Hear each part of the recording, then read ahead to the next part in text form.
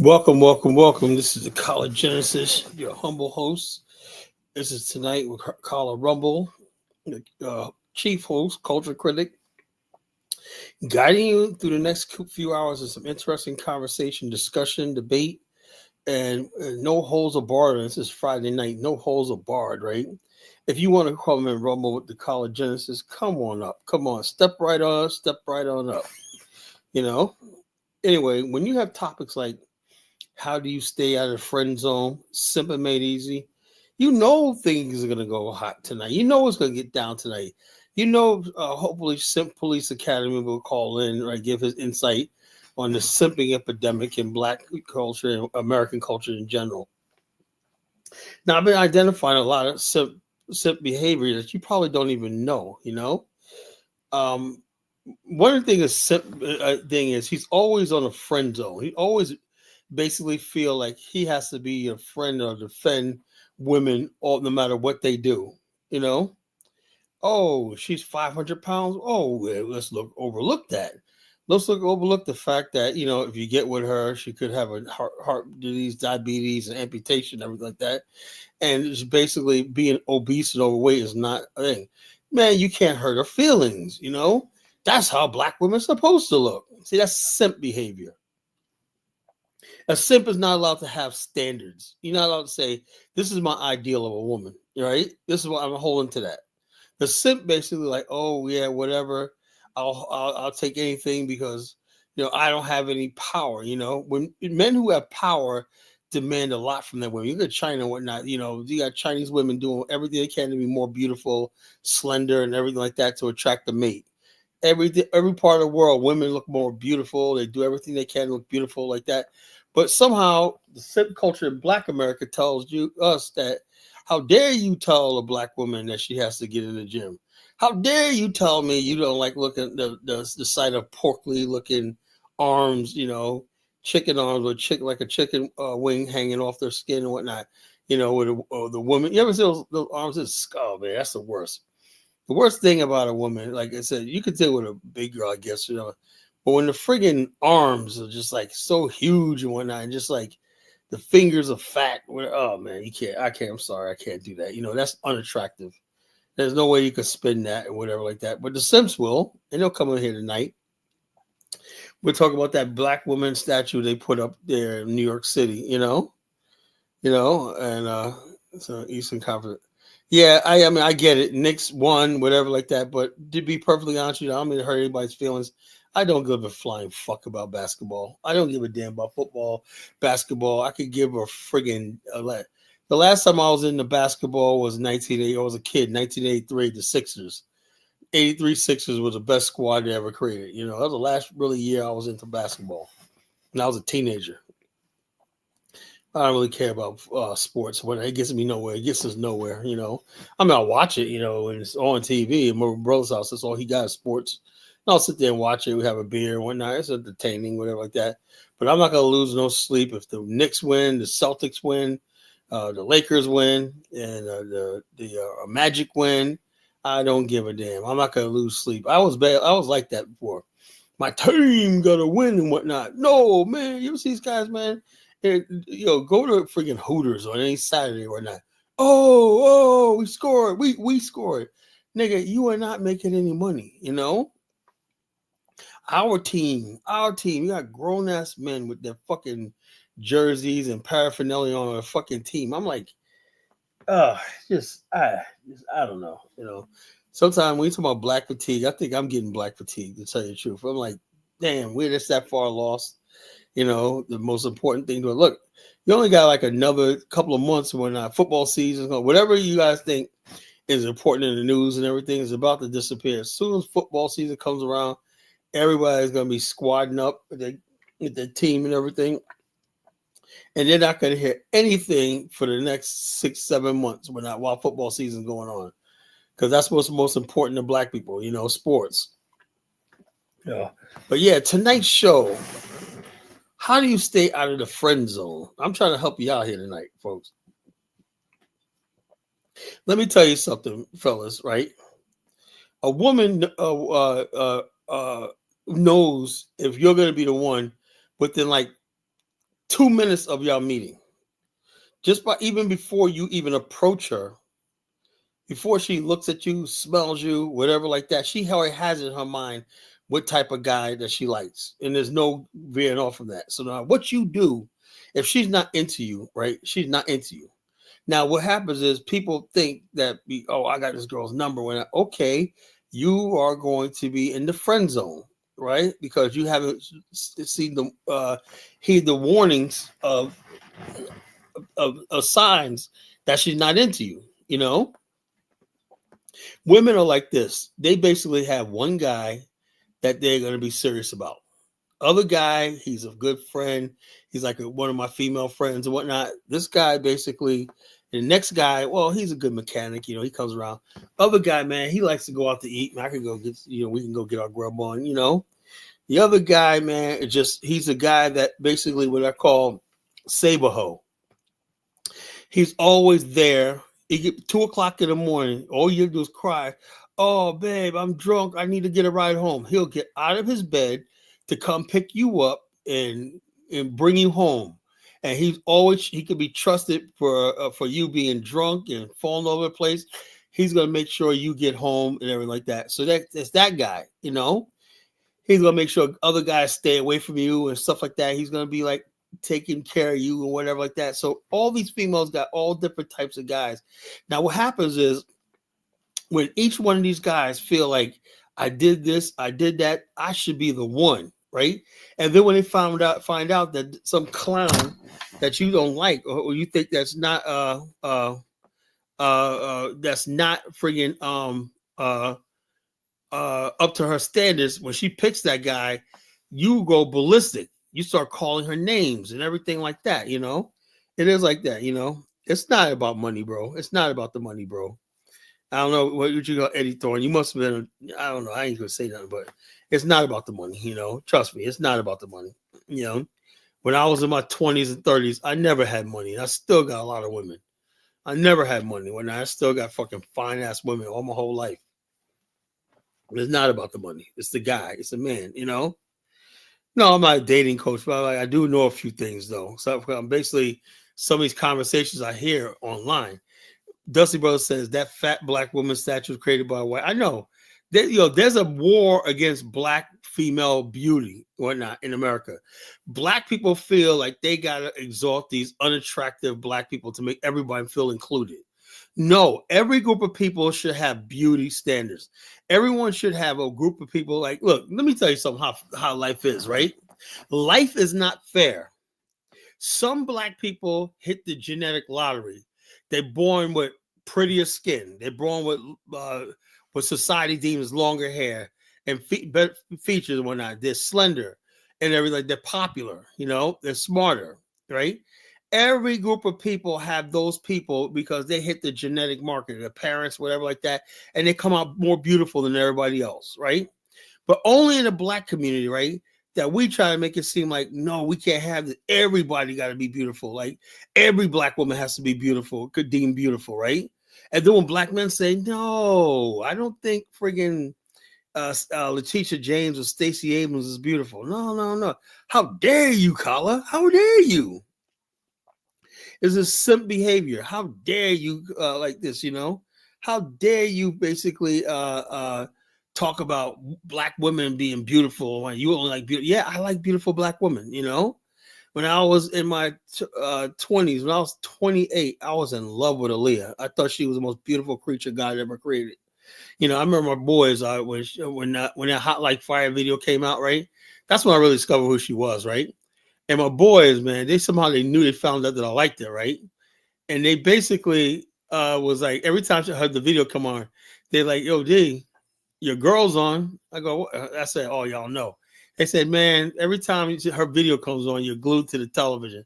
So they found out I was kind of had a crush on Aaliyah. I thought that was my boo, you know? And basically, I like Brandy, Monica. I like beautiful women, TLC.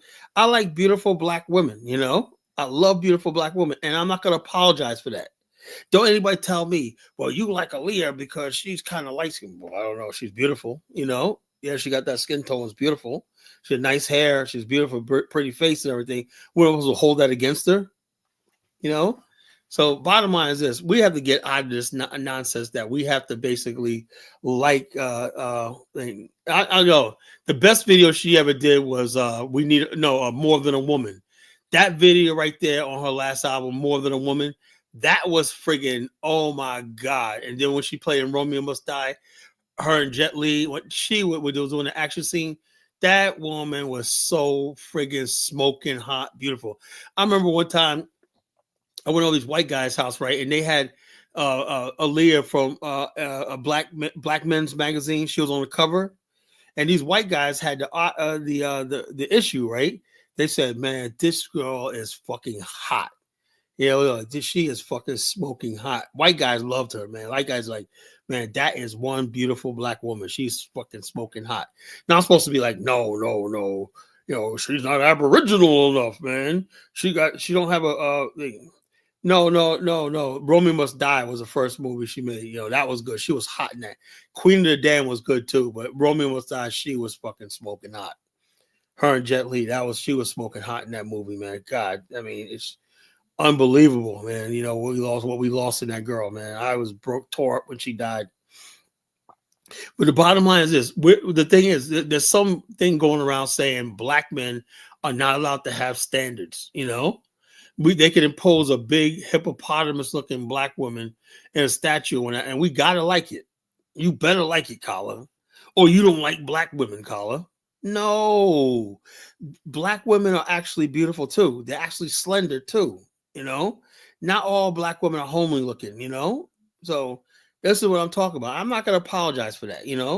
Some people just hit the genetic lottery and they're just beautiful. What are we supposed to be like? No, man, we can't do that because somebody might feel bad. I'm sorry. If you feel bad about yourself one night, blame God. We are going to have a community where, some people are just, it is what it is. Life is not fair. Some people are going to be seen as more beautiful than the other. Some people are going to see as stronger than the other. Some people are going to seem smarter than the other.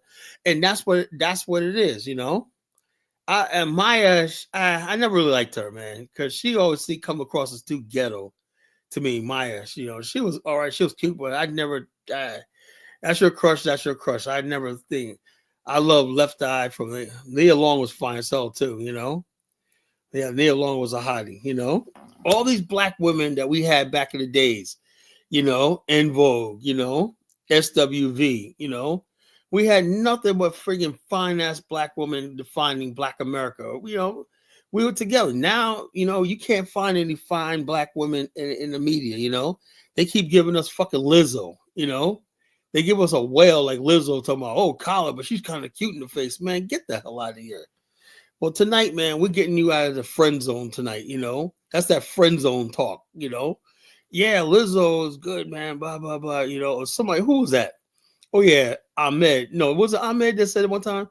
But you could understand, Carla. She could do it, like nigga. And a lot of these African dudes come here and whatnot. And I understand big girls need love too. That's why African guys are here. And so basically, African guys, oh yeah, you got to see the big. No, I don't want to see no bigger picture. I don't want to see no bigger picture. Yeah, the '90s was a shit, man. We had nothing but hot black women back in the days. What happened to the hot black women in Black America?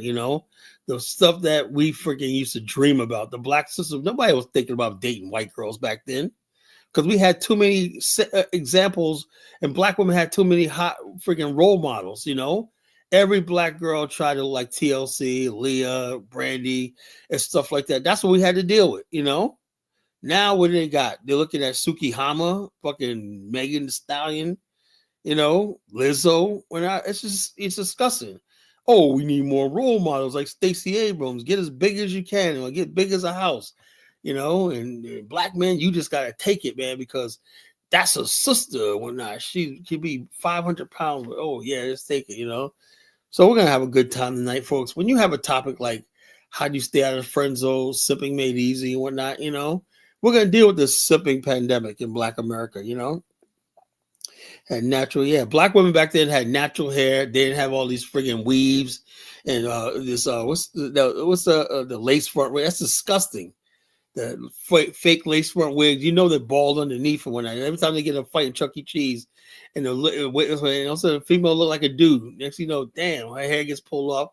That's just so fucking embarrassing, you know. And white people are going around now basically like this, you know. Who's Kanji Henson? Uh, Taraji Henson you're talking about? I never like she was all right at one time back in days. I never liked her, you know. I never thought she was all that. Taraji Henson. I never thought she was like that, you know. Yeah, Destiny's Child's fine, you know. Destiny's Child's fine, you know. You know, so yeah, black women back then were so freaking fine, man. You know, we just had so many beautiful freaking sisters, man. Black America was once a beautiful place, man. Well, bricks for Lord, I want the once the heaven that I once knew called Black America to come back. I don't recognize this community that we got right now. I don't recognize it. I don't care for it. I don't recognize it. You know, so miss me with all this shit. You know, I want to get back to our women looking beautiful and fine. You know, I remember Bill Duke said that. You know about Robin Givens. He said I want to portray my women as beautiful, black women as beautiful. You know, in the movie, I forgot the name of the movie, but it was a gangster movie. He had Robin Williams in there one night. She was sexy as hell. You know, Robin Williams, Mike Tyson's old wife.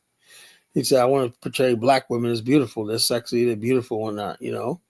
That they like this, you know. Black women 90s, 2000 had natural beauty. They didn't have a bunch of tattoos. I know. They didn't have a mop on their heads and whatnot, you know. They were cute, whatnot, you know. They were cute. They were just freaking just off the chain, man, you know. I remember those days. I feel sorry for these generation now, man. Y'all have no idea. That's why some of these dudes out here be chasing these white girls, you know. That's what I'm talking about. That's what Umar Johnson ever talks about. Why is there a snow bunny epidemic in the black community? Because look at the way black women portray themselves. You know, look at the way they carry themselves. Look at the way they look. They don't mind going out in public in their bathrobe and their bonnet. You know, no kind of shame. You know, and the some people get up here. Oh, Kala, you got to understand. No, man, you come out of the house, you put something appropriate on. You get your hair done. I remember a time women wouldn't even get out of bed and answer the phone unless their hair was done. You know, they wouldn't come to the door unless their hair was done. Now they walk around town with their rollers and their bonnets in their hair and whatnot. And I seen women in their night clothes or in the store trying to order something 2:00 in the morning. It's just no shame whatsoever, you know. But the bottom line, the reason why they get away with that because they got all these friend zone Negroes and whatnot. If not in person, there's always like 20. Now with this social media, it's even worse. She got like 20 dudes from all over the freaking country inboxing her, telling how beautiful she is. There's no accountability, you know, because she got like 20 dudes on Friendzone, you know, and now it's worse now because she has social media, you know. She has social media. Before social media, women would have like 4 or 5 guys that they might be friends with, like that, and they have one that they were trying to get with, and 5 others they just freaking have on rotation, you know, for the time being. Now these females got like 20 or 30 guys on rotation. Look at the Instagram. They have the average woman got like thousands of followers and whatnot, you know, stroking her ego. You know, so when you go tell them about themselves, they don't want to hear nothing. That's why they get up in your face like, oh, you got to why? Because you got these stupid dudes telling them how beautiful they are, that their shit doesn't stink, whatever, like that, you know. And so that's what you have, you know. And so therefore, if you think you're gonna get with these women, you are going to be in a person. That's why a lot of you young brothers are frustrated, you know, because women don't pay you no damn attention. I get it. See, I get it. We're gonna talk about this shit tonight, you know. You know, women are ignoring you like that because they got so much options. You know, yeah, they're giving them money. You know, money can't buy you love. You know, that's too easy. That's the easy way out. Giving female money. You know, money cannot buy you love. Anybody knows that's an old saying. Money can't buy me love. You know, so yeah, every rapper said that. What was it, 50 Cent? Biggie Smalls, or money can't buy me love, whatever. Yeah, you cannot buy love, you know. You can't buy me love. You can't buy love with money, you know. Money can't buy you love. If a female likes you, she likes you. If she don't, she don't, you know. You just have to recognize the warning signs when she doesn't like you and she friend zones you, you know. Because then when you find out the ugly truth or not, you get angry. That's why dudes get out there. Remember a couple of times, I think it was an African dude, whatever, like that, dating some female, and he showed up at her house and killed her. Remember that was like 7, 8 years ago. Remember that? That's because it just females playing them. She was playing them, right? She wasn't really serious with him, but she was like using him for money, whatever, like that. This dude thought that was his woman and whatnot. And she basically said, no, no, no. He followed her to her apartment and killed her. He was African or Caribbean, one of those, man. You don't do that with those foreign dudes. You don't play with Africans, Jamaicans, and whatnot. You don't play with them motherfuckers' heart. They will fuck you up. Before social media, people were stuck locally. Our Instagram has made women national. That she myself did. Like, yeah, a woman got like, if you say like, it said I could have another you in a minute. Beyonce when that should say, you must not know about me. I can have another you in a minute. Matter of fact, he'll be here in a minute. That's the truth though, man. Whatever it is, you fuck up. Women got like 10 guys in the pipeline, ready to take in. All right, who's up next or not? What's the way it is, the way it is. And then social media makes it even worse, You got somebody basically living in halfway across the country said, I'll fly you out, or I'll come out there, or, oh yeah, you come out? Okay, let me send, I don't have no money. Okay, let me send you $500, but I'm coming out. Okay. So if this guy's ready to spend $500 on a Cash App, right?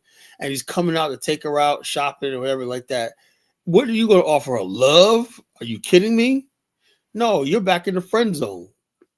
Because that dude stepped up with the loot and the money. Some women like that, Some women basically don't care about money, but most of them do. They're like, whoever could be like this. Look, the bottom line is this, man.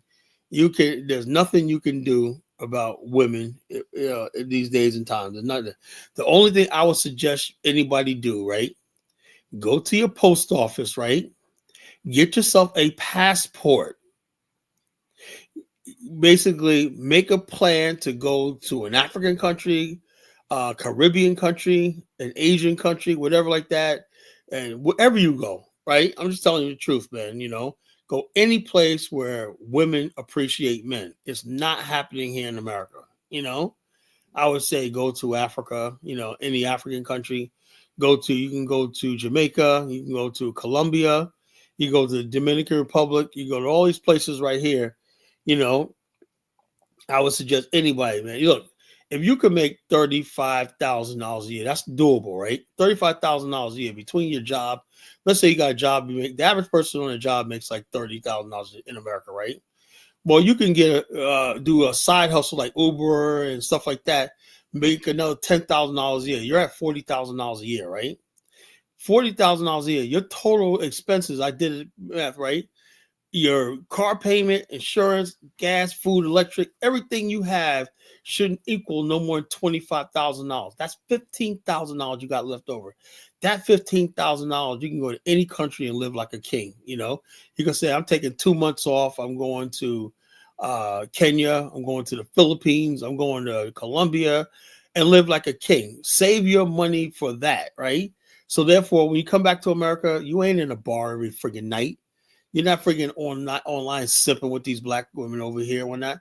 You're finding other options, and then you'll be happy. You'll be happy if you have other options. But if you stay here in America trying to play this game, you are not going to win. I don't care what nobody say. You are not going to win. Yeah, saving money does take discipline, but if you realize what you potentially could have, you'll discipline yourself. All right, You're like, damn, man, I got 5 months, man. My trip is saved up. I got 20 G's in the bank. Whatnot. I'm going to stay 2 months in this country right here. I was probably saying $10,000, come back with another 10, and I'm going to have so much fun and whatnot. Brazil, another one. Go down there for a month or two. I got brothers down there for a month or two. Get a nice little villa, whatever like that, Have yourself like a couple of housemaids and whatnot. Women out there, they're so fine. Some of them, they basically, they'll be your girlfriend and housemaid at the same time, whatever, like that. And then once you have that sort of power, right, you lose complete interest in these. That's why these females are angry online, They're like, oh, you've been going to third world countries and whatnot, They're angry because they don't have the power like they used to, You have other options, You know, anybody's telling you that you got to sit here and take the abuse for these women because they're not going to let up. They're not going to let up. They're not going to have a thing. This one woman have this video. It's saying, "Men, I hear you." You know, there's a movement now where black women are calling out other black women's bullshit, right? Because they said, right, the black men have so left the black community, right? Black women, right? They're not even coming back. Women like, man, I can't get a date. They got these women. They have these things where they go to these day parties and whatnot, and they all be women. No men show up. You got clubs and bars and whatnot. There are no men. Men don't go to clubs anymore. It's just be all females in there talking to each other. You know, if that's what females want, well, it seems like that's what females want. It's like getting around each other, laughing and giggling. But after a while, we know one simple rule. One simple rule you have to always remember: just keep you out of the friend zone. Women hate other women. That's just a rule of life. Don't let them fool you that they're cool with out being with a bunch of females. When women hate other women's shit. They're tired of women, and they hate women more than anything. Other women hate other women. So there is a power play that you could have. You know, a lot of Dusty Brothers had Thailand, Philippines, living good off there. Yeah, well, the bottom line is this: you go. I'm like this. I'm like this. You go anywhere where you can have fun and do what the hell you want to do. It's your life. You can go in. I'm not gonna tell nobody, don't go to Thailand. Go to this. Anything is better than dealing with these friggin' women in America who don't mind getting big, don't mind wearing these fucking lace front wigs, don't mind wearing these stupid eyelashes that look stupid and whatnot. Don't mind friggin' just looking dumb and ignorant and foolish and everything like that, and manly in public, throwing down, fighting and whatnot. You know, why do they always cocking their fist back like they're gonna fight and whatnot? You know, it's like, dude, man, I don't know. But the bottom line is this: as long as you got simps out there, they're gonna keep doing what they want to do. You know, the simp culture is just killing us. You know, but Colin, most guys concerned is Western culture spanning their culture. You know. I could give two shits about Western culture, you know, to tell you the truth. You know, I ain't interested in spreading nothing. All I'm happy no matter where I go and where I'm at. I could care less about trying to preserve some Western culture. That's the dumbest thing black people could do, man. Look, you go to another culture and whatnot, and you're happy with there, and the women just blend right the fuck in, you know. Western culture and whatnot. Yeah, that's not getting Western culture is not getting you laid. That's the problem. Western culture has the highest number of fucking incels and people who ain't having sex and everything any place on the planet. Every other place on the planet, you know, sex, relationships, all that shit's just normal. In America, just some friggin' thing. Okay, you got a high standard of living, you got money and everything like that. Well, I know dudes that haven't been on a date in years. Sit out in the club. I remember this guy named, I forgot the guy's name, right? I'll never forget this, right? Never forget. I told the story before, right? This guy was a Filipino guy, right? He's one of the white Filipino guys. He grew up in Virginia Beach, Chesapeake area, on the Virginia Beach, Chesapeake line, whatever. College Park was mostly a black neighborhood, right? Well, anyway, the crowds he hung around was mostly white rednecks types when he hangs on bars and everything, right? And this guy's like such and such, such and such. He's a cool guy and whatnot, right? Yo, the dude was at the time, man, this was like 10 years ago. So the dude was like much older than me. He was like in his late 40s or that. Never had a wife, never had a girlfriend. He was born here in America, right? Lived in American culture and whatnot. Proud. I remember, because I remember when this happened, Donald Trump was running for president. He was like, yeah, man, Donald Trump's going to make America great again. And I looked at him, man. I said, dude, you don't have a girlfriend, you know? You don't have a wife, no girlfriend. You're living with your damn mom, you know? And he's out there, you know. The worst thing I hate is when I go out and I see guys with that pity hug. The females all give you that pity hug. That's another thing. If you're the guy that gets pity hugs or whatnot, you're pathetic, you know? You're the guy that every people, oh, yeah, he's good, you're cool. She's not going to sleep with you, but they give you these mercy pity hugs and whatnot, you know? All the hot chicks love giving out pity hugs, you know? Basically, she's saying you're a loser, you'll never get laid, but I like you, though, you know? So this guy, I forgot his name. I think his name was Sam, whatever. Like, dude, man, all these pity hugs and whatnot. Cause I was working at Uber and I went to go pick him up, right, at the bar. And he's just like loved by everybody, whatnot. But the bottom line is this: why don't one of those people say, you know something? He's a good guy. He makes good money and everything like that. Why don't one of us get with him? You know, I'm saying to myself, they're like, under no circumstances will he spread his genes. You know, that's just how cruel the world is. They're just like, yo, you're a nice guy, we like you and everything like that, but you shall never be laid. You know, you'll never basically spread your genes. You'll never get with a hot chick. You never be able, but we'll hug you. Well, like that. Sometimes you might even get lucky where, you know how they have the tequila, the salt off the woman's stomach, whatever. You can lick the salt off their stomach, whatever, and do a shot.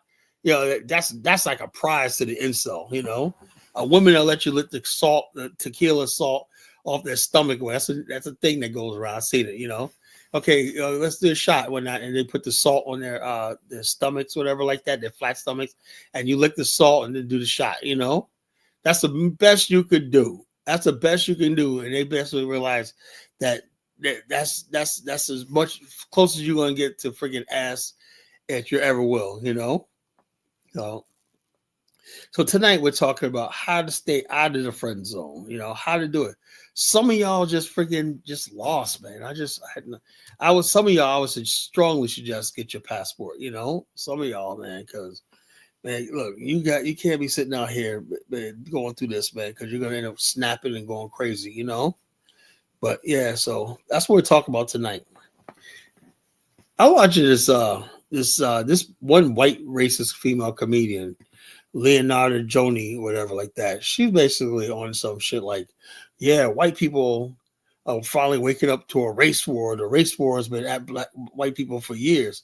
And I'm like, white people are waking up to it. White people have a waging war on everybody else. These people, look, there's a lot of good number of white people right now. Like they talk about black fatigue, whatever like that. They're coming out with they're coming out with their racism, and not just racism. This is bigger than that, right? They're openly calling for a race war. I don't know what it is. I think they finally reached the point where they're like, well, if it's gonna happen, let's happen. If we can kill black people, that's what's happening, right? And what gets me is I don't think black people are prepared. I don't think you really understand what's going on in this country. You know, they are preparing for a bloody race war in this country. You know, and black people, you're out there hipping and hopping, jumping around, acting like fools. You got fucking Shannon Sharp out there, friggin' dating young white girls and whatnot. That's how Umar Johnson defended Shannon Sharp. I'm like, man, Umar, man, you know, Shannon Sharp probably sent them some money, probably put some money at Cash App and say, Umar, man, I need your help. You know, he's like, well, if Elvis Presley could be with a 14, yeah, that's Elvis Presley. He's white and we're not. So what is Shannon Sharp, a man 56, doing with a fucking 19-year-old fucking white girl? That's unexcusable, you know? How do we increase the marriage? Look, how you gonna increase marriage principally? Why don't we increase dating? Let's start with dating first. Why don't we get black men and black women talking to each other? Why don't we get black men and black women attracted to each other? How about that, Principe? You know, if the way things are going right now, if most black people, if that statue is any indicator, that's what they want to see black women as, and that means she's gonna be a mammy, a childless mammy, because nobody wants to have sex with her or whatever like that. We have to make black women beautiful again. You know, we have to make black male and black female love beautiful again. You know, how you gonna create marriage and friggin' people are not attracted to each other? You know, the culture is basically we have an ugly culture right now. You know, so basically until we change the culture, that's why I'm the culture critic. You know, we're not gonna basically talk about marriage. Marriage is freaking down the road, bro. I thought you knew that. Facts. Most part of so-called black fatigue is rooted in the fact the lack of family order. I go, yeah, how you gonna have family order if people aren't even dating? Can somebody tell me that? Can you have a families and when talk about families if people aren't even dating?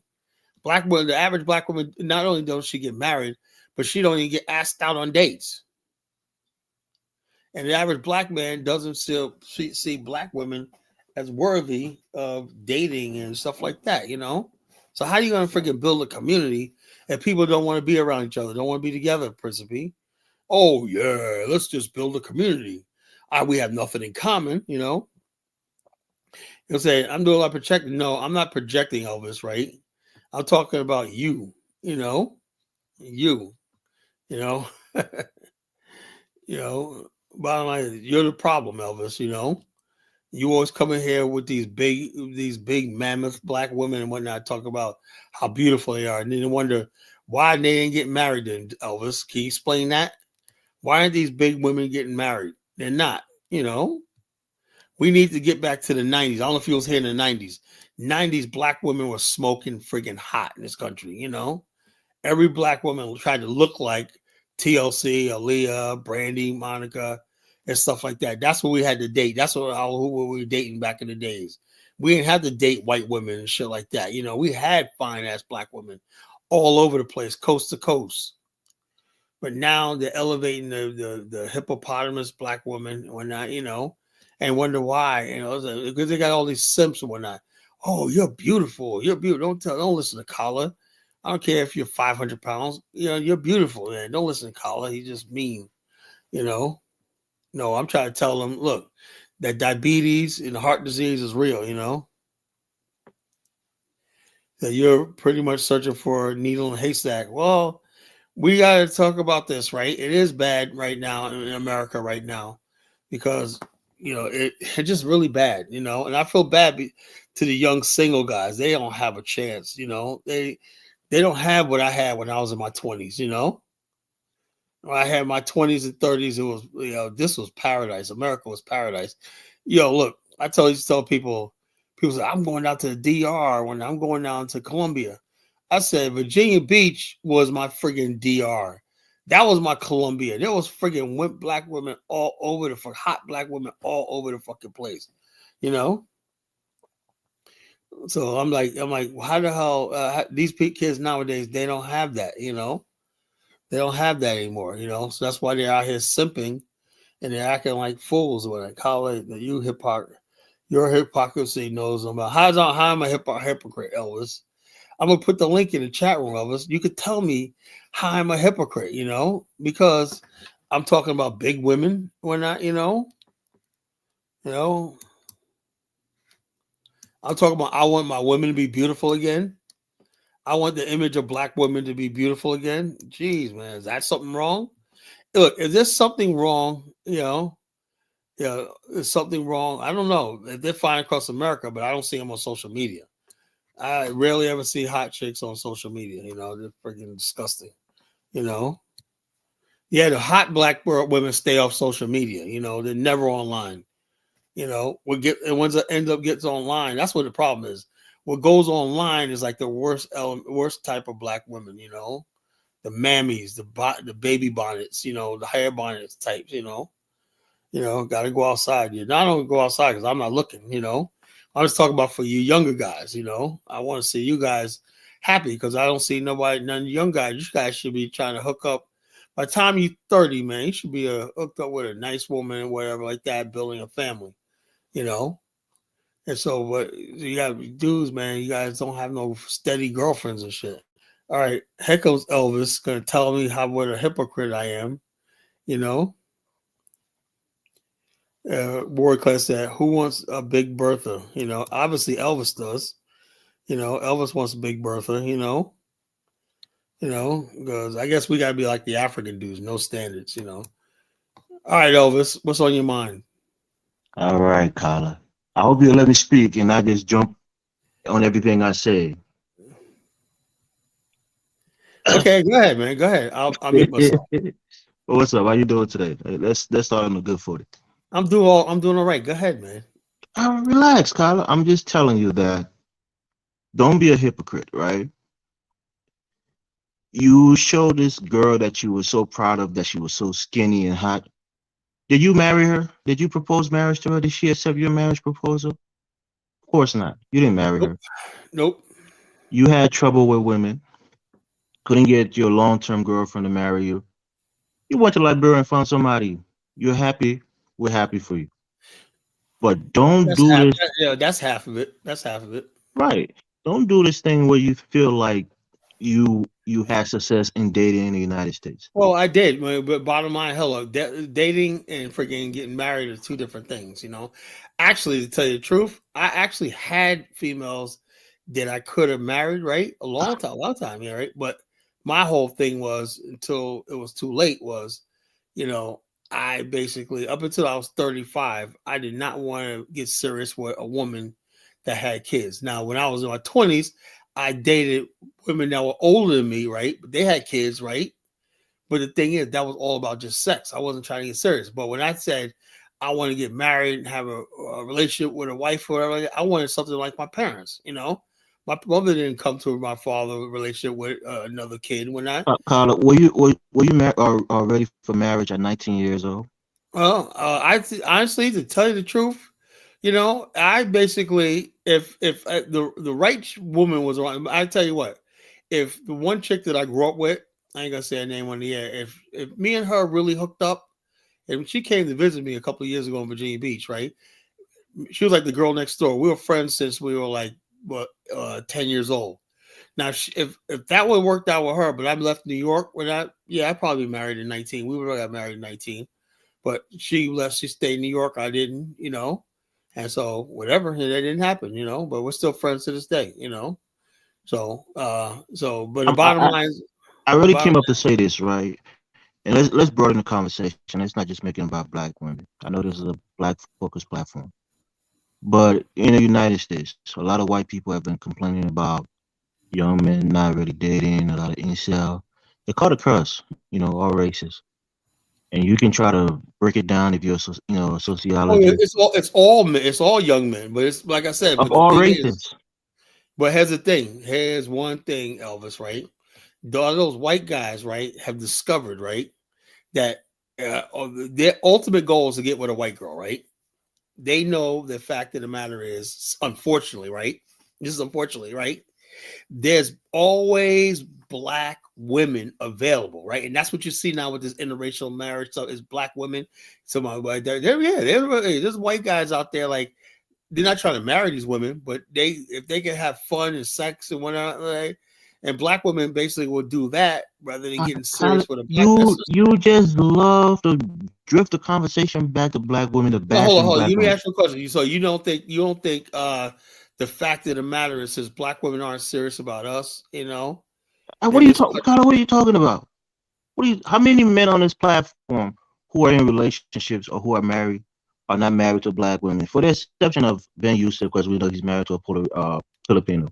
Yeah, what I'm saying, my point I'm trying to make is this show really is just for the young single guys that basically, because what you guys were talking about last night one night, and I was basically saying to myself, a lot of these young guys just don't know.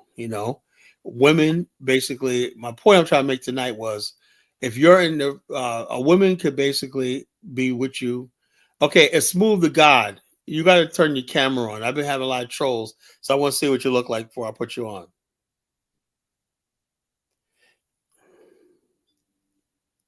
No, I didn't see your face, bro. Sorry. So let me see your face. Look in the camera. Only I'm looking at you. Don't get shy, man. Don't get camera shy. I just want to see what you look like.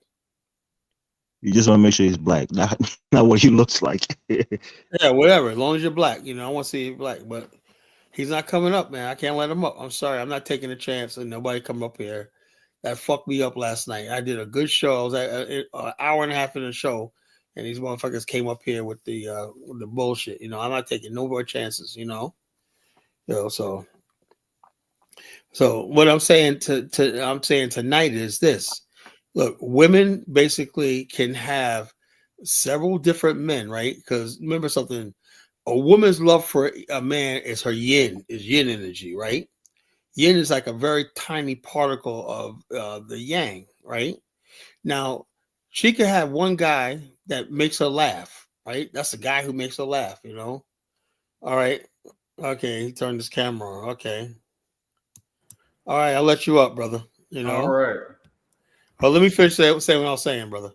I'll say she can have one guy that's like I said earlier. This is a guy that she can call. I've seen it. that she can call 3 o'clock in the morning. She's drunk with her friends, whatever like that, and she's at a bar. She don't have a way home. This guy will get out of his bed, come there, and make sure no guy touches her and get her home or not. That's that guy. Then you got Tyler, relationship is not a science, right? A woman could like no, a no. What I'm saying, hold on. What I'm saying is because you guys were talking hundred for oh, she loose. She got guys on tape. Look, all women got guys like that. And then there's that one guy, right? Out of all the guys she's with, that's the guy she says I want to be intimate with. That's what I'm saying. You don't know So, that. so That's the not bottom how line that don't most mean that women don't work. mean that that don't mean like the principal's up in the chat room talking about that's a loose woman. No, it's not a loose woman. That's how women are. And the bottom line is when you try to do a moral conundrum on women, principally, you're gonna lose. Because women have that power, right, of discernment about what type of man and how far go. Women set the rules about how far relationship goes, what happens, and everything like that. You have no power over that. So trying to control women with shaming and guilt that does not work in the matter. Let me No, get smooth. Okay, let the other brother go ahead. I'll be in the back. let's smooth the God. Smooth the God. What's on your mind? As far as I'm 40. I'm about to be 41. Okay. Anything younger than that, I wouldn't suggest for any of these. I mean, I get what you're saying. It would be nice to see, you know, black relationships and all that kind of stuff, and get into marriage and stuff. I mean, because Black America at one point was married at 90 or 97%. Because those are the days we actually were attracted to each other and we liked each other. Yeah, and there was no feminism and all that other bullshit neither. I remember when I was a kid, man. Remember the most beautiful time periods on Sunday when women had their hair done. You could smell that Dax grease and the hot comb, everything like that. And they're out there in their white and whatnot, and they look so beautiful and everything. That's what we freaking dreamed about. But now, man, these All women. right, Carla, in your opinion, right, and to the brother too on the panel, for both men and women, why do you think men get married these days, and why do you think women get married these days? Well, I just think men get married because they're tired of the streets, they're tired of bullshit. They just want to settle down. I told this story years ago. I remember, never forget, me and my brother go out on our birthday, right? I'll never forget this one time. We usually go birthday. We haven't done it in years, but we used to go out on our birthday to a strip club, right? Because our birthday is like 2 days apart, right? So we used to always go back to a strip club, right? Anyway, this one time I was in the strip club, right? My birthday, right? And this one brother comes in, right? He's obviously from Jersey. His voice sounds like Dave, Focus Dave. That's what Focus Dave remind me of. He sounds like that type of brother. And he basically came in there and he was with these females, right? And one of them was this little Latina girl that was his baby's mother of his children, right? And basically he was like, man, acting like he wasn't enjoying himself, right? And I said to him, I said, is everything all right, bro? He goes, nah, man, I don't want to be the fucking here, right? She goes, her friends got her out here wild. I don't want to be in a fucking strip club. He goes, man, I just want to be home. I moved down here from New York. And all these friends that she had met down here, all they do is have her out every night and wilding and stuff like that. I just want to be home and raise my family and do that thing. I like this. I got a good job down here. I just want to raise my family when I be with my wife and raise my family, my kids. I don't want none of this shit, right? And then I heard the one female was like, "You don't own her. You don't own her," and whatnot. And then she was telling the work girl, "Yo, girl, you can move with me one night. You can get him for child support one night." I'm saying, but this guy is like seriously just wanted. All he wanted was his wife to basically just be together and not all this bullshit. That's what I see most men. Most men do when they get to a certain age, particularly in their 30s, they want to find that one woman they can sell because no man want to keep you running to the clubs and all kind of shit like that. It's a lot of power in telling women I'm off the market. Because women automatically assume you're available, right? Let me give you an example. I was in a restaurant a couple of weeks ago, right? Eating by myself, right? This is why I just got back from Liberia. And the lady was like, the waitress sent the note over saying, why are you sitting there eating alone? Right? I said, ma'am, because I want to eat alone. She goes, you're sitting there eating alone. Why don't you come over here with me? I said, ma'am, no, but I'm married. Where's your wife at? I said, well, she's overseas right now. I said, tell her she was like in Liberia. I said, she's overseas right now visiting. I was basically saying, I'm good. And then, like the same restaurant, a couple weeks later, this black woman comes up and basically, sir, can you help me? I said, hell fucking no. Oh, excuse me. We're not, basically, I don't want to get involved with your bullshit. I know for a fact that you see me walking up, you see I'm a man, we're not. I asked you a question. You're going off on a tangent. No, I'm just basically telling you how it is. Look, bottom line is this. No, most men, right? What keeps me sane is the fact that I talk to my wife, even though she's overseas, every night when not, and that basically grounds me. I don't know any sane man wants to be single out here in this day and time. I don't know any sane man wants to be out here and saying this. Yeah, men want to settle down and get Okay, married. let me give you my opinion. Again, these are just opinions. These are not facts. They're not backed by science.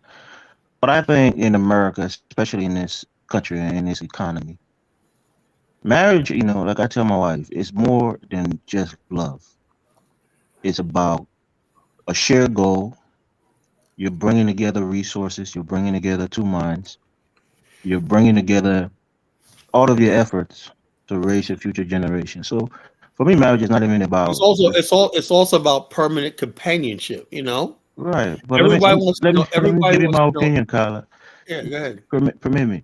So, most people, now I won't say most people, but a lot of people get married. Yeah, they like the person, they get along. Having somebody to be your partner to share, emotions and physical, stuff with, it's nice. But also, it's an economic, I don't engagement. know about that. I A lot think of just people, marriage and economics I come with get it. you, Kyla. A lot of people, two incomes is always better than one. Also, like I said, companionship is nice. So a lot of people get married because it builds wealth faster than being single, and also having a companion is nice. But when you have a lot of people who are challenged, right? Like a lot of these women out here who are not finding men, is because again, The reason why they don't find men is I, why I don't was they? I was gonna say, Carla, you want to jump? I mean, we get it. This is your platform. Give me 31 more minutes, and I'll pass the mic to you or whoever else. A lot of the reason is, for example, this whole red pill thing that came about, where if you're a 30-year-old man and you're gullible enough to think you're going to find a lot of 30-year-old women who have no kids or who have no attachment, you're a fool. So Not if here in you America. That's what I'm saying. So if you're 30 and you haven't settled down and you want to settle down, but you're looking for this 30-year-old girl or woman who is attractive enough, have no kids, has everything settled, and that's the person you want to be with, you're going to have a hard time finding them. So a lot of these red Well, pill guys will tell you thing you're a is, though, simp back in the if you date a days, woman who has a most kid. people, most people, most people So a back lot in of guys run away from eligible women simply because they have a child. And yeah. you Well, you the you whole said the thing is, same thing on your platform too, Kyla. let me say this right. There's a whole thing that when you talk about a child, that's a lot too. I've seen so many times, right, especially on TikTok, where the girl says, "This is your daddy. He brought you away. That ain't my daddy." When I, yeah, my daddy's he's coming out of jail soon. When that's about my daddy. So this guy's like, man, I do everything for her, whatnot. And she basically like, I'm not your daddy. And so the whole thing is this. Then you got women basically who have single mothers, right? But they don't want you to have nothing to do with their children. I said, I'm raised them, whatnot that.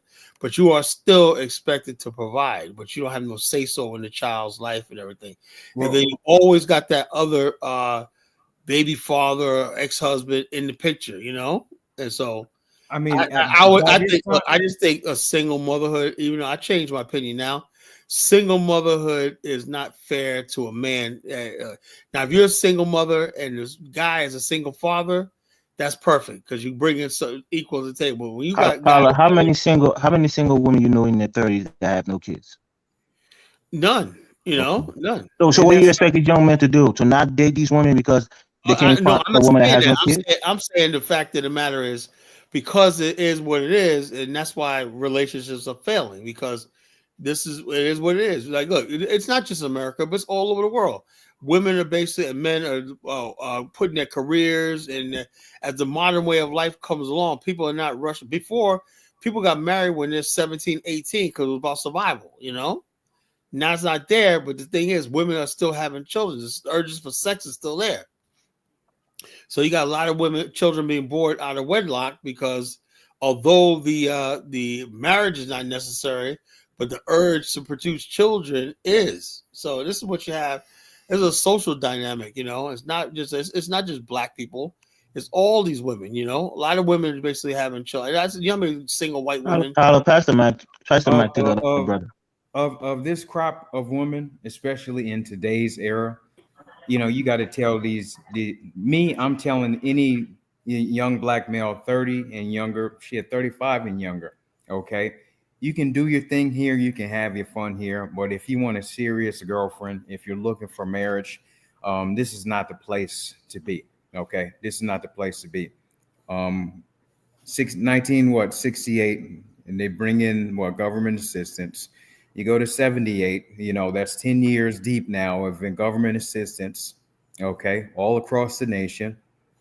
Then you get into the late 80s of woman, you can go to school, you can go this, you can do this, you can do that, and like I said it before, all the Ricky Lake shows, all of this, Yo, it's smooth. Yo, check bad. this out. It's smooth. What Hold about on, the let me fact finish. that Hold Tyler, on. we Let me want to finish. hear the brother. Let him finish, please. The bad, all of the the bad images and stuff that they put on the television and stuff. So what I'm getting at is we're dealing with a modern day black female that has been indoctrinated.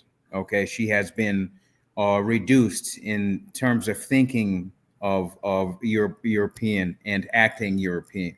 Okay, this is why she feels in this current state, oh, if you don't have this degree, if you don't have that, blah, blah, blah, blah, blah, which we all know, I'm better than you. I'm better. We all know right now, especially, they're not even finding, not just black females, all people. They're not even finding jobs with this. So once again, you've been duped. And at this point in time, I mean, you can ask most black men, regardless of their age, when the last time a black female just said, not to say it doesn't happen, but when the last time a black female came up to you, just gave you a good gesture, hello, good morning, brother, how are you? I hope your day is fine. Except you're not even getting that. The common brother, I don't care how he looks, he's not even getting that. So at this point in time, it's a Reynolds wrap. You can if you Carla, let me get 30 seconds before you take the mic, right, if brother? Let if me tell if you this, if right? you can find it in America, go ahead. But at this Okay, point in time, I'm suggesting for young black men, if you can find you an African descent female outside of here, okay. Brazil, West That's the point I Africa, was gonna make. wherever you want to go, try to do that. I think the odds will be better there. But go ahead, Okay, Elvis. okay. There's a point I want to make, right? Thank God for America. Thank God for America. For those of us who come from Africa, and Carla goes to Africa from time to time. Thank God that they have a social programs, the social program that women can benefit from and not be destitute after a man has a child with them and leave them. In Africa, my brother, same thing happens. A lot of women at 30 or over have kids, and a lot of the men are not there with them. It's not because the government had government assistance that made these men leave them, like what we like to blame here in the United States. It's not because the women are quote unquote more educated in Africa. That's why the men leave them. Some men, they have kids with women. They're not that attractive, quote unquote. They're not that tight anymore. They walk away. They go find somebody younger. So you have a lot of 30-year-old women in Africa who are baby mamas, who are single mothers. It's the same thing on the continent. They're no different. We as men, I'm not saying women have no part to play, but we impregnate women. We leave them if we don't have the commitment of marriage. We walk away scot free, leave them with a child, find a next young woman to do the same thing and walk away. It's prevalent in West Africa, in my country, and in many countries in West Africa. Carla will tell you this. There are beautiful Yeah. women there, but 95% of them that you talk to who's over 25, who's at the age of 30, they probably have a kid or two. So it's Oh no yeah, different. that's true. And you're gonna just treat her in the same fashion that you would do with a sister from here. Okay. Hey, I can date you. One thing is, don't set females up for the doke. Okay. If you're not trying to be serious with them, and that's for anybody listening, okay, you don't be the brother to go ahead and do that. I always suggest for any black man, you find a single a woman that's childless to produce your family with. Yeah, your analysis is correct. You do find that over there in Africa, but not to the extent like how it is here. You're not gonna, as you know already, you're not gonna find a female in Africa talking about, oh, I can do bad all by myself, because you got the American dollar and the system that they put you in to go about doing that. You're not gonna Yeah. find What that about shit what do you over think there. about Stacey Abrams was running on a thing saying she wanted to give, if she were running government, she wanted to give all black single mothers, and even some of them with degrees, they just weren't making enough money, supplemental income out of state coffers, So because they said, well, the bottom line is, even though we got degrees and everything like that, black women are still struggling with that. Well, you know what the thing is? The other women are not struggling like that because they got husbands. Right. And it's got to a point now where a lot of these females, I'm talking black females, in the mind, within their psyche, they really feel as if that they are their own group. And it's so many of them, 1970s born, 80s born, shit, 60s born, who have this form of thinking. That I don't see it disappearing anytime soon. So I'm saying, it's so reduced now. Yes, you can still find genuine good black females here, all over you can. But I mean, I just It's think, not like me personally. I'm like this, right? I this is what I said. I thought about this topic tonight, right? Let's look at some of my sisters here where I live at. We're not okay. I get along with them well. It's hello, polite, and everything like that. But I don't know what I'm saying to myself. Okay, I'm satisfied where I have if a black woman smiles at me and says hello, whatever like that. But the thing is, though, I understand it's like a friend zone situation. I can be like, yeah, you're nice, everything like that. But the thing is, though, I don't know what she wants, to be her man and stuff like that. That's going to take a little bit more. Even though I'm not trying to look and whatnot, but I'm saying to myself, the reason why I get along with black women so well is because I'm not looking for anything from them, right? Now, the average brothers out there, they're frustrated, like, damn, what these people? Like, there was this thing here where I live at, Virginia, years ago on Hot 90, Hot 103 Jams, because I was a radio station, and they were like, what do females in the 757 want? They were really saying that because they said this was like the hardest place for brothers to date because the women's have standards was so high. They were talking about that on the radio, right? There was like women's standards here are so high, and like, what does females want? And all of a sudden, brothers was like, man, I'm just don't understand this, right? They just basically just think we're beneath us and whatnot, what is it? What is it? So nobody knows, and then nobody knows exactly what they want. Well, I do know this: women, they when they do find that guy, whatever like that, that guy's lucky. He said one guy, well, how do you look at what that means? That's the girl. Hey, he chose. And I think to balance it out, men need to be around women that basically, that they have a chance with. You cannot be in a situation where 99% of women do not think you are worthy or whatever like that, and just or dismiss you, whatever like that, or don't even just don't acknowledge your existence, whatever. You can't do that. That's what I tell anybody: get a passport, go to another one of these countries, whatnot, where they basically you need to feel what it's like to have women fawn over you and fight over you, and no one knows like that. I think every black man in America needs to feel that, because these women here in America will make you go crazy and make you bitter and angry. I was in high school from Can brother I Jay. chime in, man? Did you have something you want to say? My bad. Yeah, I wanted to say something. Yeah, Yeah, go ahead, bro. I feel like y'all overlooking the importance of collective and organization, and a lot of Principate, us. man. That's Stop it, man. yeah. There is going to be no collective We until left. They left the church, man. Go ahead. I'm sorry. No, I'm saying the bottom line is this. I said, look, if you basically talk about this, there's in America, you say, oh, we got the collective. There's got to be a reason to come in. First of all, back in the days, No, no, black no. people, Back in the days, the church was one of the places a lot of people used to meet. Now that a lot of people don't go to church, so they're meeting online. They're having toxic relationships, and you're just minimizing it just to passports and all this kind of stuff. But the reality is, those other cultures, whether it's Haitian, Jamaican, whatever. They still go to church. They still have traditional voodoo ceremonies, etc. That where they still congregate and meet, and they coordinate marriages to a certain degree where the community is more organized. Whether it's you talking about the Nigerian, Well, whether the that's Ethiopian. hold up. There's a lot of black people, not just the church. There's a lot of black people who don't participate in any sort of community organization. They're just out there on their own. I'll be like, what the hell? That hurts them though. That you don't think that hurts them? It doesn't matter, right? What are you gonna go up to them and say? It doesn't matter. What are you talking about? I know. Hold up. Hold up, person. You don't seem to get it, right? The average I'm black person listening. thinking like, oh, you know what they're thinking about? Those chicks are thinking. They're thinking about they're getting their oil change on their Range Rover. You know, they're thinking about what's gonna pop at the club on the weekend. You know, they're thinking about getting a girl or going shopping, whatever like that. They're not thinking about building no damn community. That's just unfortunately that's what we're talking about. Well, that's what I'm building a community or not. You know, to add to that. No, but the church used to preach morals and community. They're not going to church. They don't care about that. That's the whole thing.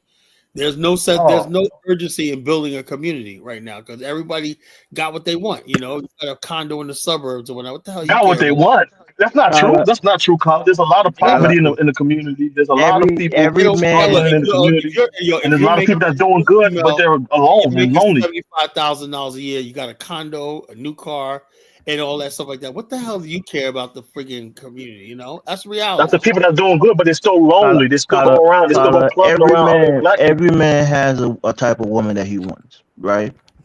The thing about it is you have to ask yourself, am I the kind of man that type of woman wants? That's the key question. Every woman has a kind of man that she wants. She has to ask herself that same question. Right, yeah. And then, and then you have to look at the reality and realize that this is my level. Sometimes some guys get lucky, whether they have quote unquote good game, they can get a couple steps above their quote unquote level. If she does not really like you, it ain't happening. You know. No, I'm just saying. Dating is about being realistic. This is not a superficial thing. You can't go for somebody who is out of your league, quote unquote, and you think that they should be giving you the attention simply because you're a man. Women have certain, things that they want from a man, just as some men have certain things they want from a woman. Yeah, but like principally, you gotta give me attention because we're trying to build a community.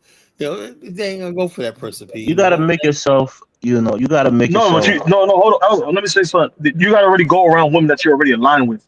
There's cultural festivals. There's African cultural festivals. Yeah, but not everybody's into that.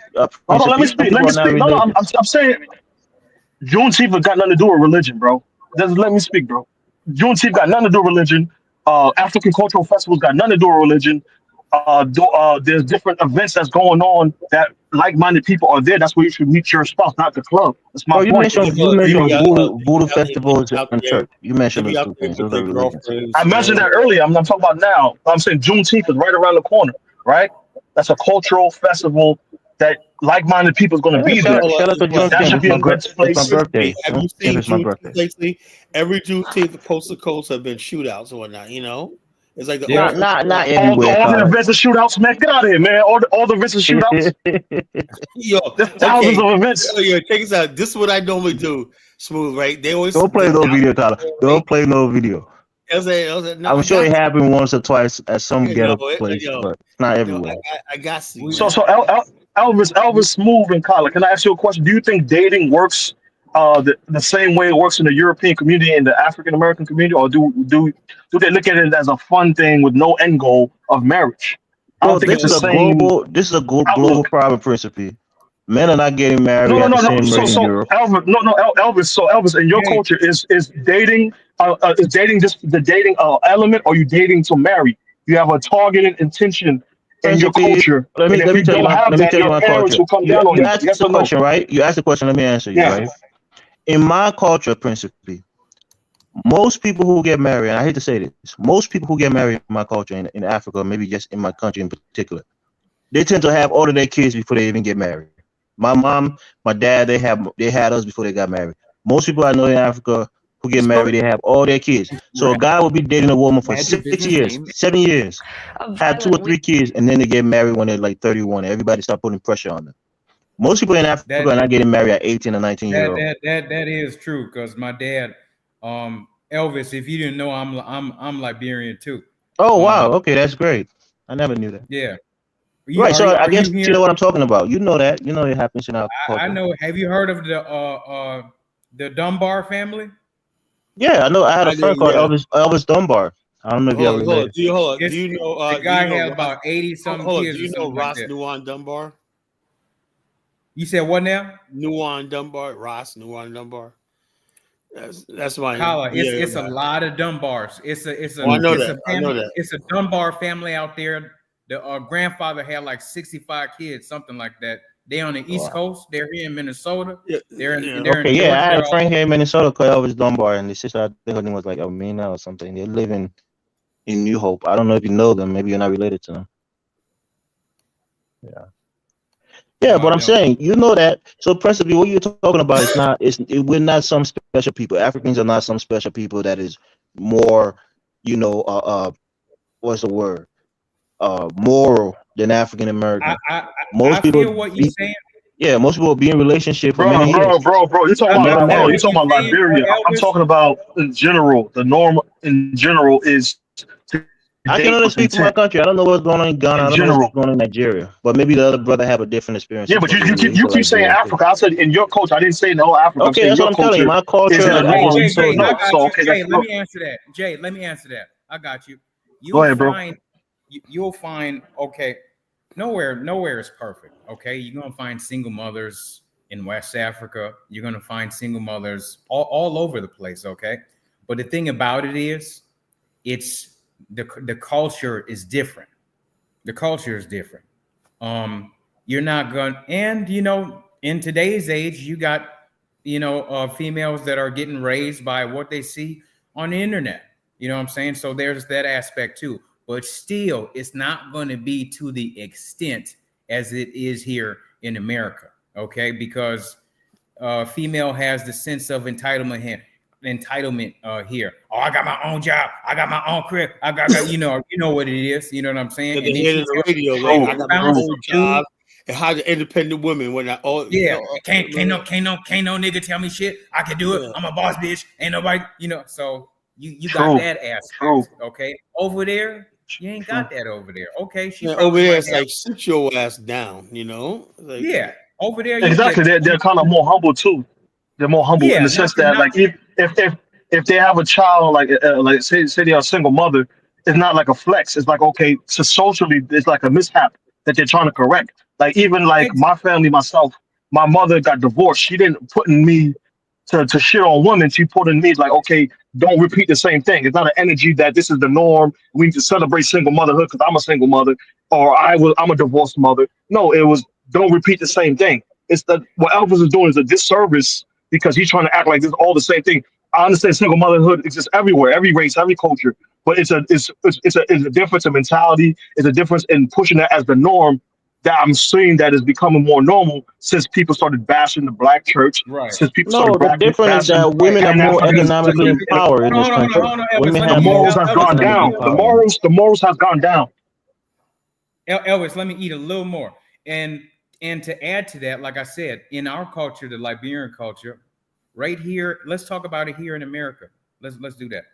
Okay, you could find a single mother. She had kids uh, out of wedlock, how it's not supposed to be, like a lot of the sisters do here. But you know what you will find. I don't care if it's Liberian, Nigerian, Ghanaian. I don't care what it is. You know what you will find?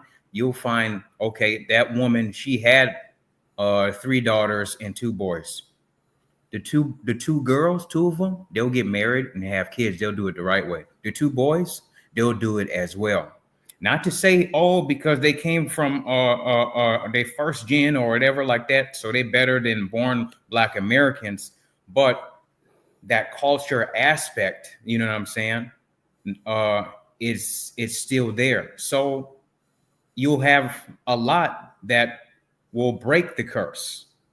Unfortunately for our sisters that are born here, this is what a lot of people don't understand about America. This is 400 or 500 years of European weapon being constantly bashed on us. So I don't just totally blame us at all, especially in Black America. This is something that has been systematically pushed and done and pushed on black folks. So I agree with that. I always bring that at the forefront first, because if I mean they done the test with mice. They put mice. I was looking at a 1962 Robert Taylor Holmes, Chicago. Just the housing projects that was out there, the largest housing projects in the world. Okay. And I bring that up because they did a test. Okay. And, this is what they have been doing on us. They packed a whole bunch of mice inside of a cage or whatever, and put a little bit of food in there, a little bit of water, just a little bit of stuff. What did the mice started doing? At first, they were good at one point. The mother and father mice, okay? They were good at one point, but then they became 10. They became 15. The food was scarce. The water was scarce while they were in that cage, okay? What did they start doing? They start biting each other. They started killing each other. When little scrap of food came in, they would start killing each other for it, there was a massive, although they're going through all the trauma, the mice inside of that cage, they were continuing to create babies after babies after babies. And when I looked at this, this is something I already knew anyway, but it was just 2 weeks ago when I was looking at the building, the construction of the public housing that was done in Chicago. I mean, you can see, like I said, systematically done, systematically done. And the Black citizens of Chicago, we want to talk about reparations. This government totally, I'm from Minneapolis. So my best friends, some guys I grew up with, that are no longer here. When you're younger, you don't understand all this stuff. But now when you're older and you get a chance to see it, you want to talk about reparations. The Black citizens of Chicago, from the time of that construction to, those people did nothing. I mean, busted elevator, this, the toilet not working, this not working. I mean, you can find the same stuff in New York. Calio projects that's in New Orleans, systematically done from wherever. So I always bring that into the aspect when I do talk about Black Americans, me being the first gen. But I always bring that up. But can I push back a little bit? Yeah, I've been talking. Go ahead, brother. I'm sorry. No, I'm gonna hand you right back to Mike. But I was gonna ask you that at a certain point, you got to realize that it's up to yourself. If you see that you're targeted, it's up to you to create solutions for yourself. One of the richest mechanisms. You keep saying that, but look, let me tell you something how it works, right? Okay, I'm listening. You had literally millions of Black people, right, that came to Chicago, right, and built the city, right? But guess what? The word got out that Chicago was this promised land, just a train ride from Mississippi to deep rural South where people getting killed. But guess what? The Black Chicago, right, that settled in, they said, look, we got more people coming in here from the South. What do we do with them? You got to put them someplace, right? Then they come up with an idea. We're going to build these housing projects, right? And we're going to build them so that a way the people don't even have to look at them. That's how sad that was, right? They built rows and rows of these houses, like in their own city, whatever, like that. Where the people, and I heard they built the subway system where the people wouldn't have to look at these projects. It was just so bad. The human condition was just bad. In other words, they had no intention of these people integrating into society, being part of Chicago, right? This is what they call throwaway people, we don't want them here. Not even the Black community was like, we want to do with these people, but they use them for the votes and everything, like people like Jesse Jackson and everything. But my point is, what you keep saying, what people do, when people are in a desperate situation, right? You're coming up from the rural South, very little education, you're poor, right? You're basically trying to make it. Remember the TV show Good Times? That's what they were talking about. They're poor, right? Not only that, they're living around a bunch of crime, right? They're constantly living in fear because of gangs and gunshots and stuff like that. Police not caring, whatever like that. So you live in a constant state of fear and panic, and there's no way out. So what are you supposed to do, Person B? Just organize yourself and pull yourself out of a situation that's systemic? How do you do that,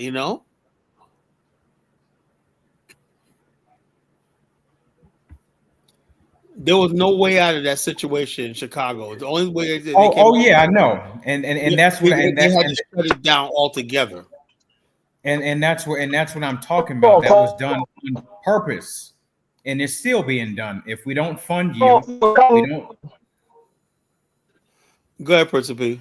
From my understanding, they basically said that people, by a certain point, there was like enough workers there. Can you hear me? Break it up, man. Go ahead. Go ahead. Okay. I'm driving around. Can you hear me now? Yeah. Yeah, but my thing is that at some point it's still called for organization. There was already certain blacks already in Chicago, and there was blacks that migrated originally, and there was blacks that overflowed, right? So it still goes back to organization. It still goes back to organizing your people. You kind of dance around it, but it goes right back to what I was talking about from the beginning. If you don't organize your communities, if you don't organize your family, if you don't organize your structures, the community is going to fall. You guys are just you're reacting to the after effect, but you're not reacting to the needs. You understand that Chicago is the political machine is probably the most potent political machine on the face of the earth. The Chicago political machine is probably the most potent political machine in the world, most powerful political machine in the world, right? That machine basically is all about who the people, the black people that are part of that, the Democrats and everything, their team trying to win, trying to get contracts, trying to get all stuff like that. And the thing that makes Chicago work, right?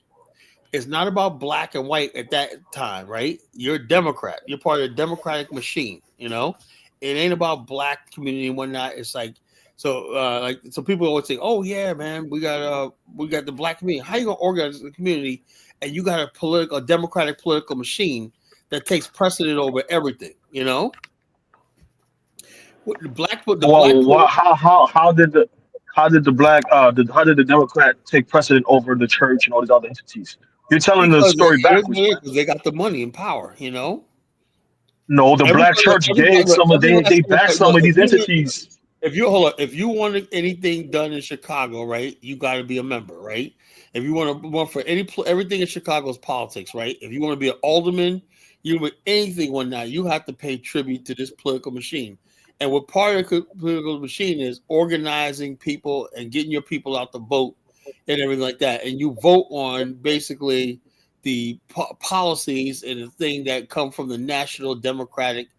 Nothing on those policies, right, affect or help black people directly. You got to convince them that if they go for these policies, your life will get better. And for a fact that that's not it. They're never going to have a political machine where the black politics is going to basically lobby for directly and improve the black community. Right? We basically lobby to get Democrats in there on the hope that whatever spill off or whatever excess, we might grab a few crumbs. That's it. That's black politics in America, right? That's the point.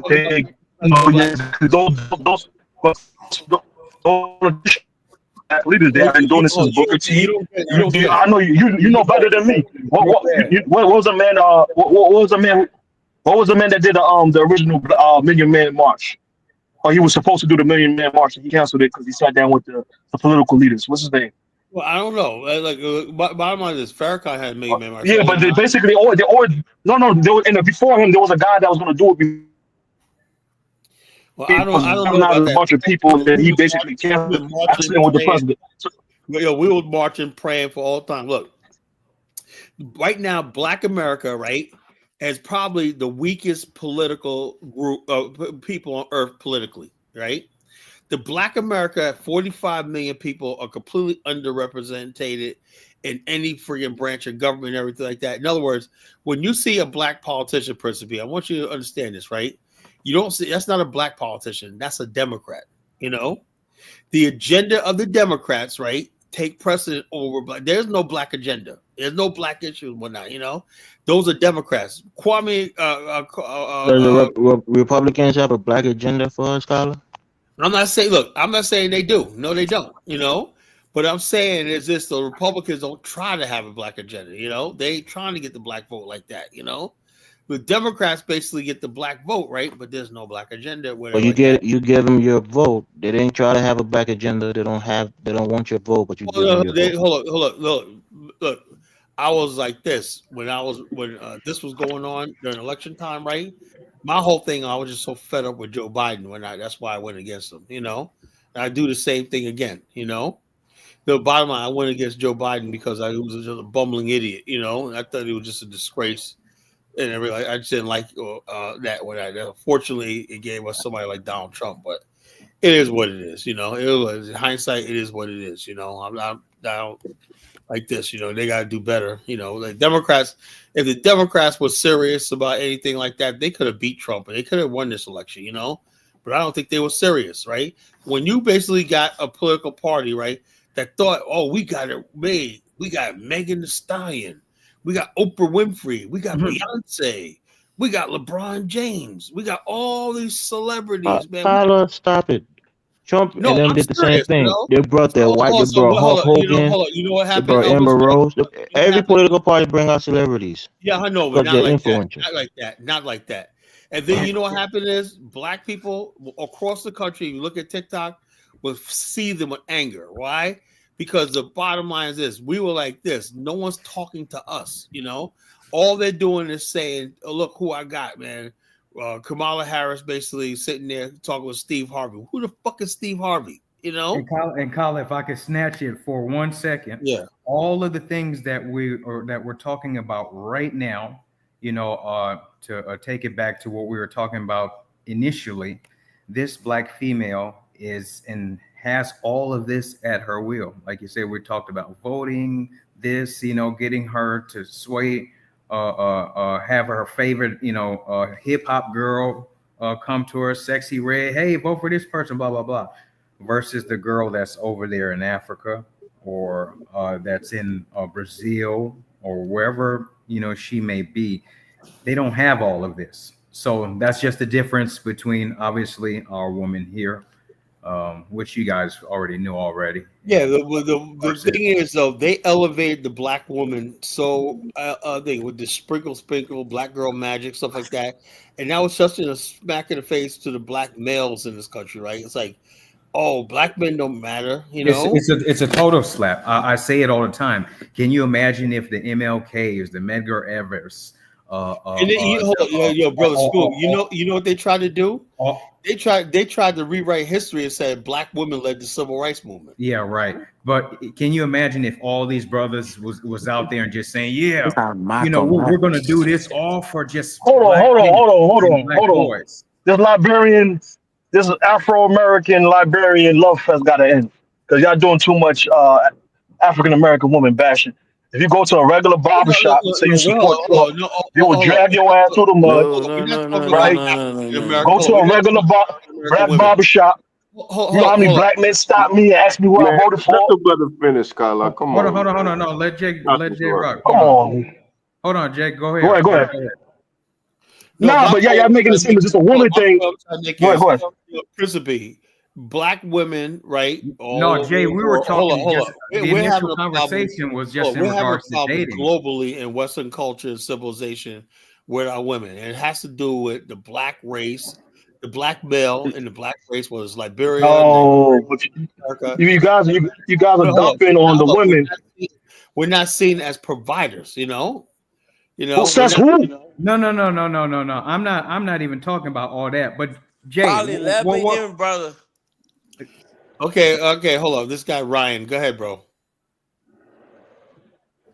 You're up on stage. I think He from where you from, Kyle? He sound like he from the swamps in the South, North Carolina. Oh, he's from Ryan's from Liberia. He's another Liberian. I'm a Oh, Liberian, man. we got 3 Liberians on this All right, platform. go ahead, Ryan. Hold on. Let's hear Jay you, brother. has something that he wants to get across his chest. I just want to make Yeah, go ahead, Jay. Yeah, sure, Jake. Jay, you can go ahead, brother. Person P, go ahead. No, my main point is simply that you guys are basically trying to make it a woman. The woman is it's the men was the ones who also backed the Democratic Party. A lot of them, and if you in the community, you'll see that a lot of them. Yeah, we If know you that. Hold if on. you We were to know. say that you We know. support Hold on. Trump, they look at you like you're crazy. Hold on. Let the brother finish. They look at you like you're crazy. So you can't just say it's a woman thing and this and the third. And a lot of women today arguably are following a type of black man, whether they have the grills on in their mouth, the tattoos on their neck and their face. They're following a type of black man. You can't say they're not following black men's lead.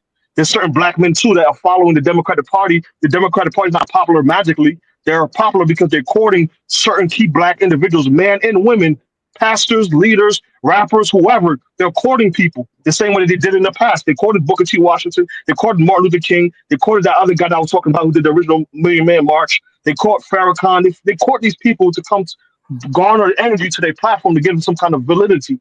Even like you got people like Tyreek. He was low key bashing on Kamala. He's like, hey, right?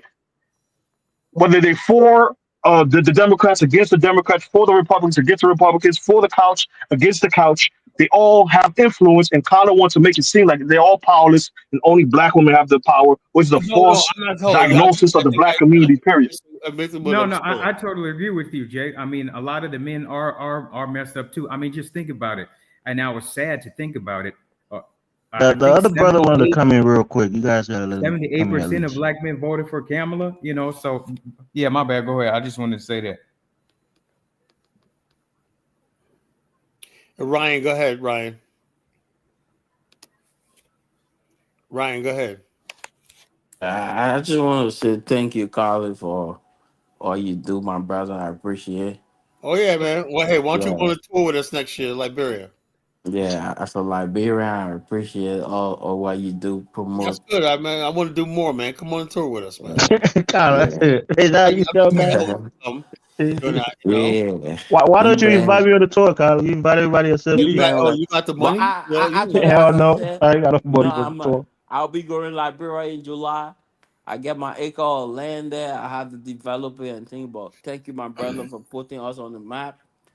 And thank you. That's good, man. That's good, brother. You know? That's good, brother. I'm committed. Look, I told Bomani, I said, look, I'm committed to one country at a time. Everybody's all over Africa, this country, that country. I said, look, I'm gonna pick one country, and for right now, till I accomplish what I need to accomplish in Liberia, I'm gonna go anyplace else. So I'm there. I'm a freaking building there. I'm trying to build and everything like that. Like Dr. Omar Johnson said. Oh no, please! We got to take. You were doing good, man. Pan-Africanism back to Liberia. Because he said, like, bro, was the whole of Pan-Africanism before the civil rights movement. Yeah, we got that from me. Dr. Umar's his nemesis. You can't use Dr. Umar's name here. That's his nemesis. You can't use his name. Yeah, he's not my nemesis. Look, let me tell you something. Umar Johnson is my good brother. That's my brother. I respect him and everything. He's my brother, right? But we just don't see eye to eye on a lot of stuff. But that's my brother. If it came down to it, if somebody brought up on Umar and said, yo, we're going to attack Umar's school, and I'll be the first one right fucking there, to protect that brother in his school. That's real brotherhood. We joke and clown and whatnot. When it really comes down to it, I got Umar's back. That's how it goes. Oh, but hold on. When Dr. Umar Diddy takes leak, are you going to back him? He's a freak off. First of all, Diddy is not I don't consider him part of the brotherhood. I'm talking about Dr. Umar. I'm talking about Dr. Umar takes when it drop. You gonna back him or no? But do what? I'm trolling. I'm leaving. I'm trolling. Well, what are you talking about? Oh, Dumar Diddy. What is that? Why are you using them in the same sentence? What do they got to do with each other? I'm trolling. Go ahead. He's practically saying if Umar had videos similar to Diddy and everything that's going on right now. I don't think Umar would do something like that. And also, never say never about nobody. But go ahead. I'm watching this case really carefully, right? And although Diddy's an asshole, whatever like that, I have no love for him or not. I really don't see the smoking gun in this situation. They said a serious thing like human trafficking, you know. And look at Case, that white guy that's a husband and whatnot. He seems real suspicious. Like they were in on something. Remember, they collected $30 Why million. do you call her Case? Her name is Cassie, Kyler. Whatever. I don't know. The only thing they got negative to speak on is the whole Cassie thing, and she's revealing everything that's went on. She's really embarrassing herself. That's all that's happening right here.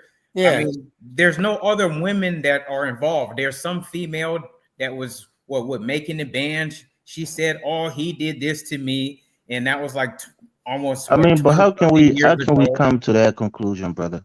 This is an ongoing trial that's going to last for a month. This is the first. Oh witness. yeah, it is going to last. There might be other Hold witnesses on. The coming whole thing is, hold on. Can you see anything right now where he physically bound and gagged her and forced her to do this or not? You know, maybe he was a little like if people into those weird sex games and whatnot. You know, that's why you be careful. You know, people have. Do you know what Diddy is on trial for? Human trafficking, right? No, he's on a trial for RICO. Rico in terms of what? RICO in terms of what? Racketeering for a criminal enterprise. Okay, hold criminal on. enterprise in regards to what? Always have to have the initial charge. What was the initial charge? You can't just say RICO. Just like a lot of That's people. what I said. You got to go read up on it, set free on domestic violence. That's what I can say.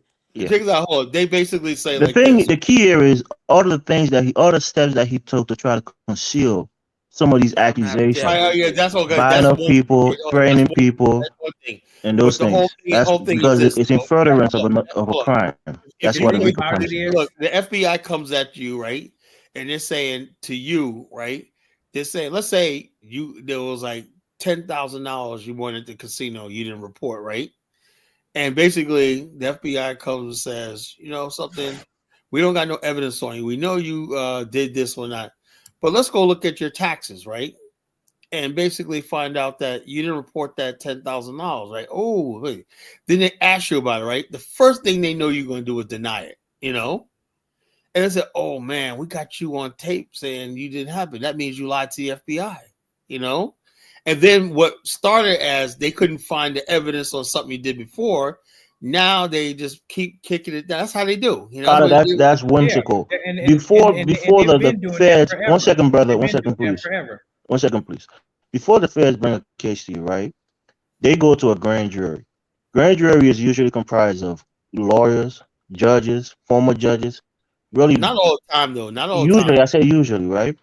People who have legal minds. They're not just bringing it to regular people who have no understanding about legal matters. A ham sandwich. And then they decide if the case has enough merit, to be brought. Or so they're not just bringing some flimsy charges against Diddy. That's why the feds don't bring the feds conviction rate is very high compared to that. Elvis, what you're saying is true, and because the FBI wouldn't come after you unless they feel as if they can try to bring up something. But if they somehow bring up something, that doesn't necessarily mean that it's true. Because Diddy been in jail now for I don't know 4, 5, 6 months, and the only thing that they can speak of badly is the only thing that they can speak of badly is everything that happened with Cassie, her running down the hall. Yeah, don't say her running down the hall. He assaulted her, but again, yes, he did. Yeah, but that's just one part of the case. She's just the first witness. This case is not even about Cassie. That's why you have to wait and see. Let me land. Everything we saw with Cassie, him abusing her, him hitting her, that did occur. Okay, we did see that. And this female from making the band, she said that, he did something. It was about, 16, she's 17 from years Denny old. King. Okay. And another female had to go walk from Manhattan to Brooklyn for cheesecake. Oh yeah. They still mad. That's not what the case is about, brother. Those are the three things that they're character. No, there are men who are accusing Diddy of rape. There are people who are accusing him of intimidation, coercion, and there are acts that he took. Trying to buy their silence, making threats. Have those men brought themselves out in the case yet? It's just Cassie and a bodyguard. They're not gonna be witness. All those people you're talking about, they don't exist. Yeah, so that's what I'm saying. There There's have no been 10 men. witness. There have been men, Elvis, that you said. That's why you see Have they cursing. been brought about? It's Have like their three names come days. up yet? Bro, that's what I'm saying. We're watching the case, right? It's only day 4 or 5 out of 30 days. So let's watch and see. I'm not telling you that he's guilty or not guilty. I'm just saying there's a lot more to the Oh, case, me and we have to either. wait and We see. don't But know let's right say it now. like this: whether he's guilty or not, they don't have to have a strong. I thought they really had something. I thought they're gonna say, "Man, we got bodies in the basement and shit," you know. Yeah, And because they're talking about sex trafficking I and thought this he was. and I that. really thought they really Where had. were the women? Because in my research, the women that were there, they willingly came there. Exactly, that don't sound like sex trafficking. Sex trafficking mean that you held somebody. That's a domestic violence case. Yeah, so You He can't got say, 10 "Oh, he made Okay, bro. me Ain't walk no for okay, reason. cheesesteak." okay, legal luminaries. We hear you guys. Let's just wait until the case concludes. yeah. Well, That's what we all have to do. what I'm we not do? That's saying what But we he's do. innocent can or I still guilty. can I steer the conversation back to the original point? If you notice her husband, right? He's shocked by some of the shit that's going on, and that's what's going on. A lot. I don't think dating in general works for our community because a lot of people can lie, manipulate, and basically when the true elements of themselves come out, we're shocked, right? So that's why certain people are having children with people that they barely know, right? And that's coming from the club element. It's coming from the party scene. I think we need to go back to the original traditional elements, which is African traditional I know, ways, but how, the black That's what church. I keep saying. Extrinsic I don't. principle. You keep saying that, brother. You but know, we live in you're in America. the United States. You're not in Africa. If you're in Africa, I'm telling you, you can be in a village. The You black. got single mothers in the village, brother. So let's No, stop no, this. bro. It's single mothers everywhere in Europe. So you, There's single Right. mothers in So China. it's not There's not single because you mothers in go to India. African There's tradition means you're not less, going to and have the single culture mothers. doesn't push that as the norm. It doesn't push that as a cool. It's just less. Africa is That's all I'm saying. conservative, but there's a lot of But Jay, debauchery you that's were going on. A saying, lot of but single Jay, mother you that's were going on saying in we got to Africa get with all back this to You tradition. try, you try, Jay. Elvis.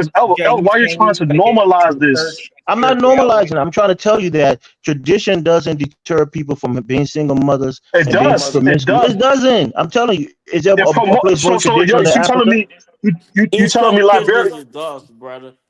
You talking about in Liberia they promote Jay, I people to don't be want to single take away mothers and your think it's initial they What statement. have it's promoting is the reality.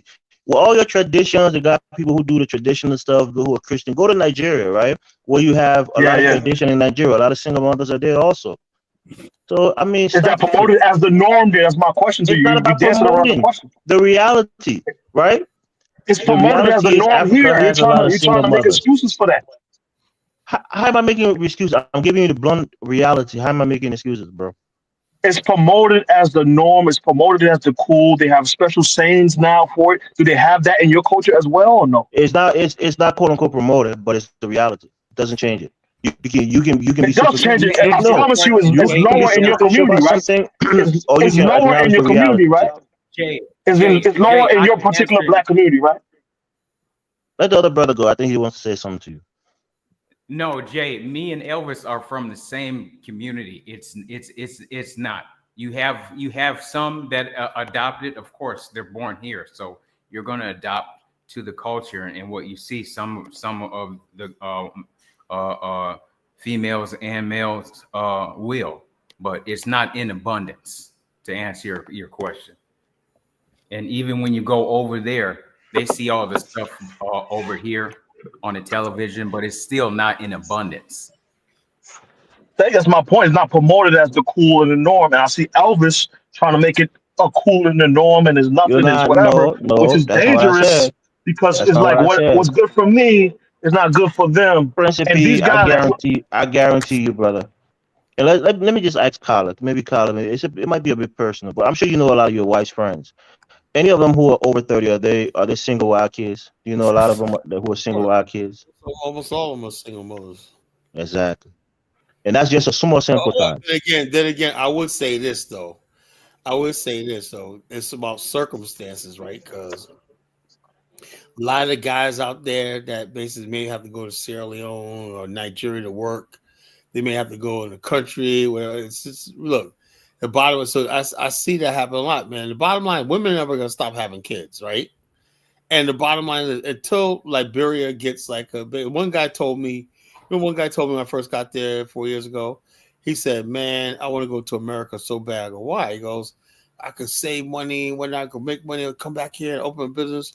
He goes, "Man," he goes, I go like this. I said, "Dude, man, things will get better for you, right?" He says, "Man," all the young brother, he was like, "Brother, all I want is a fucking job." Then I just that touched me because in America, I just hear dudes talking about it's all about the Benjamins and all about getting flossing and whatnot. This dude said, "Man, if I could get a job making $350 a month to feed my family and have my wife when whatnot." Young guy, it's like they're only like 23, had a wife and kids. I want to be able to do something for my wife and everything like that. I'm sick of suffering. There's no jobs here. He was a gate, how they have the gates outside of a compound. The guy that opens the gates, whatnot. And him, his friend, when he said, "Man, I just want a job, a good job." And I don't know why. I knew the problem, but I just told him, "Man, things are gonna get better, bro. One day, you just gotta have faith." When I kind of calmed their nerves with, because I told them, this in the future, there's gonna be a lot of people coming here to invest in Liberia. So I sure hope so. And the bottom line, prophetic is we have a trade mission going to Liberia in July, on Independence Week. African Americans, bringing white people, everything. Invest lots of money in Liberia, right? So I wasn't lying. I said, yeah, as soon as people discover this country, people are gonna come into your country and invest. But the bottom line is this: the culture over there is if those Liberian men had jobs, they'll be with their families. I just think, my personal opinion, people always think I like bashing Black America and whatnot. I believe that even if you do have good jobs and everything, there's this thing where people just prefer to be single. People prefer to be single. Some women. Kyle, let me ask you a question, right? And I wanna ask Principal a question too. But I ask you first. Do you think that men also have the responsibility not to have kids out of wedlock, and do they have the capacity to control not having kids out of Me wedlock? personally, so what I don't understand is this, right? I don't buy the idea of guys saying, "Oh man, she got pregnant." I think some guys, I could be wrong about this, right? I think in the Black community, right, to be honest with you, right, some guys would rather have a female, have her kid, whatever like that, even if you have to pay child support, because basically it symbolizes that he accomplished something. He brought life into the world. He's like, I'm not nothing in life, but I did bring a child to this world. There's a lot of guys basically, I didn't do nothing for the kid. I didn't buy a pair of Pampers or diapers, whatever, but I brought a child into this world. That's the mentality in Black America a lot. And so the bottom line is, and then also a lot of the females let the dude off the hook.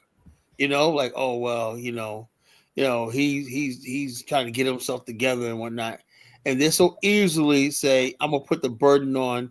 What's going on in Black America? You know who actually raised these kids? The grandparents, the aunties, everybody else raises the kids. Like they said, Black people take this stupid nonsense of it takes a village to the extreme. I remember there's one TikTok video, right? His grandparents were like, the chick was bringing her kids over there for the grandparents. They were like, "No, we had them last weekend. You got to take care of yourself." I said, "You're the grandparents." I said, "Yeah, but we want to be alone this weekend." Okay, let me ask Principal the other question. Principal, are there a lot of single mothers in Haiti? What'd you say? One more time. Are there a lot of single mothers in Haiti? It's a growing number. They exist. I'm not gonna say they don't exist, but it's not. I don't think that they're the majority, but it's a growing number. And like I said, the culture and the society kind of preach against it.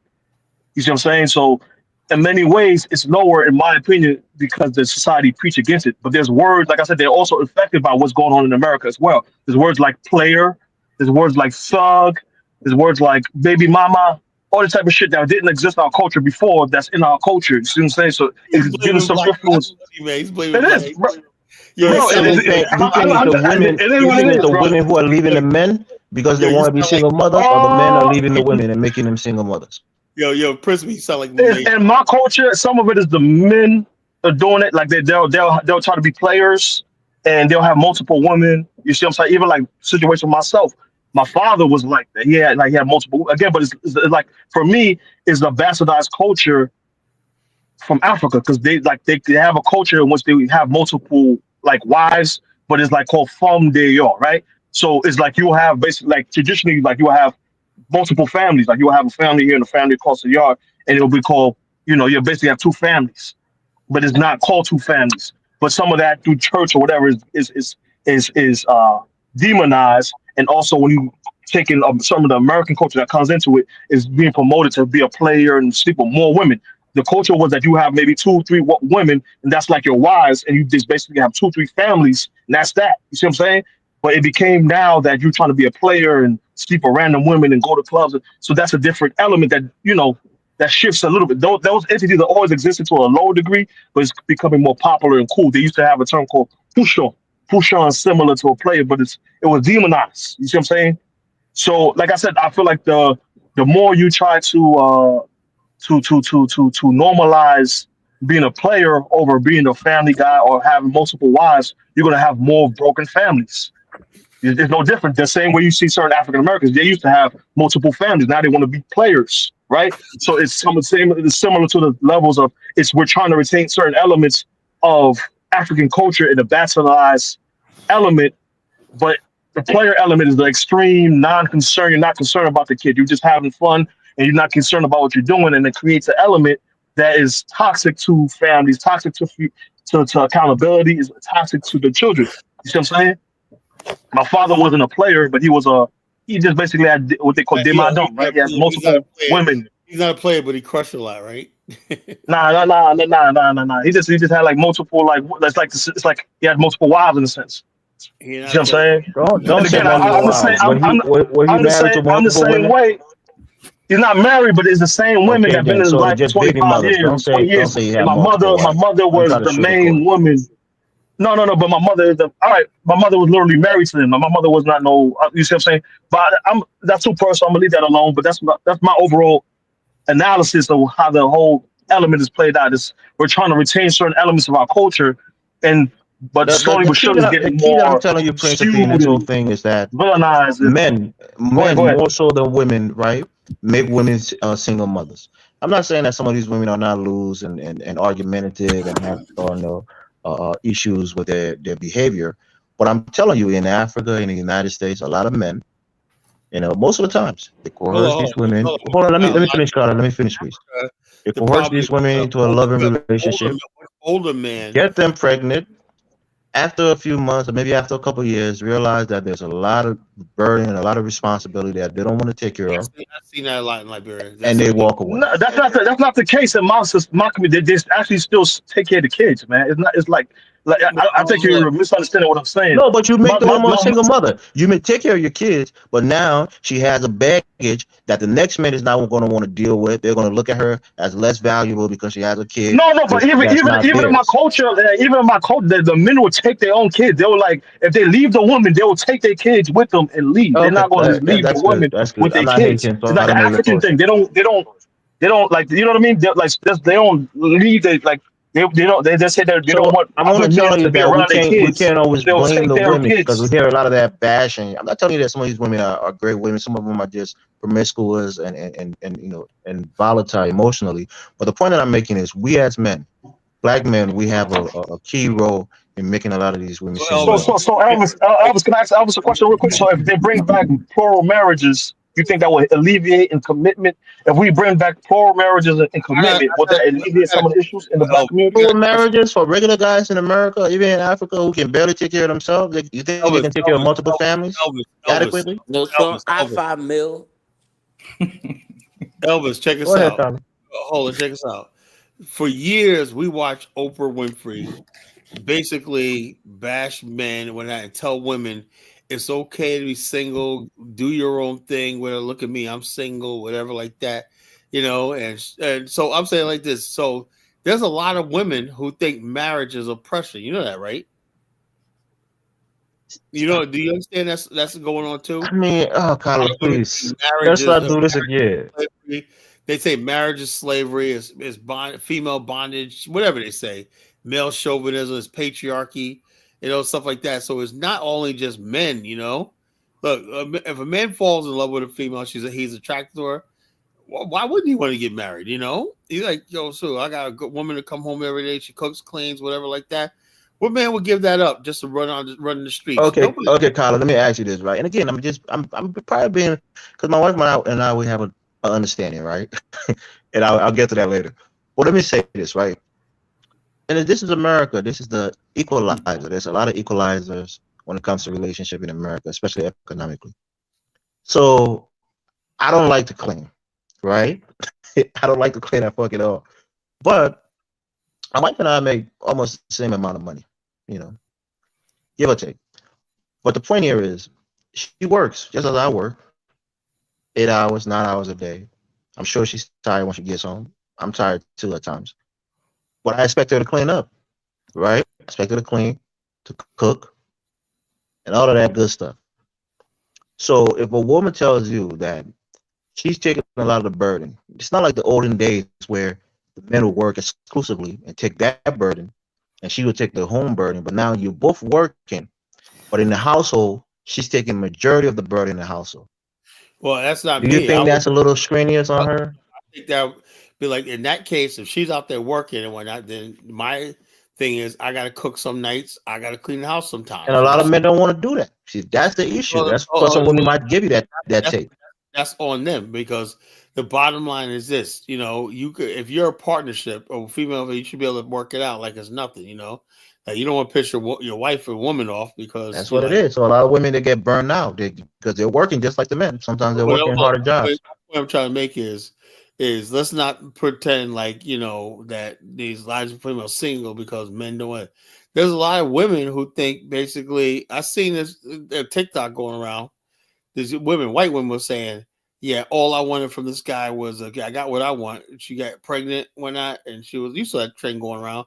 Women getting it was white women getting pregnant when and leaving the guy talking about he was a sperm donor or some shit. That's out there too. You got women freezing the embryos and whatnot because they want to That's what I'm saying, Kyla. You keep every time it's a women. The men, if you're an idiot, right, and I'm you're not saying ready like to have a kid with a woman, you go raw dog her and ejaculate in her. That's I your fault believe too. the fact of the matter is, look, a woman will tell you when they first meet, they'll tell you, look, if you want this, you better put a ring on it. They'll tell you like that, right? And a lot of these guys, right, if they're some sort of player, they're gonna play that to get what they want and everything like that.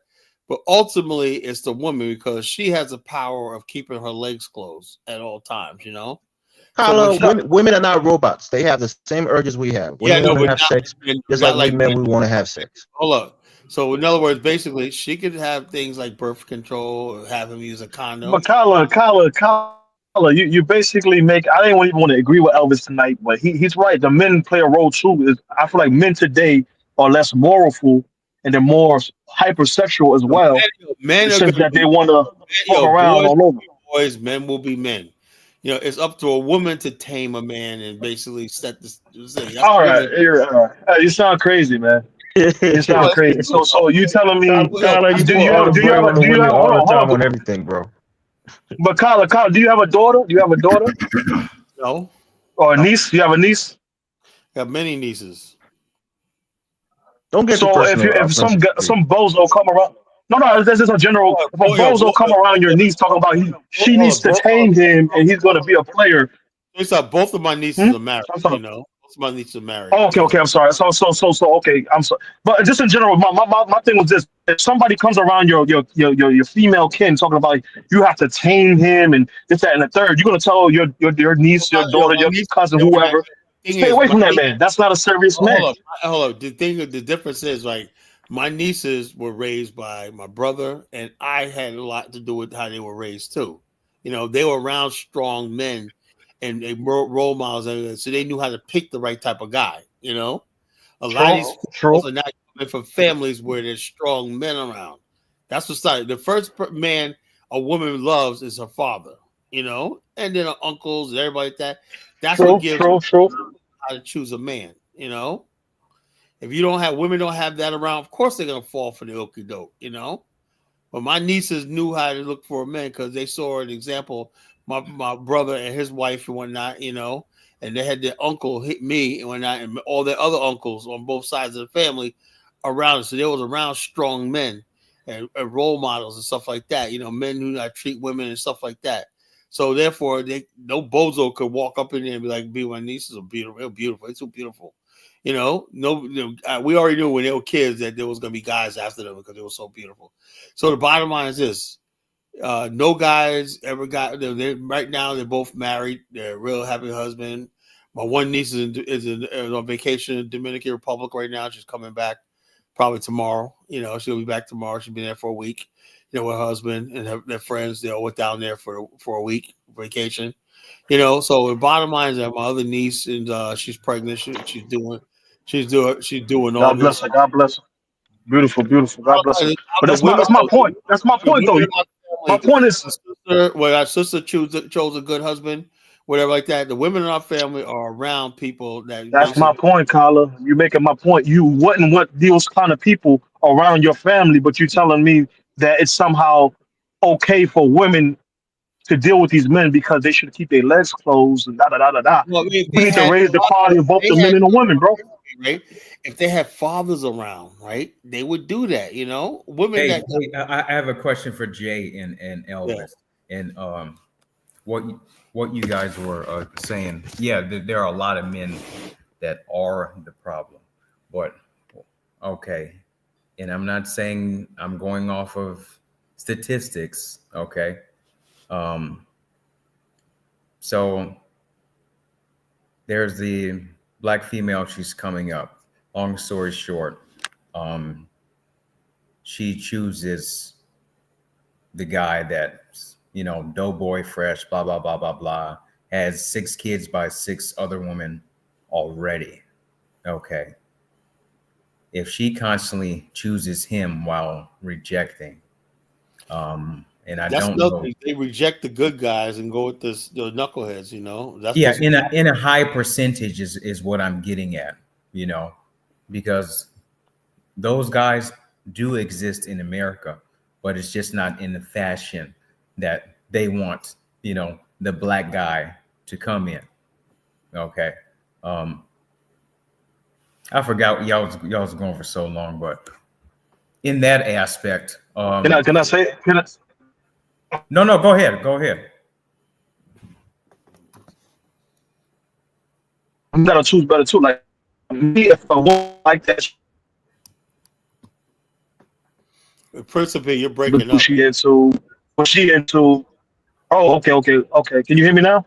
Yeah, I can hear you now, but you keep going in and out. Go ahead.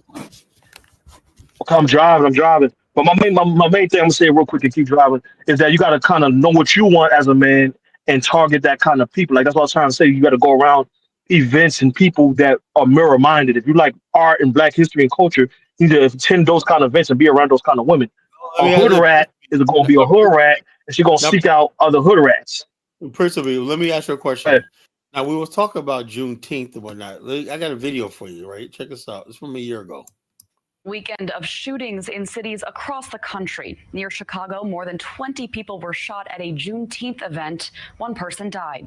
CBS 2's Christian Benavides. I knew you was gonna play this video no matter what. A celebration This in the is Chicago, Colin. People get shot on July turned 4th and violent any over other the holiday. weekend. And the Page County Sheriff's Office says what was mostly a peaceful Juneteenth celebration in the Can't town even of have a peaceful Willowbrook Juneteenth ended celebration. with an unknown number of suspects firing multiple shots into the crowd. Around These 2 are kids with generational trauma, Colin. They're gonna kill you whatever they see their Bottom eyes. line is this. If you have a generational trauma, take your generational trauma the fuck out away from me. You know what I'm saying? That's the whole thing. Principe wants me to jump in there. Let's go around and get together. No, I'm not trying to die, Principe. I can't be around this shit, man. I'm sorry, man. I can't do it, man. I can't do it. So if the community tie got to suffer, so what? We cannot, right now we can't even have gatherings, right? They're shutting down Six Flags in Prince George County. I didn't even know when they said Prince George was in Maryland. I had no Six Flags was in Maryland. I had no idea it was in Prince George's. You mean to tell me they brought something major like a Six Flag to those Negroes County and whatnot, and they got it shut down? There's something wrong. Are you saying they didn't deserve a Six Flag because they're mostly black? No, I'm saying they deserve a Six Flag, but look what they did. What did they do? Did they burn the Six Flag down? Oh no! They're fighting and whatnot. They were losing money because all the fights and they have to evacuate everybody out and shit like that, shootings and whatnot. It's like, damn, man, can Black America, like I said earlier tonight, Black America, just a generation ago, was not the same Black America see right now. Your families, everything. Principally needs to understand that, man. Black America has gone down, man. Not What's just going to Black bring back? America. No idea. Society is shifting, Colin. Societal norms are shifting Well, no, but there's like Black across norms. races. We used to, despite all the problems we had, we used to be unified. We used to have a good time together. We used to be able to do events and whatnot. We all Colin, the time you used to have as a kid. Trust me, there's a lot of kids right now who go to the park with their family, who have a lot of barbecue because they're kids. They have that free time. You're a grown man. You have a job. You have certain responsibilities. I know You can't do the same things and get in the community like you used to get. You're only working 8 hours a day, 4 or 5 days a week. The ages You're and not even conditions of victims engaged. are not available at this time. The motive behind this Elvis, are you incident is supporting unclear, child soldiers? and this is still an active investigation. Am I That was supporting just what? one of multiple incidents of gun violence. Child soldiers. This is first world child soldiers you support right now, man. Why would you say that, brother? I'm saying these are kids with generational trauma who are seeing their cousins or their brothers or their friends get gunned down. They have a vendetta to gun down. Again, they Look, master the community. no, I'm telling you this. Not that I'm a, the thing about it. I'm not ideological, right? I look at the reality and I acknowledge it. The point here is that these are quote unquote gangbangers, right? Who have had beef for years and they have inherited some quote unquote beef from their families and their friends. So having a Juneteenth celebration where a kid might go out there and maybe have a good time but has a gun on him, see somebody from the other side who kills somebody that he knows or loves, they're not gonna say, well, this is Juneteenth, it's commemorating our emancipation. We're not gonna do anything bad. Nah. I'm just telling you, this is warfare for these people. In Africa, it happens the same way, tribal conflict. People hurt each other anywhere they see each other. So please. These are like child soldiers, brother. These are like if it's in Africa, child. No, don't say that. It's not an app. It's not an Yes, they app are. metaphor. It's not an app because child soldiers usually are conscripted by coercion or by force to fight in an army or rebel rebellion. But, usually not under their own volition.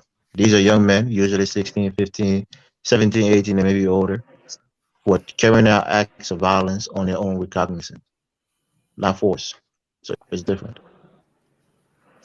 Some of these kids are recruited very young, manipulated very young to rep the community, all this kind of stuff, and then on a social standard. So again, there's similarities in that element, and it goes right back to the family. So Kyler wants to focus on his quality family, which is a good thing. Like I always say, there's beautiful black families in America, but these are the children of the abandoned who has they're no different than barbecue. Barbecue is like that. That's why some people celebrate him because he's a knowledgeable guy. But these guys are criminals who feel abandoned. Or who I could be responsible for. If you got a segment of Black America that's not pulling their weight, like Bill Cosby, well, when Bill Cosby said that, everybody came at Bill Cosby when he said some of the element of our community ain't pulling their end of the deal, and that's what it is. You guys see some certain segments of Black America that just hell bent on chaos and destruction. What can you do? I would love for them to repeal the 14th Amendment, to tell you the truth, right? Tyler, you go for one extreme to the next. No, I'm just serious, right? If they repeal the 14th Amendment, right? Or just do some right. Imagine we could send some of these people. There you go. That's what I knew you was going with. Republic and whatnot. Look, it could be the road to the Africs then, I keep saying, Everybody can say, why Colin would say, Anyway, what I'm saying is, what purpose do these people serve being in America at this point in time? Kyla, you have to. Did you study sociology, Kyla?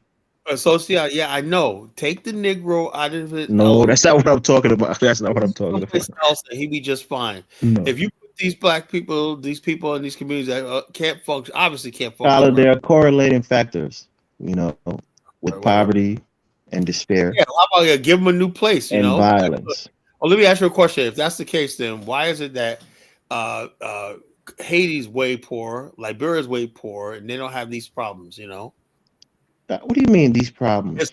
The key here is the the availability of guns, right? That's one of the things that America has that most other countries don't have, even European countries. Guns is available to most people in this what does country. that tell you? That tells you the fact that there's guns, drugs, and everything, that the government is either unwilling or incapable of making these communities Tyler, you safe. support a political ideology that advocates for gun rights, and they No, no, will die no, before you ever think about giving gun control. Elvis, you gotta understand something about me, right?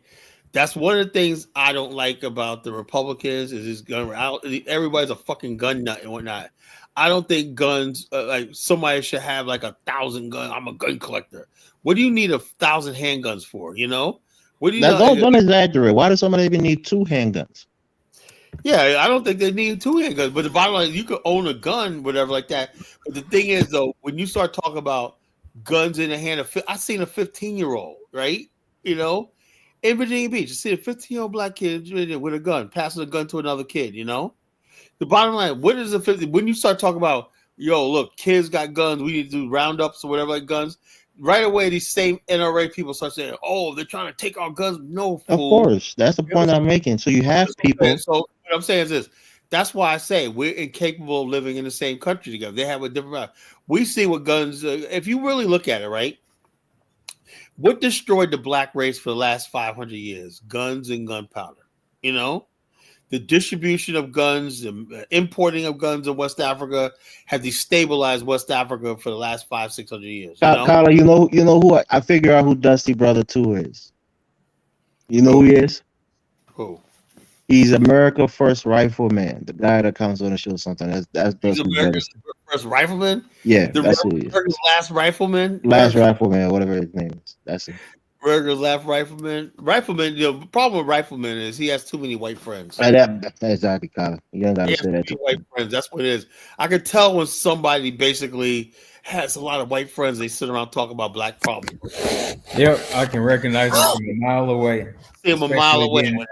All the Especially talking being in points are Minnesota. basically know that white friends are listening, and they're gonna get that pat on the back like Chukwo. You know, I believe that guy that So killed. imagine, Kyla, all the things that's happening in Liberia, right? All of the poverty, the despair, political differences, tribal differences. If people had guns at their disposal, come on. I mean, the other brother that's on the platform was Liberian. Look, He'll know. I'll say it like this: in 2023, when the campaign was going on, I went to Liberia. Right, Elsa, I told you about that first night. It was funny. I said we gotta go get some soda, right? And I did the right thing at Unity Park, right? You know, the police officers had a makeshift checkpoint, right? I did the right thing, right? Went there, got soda one night, and I came back and I said I gave the police some small, $5 or whatnot. I did the right thing, you know. Anyway, I'm like this. When we went down there, right, and there was a disturbance going on, right? A bunch of people out there, oh man, they getting into it, right? I thought it was Bloods, Crips, no. The UP boys were the CDC boys. That's like political parties. You said at the Unity Park? Yo, I said political parties. I said I wish this is progress. I wish black people in America were fighting over political parties and whatnot instead of colors and there was violence. There was even one guy who got killed on camera. It was not really violent. No, listen, Carla, listen. I'm not talking about that instance. That instance. But I'm saying in that election there was violence. There was a guy who got killed on Facebook. They mobbed him to death. A lady took a big old rock and hit him over the head while he's laying on the ground. I'm not sure the other brother saw that. Did you see that? Did you follow the elections? The last elections? Did you see that on Facebook? I follow elections. You know, I'm talking to I don't know what his name is. Smooth. Yeah, Smooth. So I'm saying there's violence there, and if there was guns like we had in our Civil War, and we saw what we did when we had a lot of guns in the country, we saw the kind of violence that was meted out against each other. One of the things that we did that was a good thing. I mean, we disarmed after the war.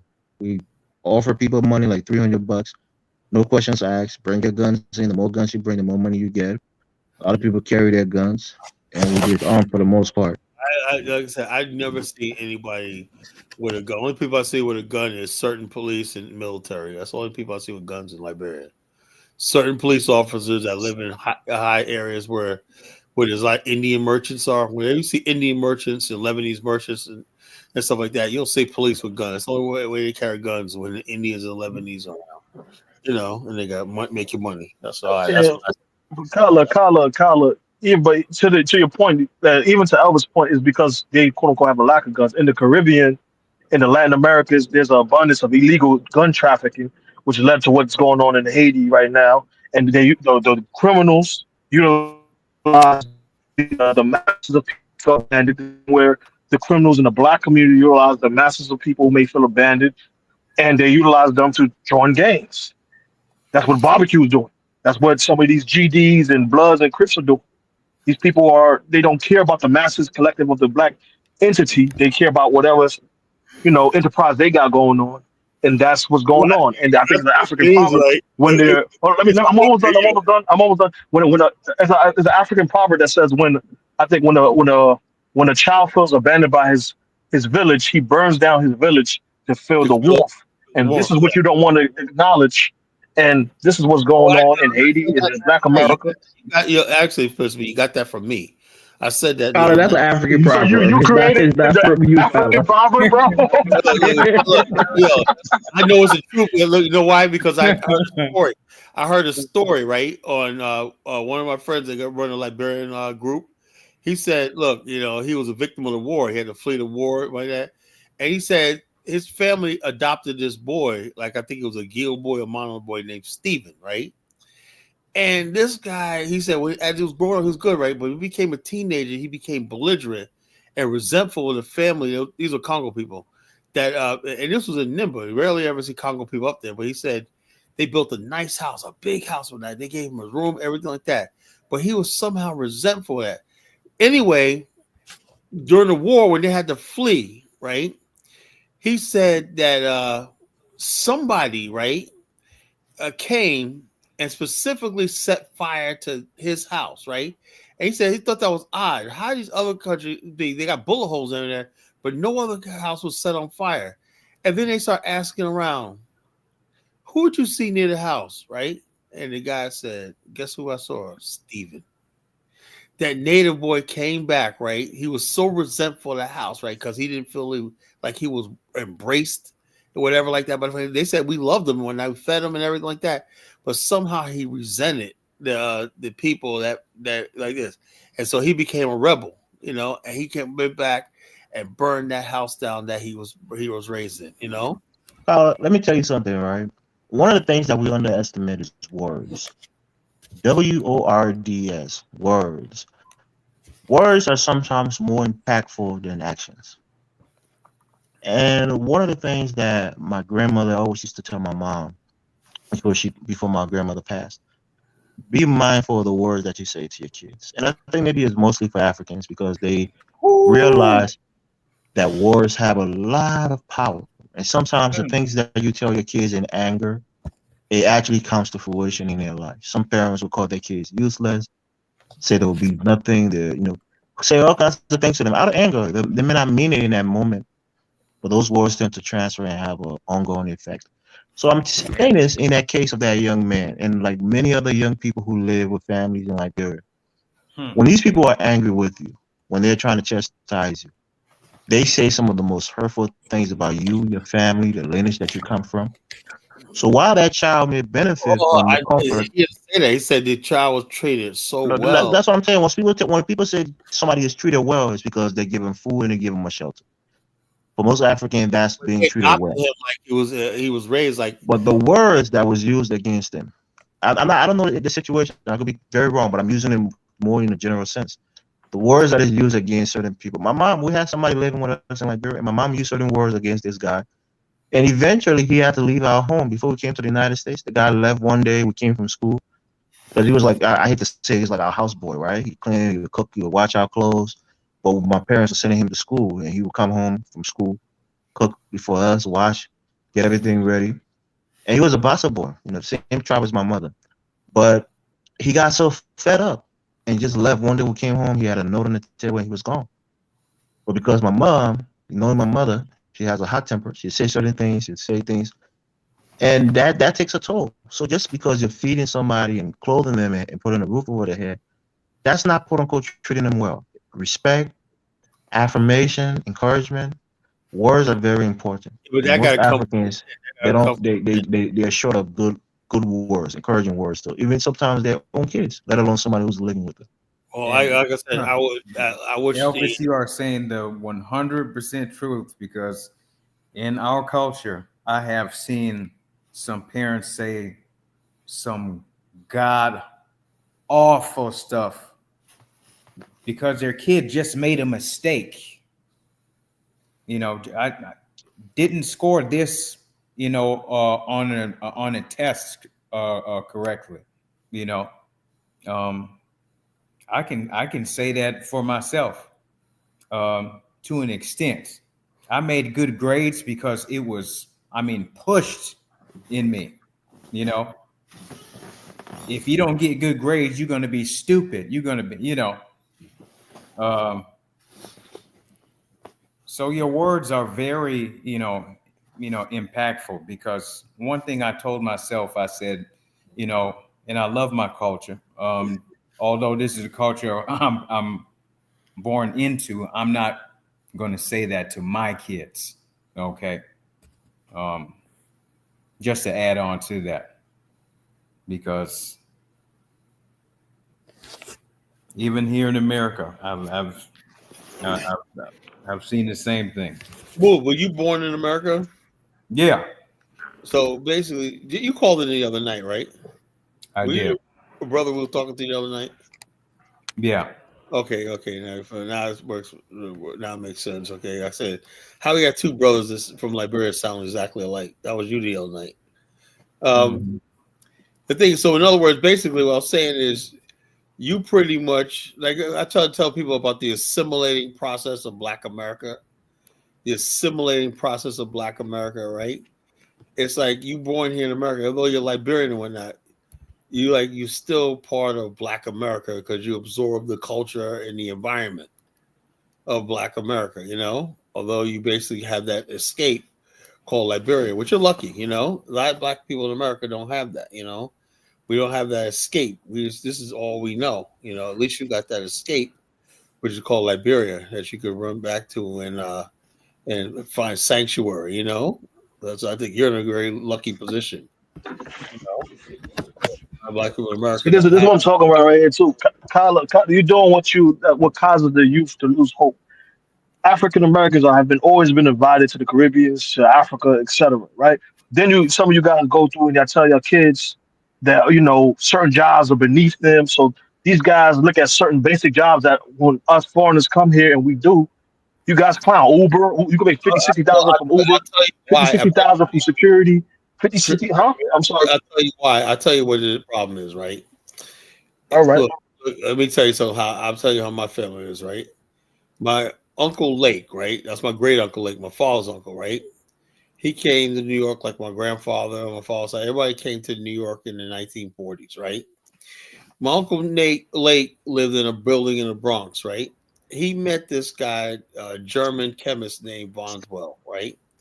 And he said he had this product, that industrial cleaning product, that basically that he was making in Germany before the war, that basically he sold to the German government. So my uncle Lake helped him and loaned some of the money to get some prototypes of the product made, right?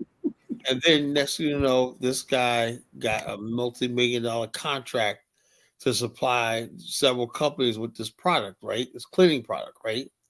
This machinery parts cleaning product, right?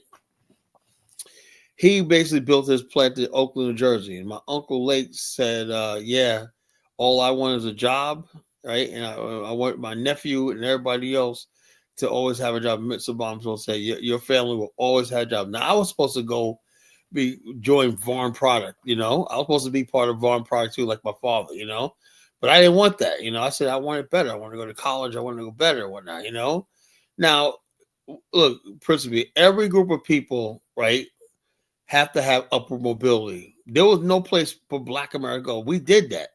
We took the sanitation jobs. We took the civil service jobs, right? But my generation wanted more. Unfortunately, that's why my generation went into the drugs and crime and everything like that, because we want more. I used to see it right here in Norfolk, Virginia Beach, right? Dudes that once was in the shipyard, his parents were in the shipyard, that had families, everything. Places like Berkeley, historic Berkeley in Norfolk, right? They became big time drug dealers. Hey, Bone Dave, they grew up in Berkeley, working class Black community, right?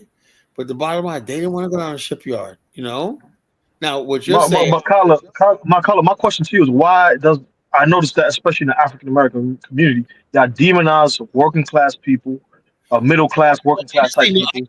I just Y'all, think y'all people look want to. down on them, I and then think when they go sell drugs, no you kind of people ashamed of that. people want to move up. It's wrong. Look, I know it's wrong. Like, let me give you an example. Back in the Tyler, when you get a chance, can you check out Barudi's comments? He got some good comments up there. check this out. Back in the 80s, we had Queens, we had drug dealers, Pappy Mason, Fat Cat Nichols, and all these. I knew some of these clowns, right? These guys' families had good jobs with the city. They weren't bums for ghetto bums. They were Queens. Queens where black people made it. These were people that had good jobs, everything like that. They took vacations, went on cruises, everything like that, right? But they basically got a chance to get really rich and whatnot, and live like it's like everything in New York. Black people in New York is everybody's trying to get rich. Everybody gets rich, like get rich or die trying. And so therefore, although you may come from Haiti and say, "Why y'all complaining?" But these people, every generation wants to outdo the next generation. Unfortunately, the only thing that basically outdo is the underworld in Black America.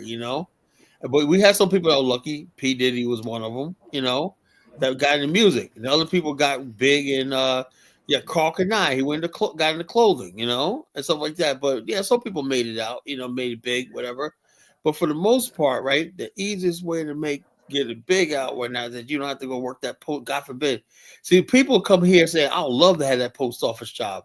I would love to have that bus job," and that's the True. thing. We have two different cultures. Black America's like, I ain't gonna be no damn bus driver or dishwasher the rest of my life. I'm too good for that. And so therefore, when immigrants come over here, basically what Black Americans say is, you guys are basically telling us be grateful for whatever the crumbs the white man's giving you and stuff like that. So that's where the conflict is coming in at. So. I'm saying a Caribbean rather see his African American cousins doing the same type jobs as us than doing drug dealing, robbing, stealing, killing, and that should translate into dating as well. That's why some of the women, some of the women prefer. I'm not going to try to prefer the scammer, the dealer, because you guys, hold on, because you guys demonize the working class regular black man. And you try to make it seem like it comes from something else, but it comes from you guys. Do you understand how prohibition got started? The gangs, the mafia, when that started from working class Italians who said, "We want a piece of the action. We want more." So when Italian immigrants came over here, they were like, "Damn, man, we got this great country." I see people, white people, other white people down on Madison Avenue living in nice clothes and nice cars and whatnot. And the mafia says, "You join us and you'll live that life." It's called life's gamble, principally. And so I understood, but why the demonization of regular jobs, and then why don't you call that out? Because those are the elements that roll over into the dating culture. That's every culture. I remember there's a movie out there, right, called King Tiger. It's like a martial arts movie, but it's not really a lot of martial arts in it. Called King Tiger. I was watching this a couple of years ago, right? I rented it. Right, I'm gonna get this movie again. It's good. But they were sitting around at a restaurant outside in Hong Kong, right?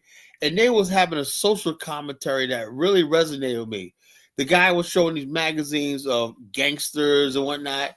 And like they said, man, we got to do something about this, right? The youth are buying this stuff, right? Fast money and drugs and prostitution and whatnot. That's what they're pumping. He goes, whoever's doing this, making these movies and pumping this into our culture and whatnot, So this stuff is not something that's unique to Black Americans. It was going all over the world, where there was people out there trying to, make a fast buck, introducing people to the fast life and that fantasy world of get rich quick, and stuff like that. It's not just us, principally. It's all over the world. I'm saying you are the primary people. Even the Italians don't demonize regular working class people in their own community. You guys do that. You make fun of the regular working class. I don't think people demonize anybody, man. You guys don't make fun. Oh, you a bum. You don't say only make 50,000. You a bum. Come on, I only see that in the black community. Some black people say some ignorant shit. I know, I get it, But no one cares about those people what they think, So No, the youth do, because some youth will rather not go to college, rather not go to vocational schools. They rather go sell drugs because that's fast money. They rather scam because that's fast money. And then some of the women repeat that same energy. So what you guys are saying verbally, like Elvis was saying earlier, is now affecting the minds of the young black youth. But you just acting as if, where the hell did they get it from? They get it from the generation previous who are demonizing the simple jobs that well, was yeah, making 40, 50, $60,000 right buying them there. little Look, cars and trips. I always say, if I'm a role model, if anybody listen to what I gotta say, I say there's nothing wrong with honest work. Like me, I don't give a damn if you work at McDonald's. If you're making an honest living, I rock with you. If you're making an honest living, I don't care about your degrees. I don't care how much money you make, whatnot. You never hear me down anybody for what they do for a living. I mean that. So I start with myself. You work at a job, they say, Carla, I'm just a janitor. Okay. I have people that tell me that. Well, Carla, I'm not a professional. I don't care. What's in your heart? I look at what's in your heart. Stop the cap. We've heard you on the platform before. What? Like what? What did I say?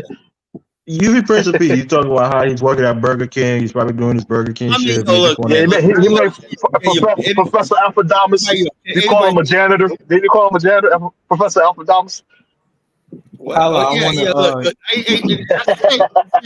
There's nothing I wrong want to share this. Wrong with Afro dumbass being a janitor. I said there's nothing wrong with that.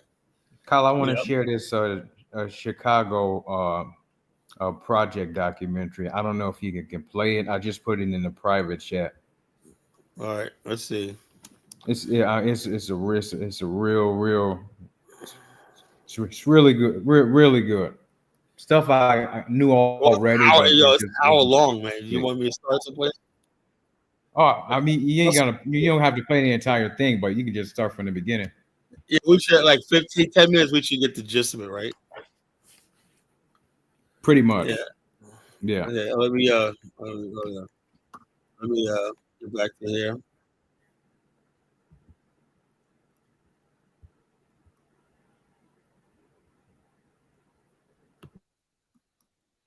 Greeny Green, they're like the worst. That was like the worst. Yeah, a lot of my friends grew up there. I saw this documentary. Creating a large number of social misfits in the inner city, which will prey on the larger community later on. It's a vicious environment in which we live, man. You're gonna always have to put yourself on guard. Carl, I got a question for you after this. I'm gonna wait. I'm gonna hold it.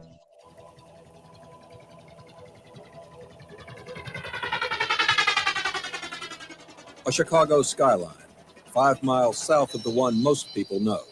This is Robert Taylor Homes, the largest housing project in the world, the poorest urban community in the United States. A lot of people don't like to come in the project because they really, they're afraid because they think something might happen to them.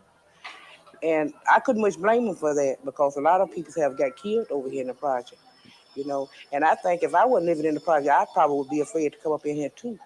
This is an America far different from the one most of us know. Along a street, most of us Dusty, will never bro, hey, see. Liberia does not Federal have Street. crime, bro. Hello, I'm Harding Carter. This community was created by and maintained with federal dollars. Those dollars built Federal Street, like many others in big cities, in an effort to help the poor. The result is a separate society, still poor, but impoverished in far more complex ways than simple material need. The people who live here are poor and black. They are far removed from traditional American values, but also traditional American opportunity. They are a people at war with each other, with themselves, and with the society around them. For most of them, Federal Street is a dead end. Tonight, we will examine why. Our story begins here at the currency exchange. Mrs. Eva Nash and her son Dwight are here to pick up welfare checks and food stamps. This is payday. When they open up the door, they pushes you in. So they had followed me all the way around when I was going in, and I had this newspaper. So I was inside, but my arm and hand was on the outside. They almost broke my wrist. And people be falling all down. People be losing their shoes and stuff. And that's ridiculous. That's not right. Mrs. Nash has been standing in such lines for many years. 10 of her adult children now do the same. I know mother. I used to always tell them all the time, when they were small, that I wanted them to go to school and get their education so they wouldn't have to wind up, being on aid like I am. Every last one of them is on aid. I don't catch my check here. They take out too much. It wasn't always this way for the Nash family.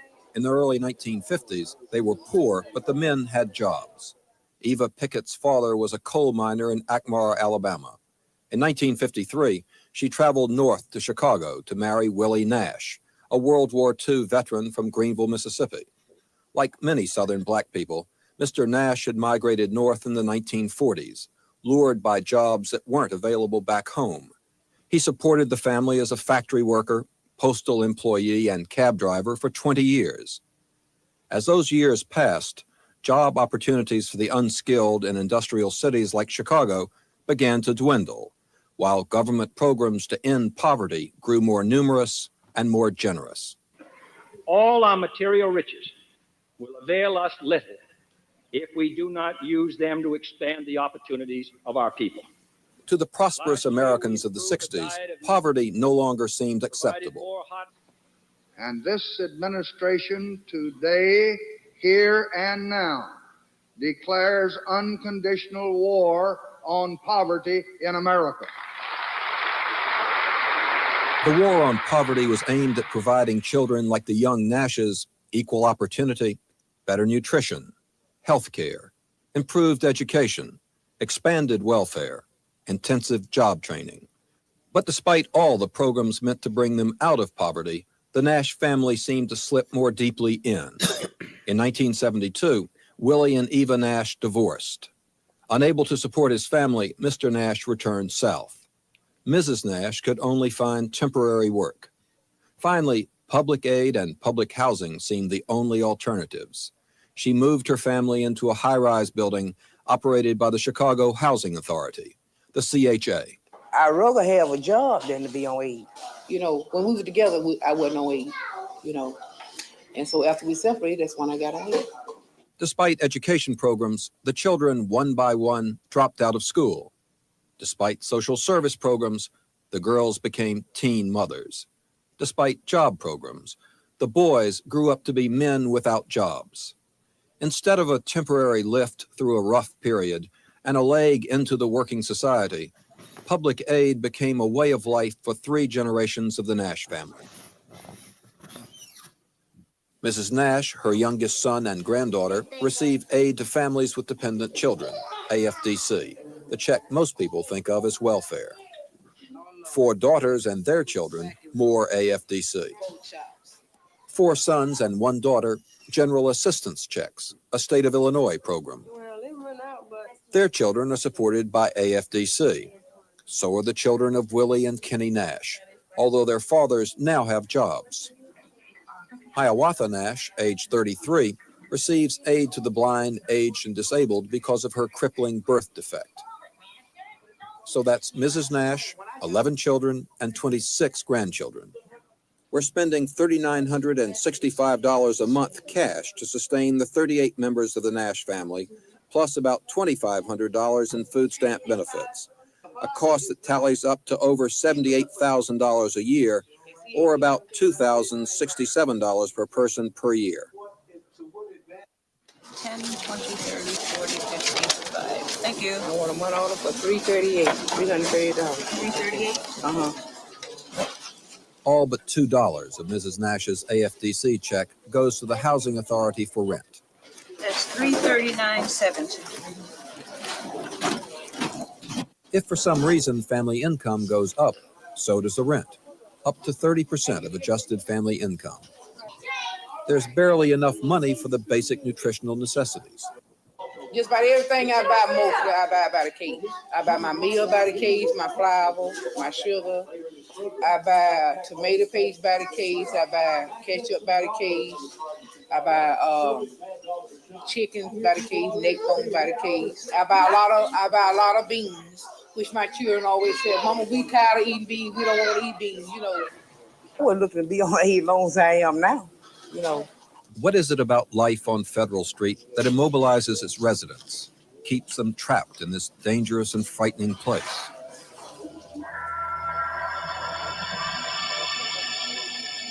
For 13 years, this has been the home of the Nash family.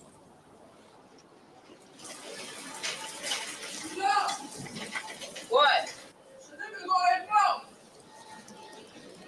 Tell her don't go up there by herself. I didn't want to move in CHA, but I didn't have no other choice. Because, you know, like, nowadays people don't want to take you if you got a lot of kids. And it's been kind of rough. Housing like this went up in major cities across the country, a legacy of the Housing Act of 1949, which ordered slums cleared and replaced with modern buildings that would meet the goal of a decent home and a suitable living environment for every American family. Robert Taylor Homes was the largest, most ambitious housing project in the world. $75 million, 28 buildings, 16 stories high, 4,415 apartments stretching over 95 acres. The opening ceremony was a celebration of pride.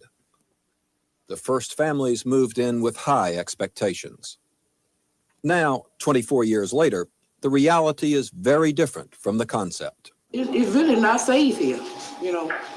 And I used to always say all the time when I used to see on TV before I moved in the project that I would never move in the project. But the other buildings where we stayed at, they got condemned. The water was cut off. We didn't have no way to flush the toilet. We had to borrow water from other people that, you know, homeowners. And the people got tired of, you know, giving us water. And the lady from the Urban Progress Center came out and asked us would we like to move. And we told her yes, so that's when we got chance to move in CHA. 3 generations of the Nash family, 15 people, live in this 6-room apartment on the 5th floor.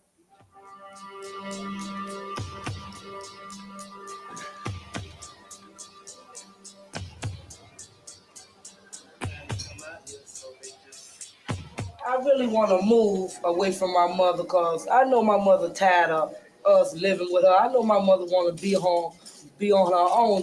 I've been trying ever since my little girl was 1 and she's 7. She'll be 8 in August.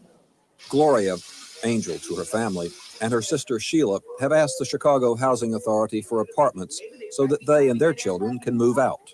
If you get burnt out, they'll probably give you another apartment or something like that. But you know, like, it's too many people in this apartment. Having the grandchildren underfoot aggravates her high blood pressure. But my nerves sometimes it be more worse like than the other time. You know, with all this pressure on me and everything. See, you know, like the doctor give me like Libra, whatever you call it. And they have gave me like the yellow nerve here, they call them Valium 10, all different kind of medicine. And some of it I don't even know what it's for and I don't even take it. People living on top of one another. And there's always a lot of chaos. There's always a high tension growing. Dwight is the eldest of the Nash sons who grew up here. It's not safe for a family of 4 or even 2 for that matter to be living in Robert Taylor because anything is subject to happen. Sometimes the elevators don't work. Sometimes the emergency squad can't get in time enough to save one's life. Problems must be taken to the Housing Authority, and the solutions must meet a complex set of federal, state, and local regulations. Within the past few months, Ronald Nash fell down the elevator shaft. A window shattered onto Sheila. Water seeped into the electrical sockets and caused a fire. Faulty plumbing caused the apartment to flood, and there were constant invasions of mice and roaches. Today's problem, the stove.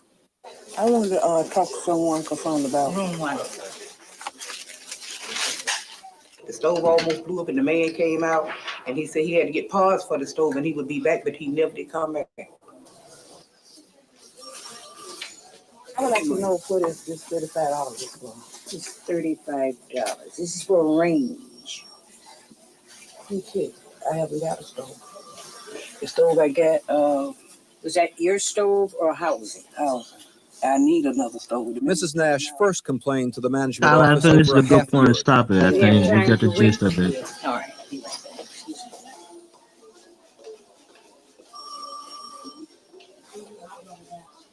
Today's result? Tyler, you there or you went downstairs? Only more frustration. With the staff that we have and the financial resources that we have, we couldn't possibly get to every problem in every unit You within guys the done next watching few this? years. Cyril Smith, the executive Yeah, I director think we of had the enough of Chicago it. We Housing understand Authority it. since We know poverty and 1984, price is decline. trying to make Well, I see changes. this documentary before. But the problems have You been can stop building. it. Okay, I seen this about documentary like years ago. Sabrina Gray was something else. It was like the worst. But I wanted to ask the brother what was his point of the video. Is there something specific you wanted to point at?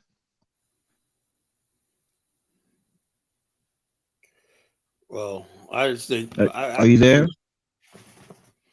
I Be get from the smooth. he's probably stepped away. I get from the video.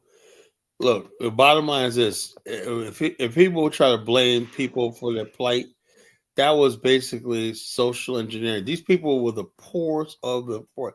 These people were even disenfranchised from the larger black community. You know, what do you do when you have a whole nation of people that you're going to cram them into the area, don't give them nothing, whatever like that? Even if you basically, Kylie, you said they gave them nothing. They gave them some kind of payments. They no, also, if you yeah, saw but where they I was know living that's what before, I'm they saying was is this. living in the slums, like shacks. Well, you hell up. When you put people in place, you heard what the people said. It was dangerous. You know, They weren't dangerous before all these different people. The people made it dangerous. when you put people on top The of that, different. look. Let me ask you a question, right? This goes exactly what I'm talking about. Now, people always say, whatever happened to Hell's Kitchen, right? The slums, white slums of New York, whatever like that. You know what happened to Hell's Kitchen over the years? Hello, can you hear me? Yeah. Okay, there we go. Okay, Hell's Kitchen, the whites in Hell's Kitchen, the Irish, Italians, Jews, whatever like that, they used to live in squalor, right? On from the 59th Street Bridge in New York, whatever, like the whole area, right? Squalor. You know what happened to them? They moved out to Long Island. They got funded by the government. That's what happened to them. Yeah, Can and I also can I make a comment on this video? No, Elvis. To answer your initial question, or sorry to interrupt you, Kala. To answer your initial question, why I decided to bring this up, because what took place here in Chicago took place around the entire country. You know, it was systematically done, and I'm glad you brought that up, Kala, because when Irish people moved to New York, Jews, Italians, they were put in ghettos. They were treated really bad until they got funded by the government, you know. But they kept black people in those same conditions. And also, white people had things like Levittstown. You know, they had planned communities. Okay, here's Planned the point. Here's communities the point I want to make, Tyler, if you permit me real for quick. the larger white population. It's a working middle class community. They deliberately built gave white people loans to buy homes and everything, first time mortgage and whatnot. They invested. They gave white people the GI Bill. They got a lot of stuff like that funding. Tyler, can I make a point real quick? I just want to say this before you make your point, Elvis. So with a lot of things being systematically done, you know, on purpose, okay. And when you have to constantly move, you have to, you know, you don't have enough the basic necessities, you know, to go about functioning at life. That obviously can cause, you know, a lot of chaos. So that's why I brought that up, that little movie clip it up. Now, that doesn't mean that you have to stay in those conditions. You know, you definitely can get out of that. But that's all I wanted to say in regards to that. Okay. Here's what I want to say, right? This is a trap. This is a trap. Why? Because most people we know in the United States, to get a decent apartment, what do you need? You need credit, right? And a decent job. Well, here's the thing.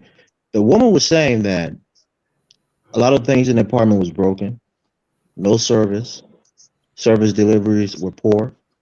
So imagine if she decided, one of her sons who live in that household decided to get a job. Their rent are going to go up, but the service is not going to get better. they can't just go and move to a decent place because they probably don't have the credit history. So sometimes it almost I'm gonna incentivizes speak people after not you. I'm to gonna speak. I'm sorry. almost incentivize people not to find a job because you're going to be in the same condition even when you do get a job and your rent is going to go up, but your condition is not going to improve. And if you do get a job based on their history of living on welfare, probably not having good credit history, to get a decent apartment to just move out of there and go to, because some people say, why can't they just get a job and move to a better place? In the United States of America, you need credit, and credit is not something you build overnight. It takes time. So sometimes people who are in poverty, they're almost stuck there. And that's the problem because to get out of poverty, especially if you're in a deep seated generation of poverty, you have to be able to get build decent credit for one, get a decent job. Those two things together correlate can give you a better lifestyle, a better living condition. And usually in these kind of environments, it's difficult to get out of there because even if you do get a job, they're going to raise your rent, something that you're going to be paying $500 or $600 a month, and the condition is terrible and deplorable. You don't want to live like that. So why work hard and pay rent for a place where the plumbing is not working, elevator is not working well, heating is probably not working, the stove is not working well. So I mean, it's just a conundrum.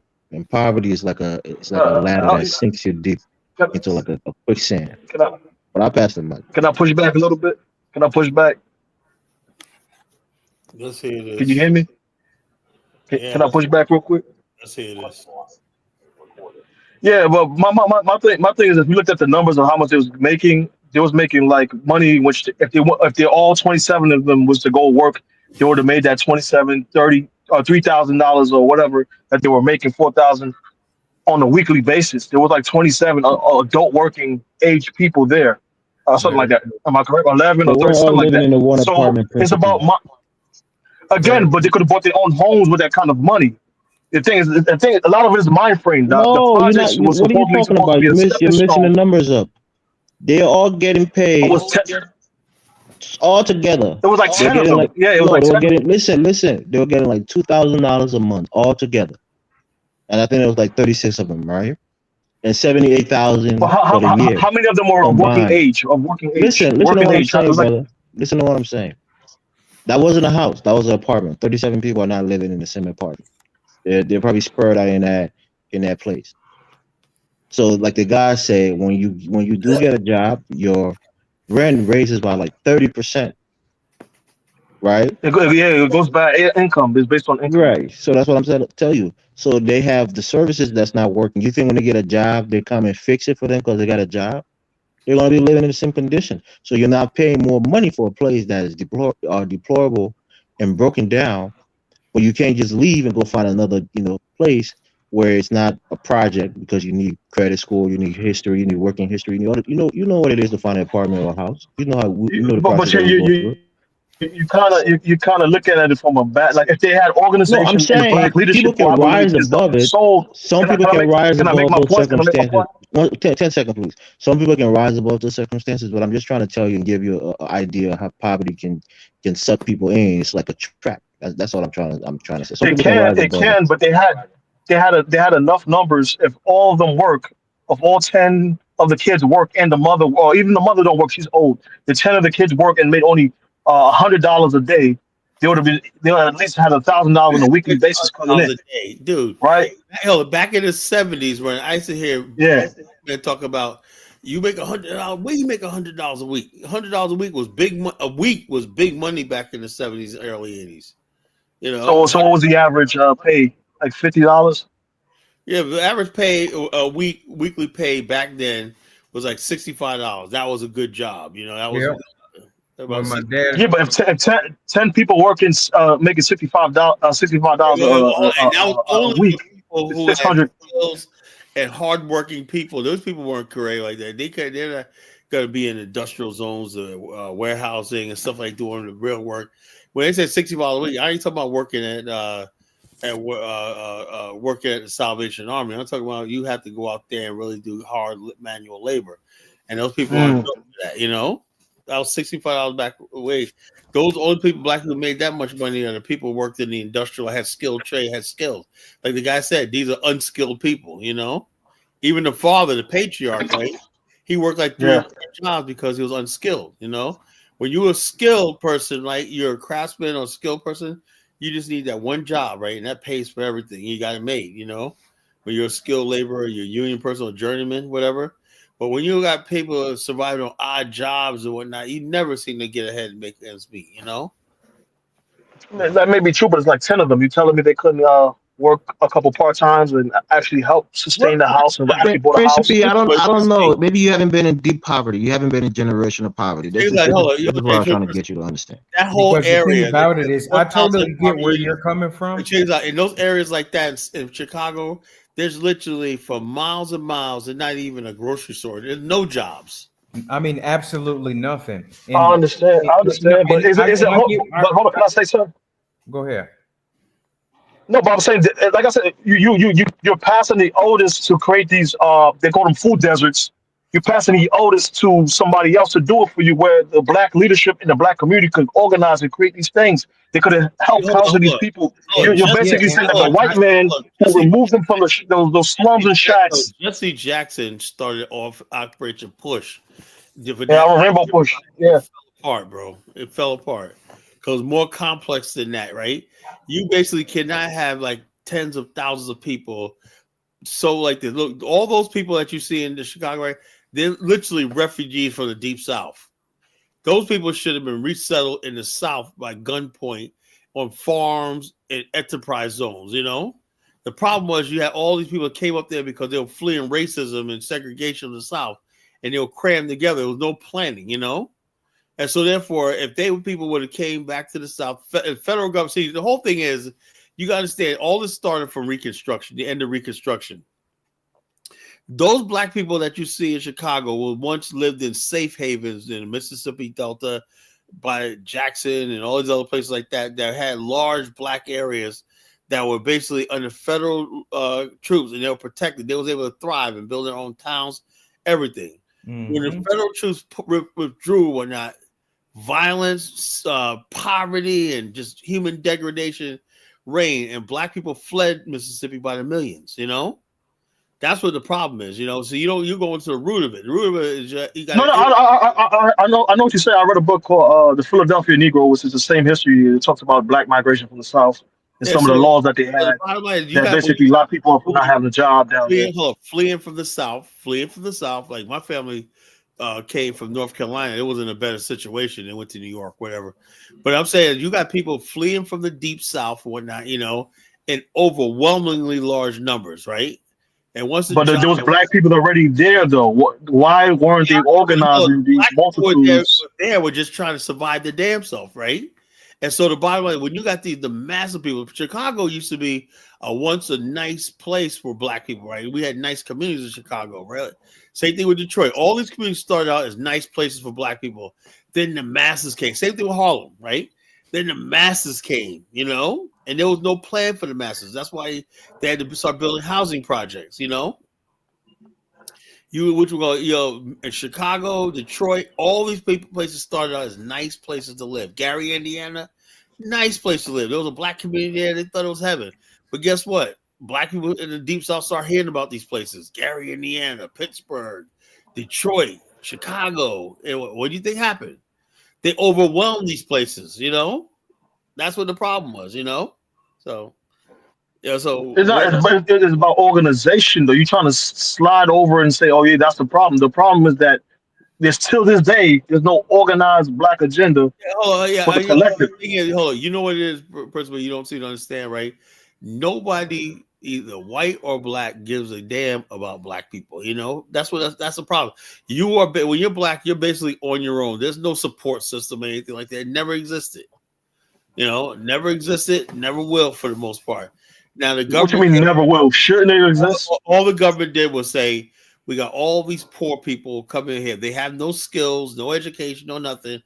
We got to do something with them. And that's what the housing project came in. You know, basically, if they can give you just a bare subsistence to survive, they'll know you just, you know, there was no plan to give them jobs. There was no plan like that. because if you give them jobs, then they're gonna end up moving But out of but here.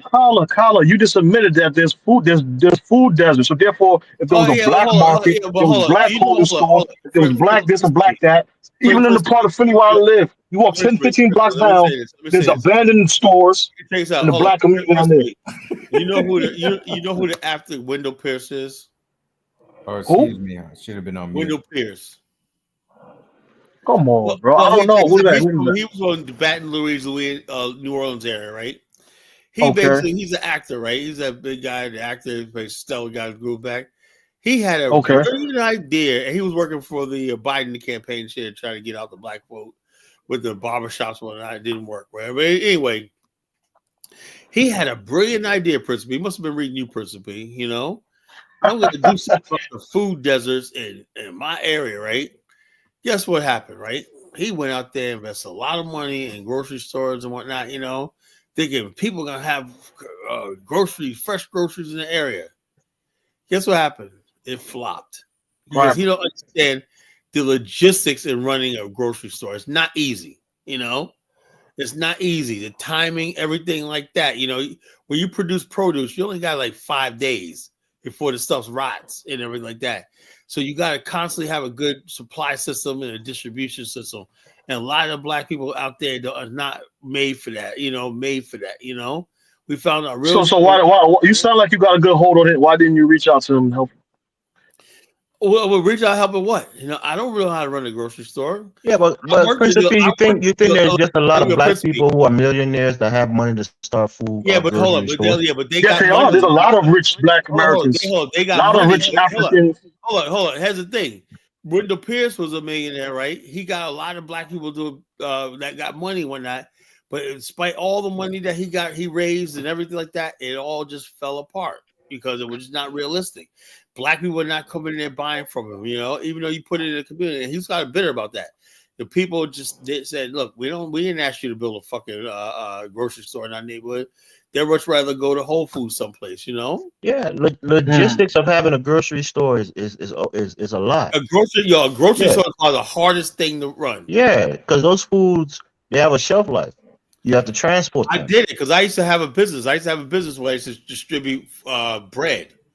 Bread is the worst, man, because you only really got 5 days before it starts going moldy. You got to bring it back or whatnot. Cakes and breads, man, they're the worst, you know? And so therefore, when you talk about fruit, it's even worse, man. It's like, damn, you know? So the temperature and everything. That basically look, when you see distribution, right? These people got like 10 warehouses, right? And they already got a supply chain where, okay, and most of these grocery stores are not independently owned; they're a conglomerate. That's the only way you can sustain it. Supply chains and everything like that. So you're telling me black people can't do the same thing and link up with the Caribbean who's right there, link up with blacks in the South say this right like there? you just have these black millionaires in these different communities that's just waiting there and not doing nothing. They do. Most of the black millionaires are on the East Coast and the West Coast. People in the Midwest, there's some millionaires, but their money usually is in finance. Sometimes it's in sports. The black communities in the East Coast, Jersey, New York, they're not part of this so-called community. My family in New York that are really rich and whatnot, they spend time with other wealthy black people. They're not trying to build a so-called community. There's no community. It might not just be in their expertise, Kyle. Their expertise might be somewhere else other than business. That's what I'm trying to tell you. There might be a person who is wealthy, who is a lawyer or a doctor. He's not a businessman. He doesn't know how to run a grocery store.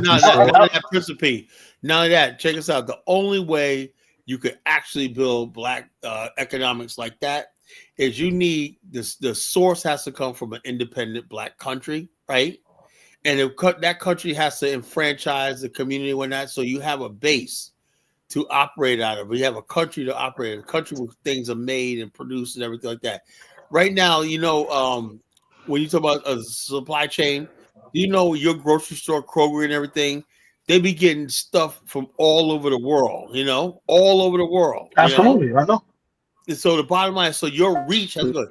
You would have to probably have, if you to be a successful black grocery store, you're probably gonna have warehousing logistics in like 10 or 15 different black countries. You know, this country produces tomatoes, this country produces fruit, this country produces this one, that, and you gotta be producing year round, you know.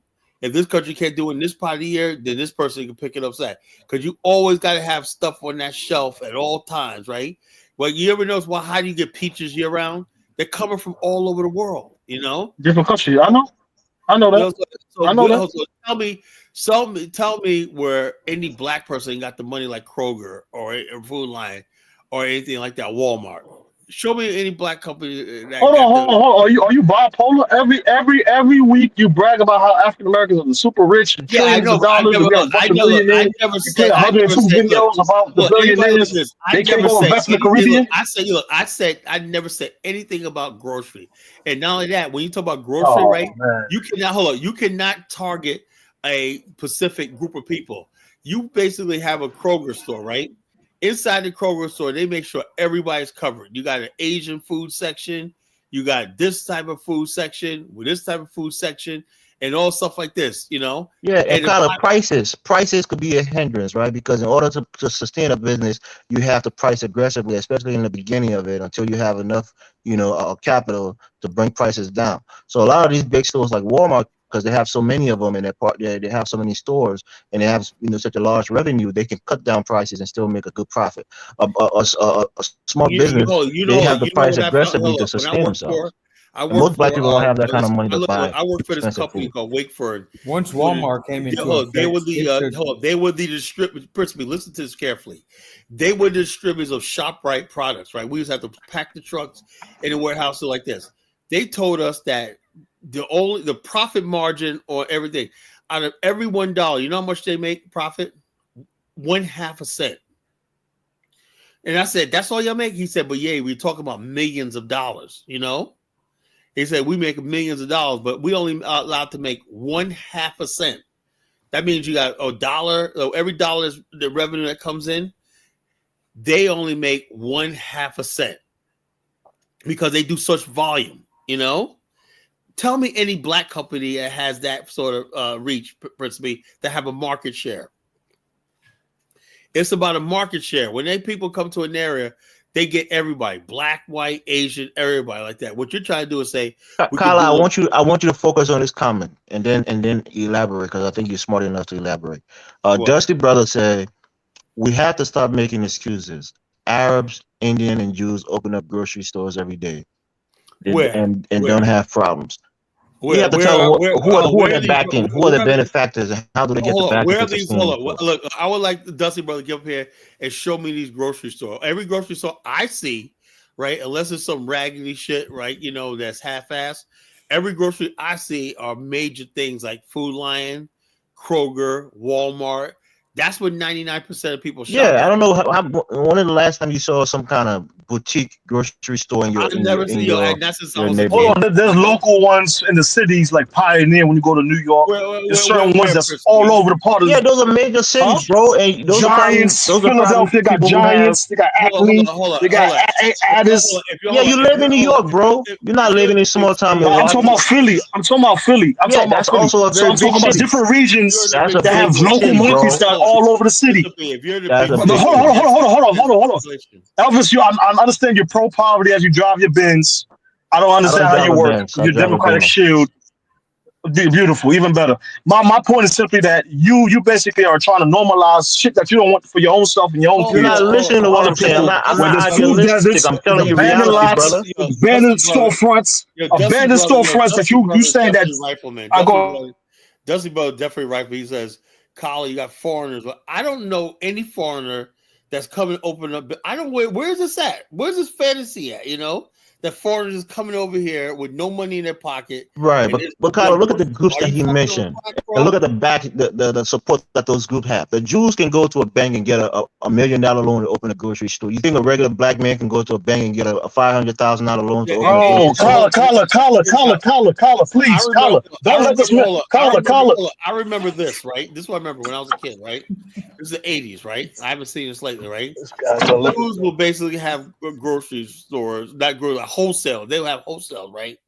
And they will sell like really shoddy, out of date products and whatnot. Nothing good. We used to get bargain stuff, bargain food. Where Uncle Coochie used to find these places and whatnot. He said, and we used to be eating good and whatnot. He'd be coming back with whole bushels of fruit, whatever like that. He used to always find these places in Brooklyn. We're deep Brooklyn, black Brooklyn, and some white fat Jewish guy comes out. Hey, Columbus. His name was Columbus. We call it Gucci, right? Hey, Columbus, how you doing? He goes, this is your son and nephew? Oh, yeah. Hey, my uncle, we come back there, we were loading up boxes of shit, you know? That's what you do, but that's not any friggin' real. And then also like things like flea markets and stuff like that. But there's no real damn enterprise, like people say.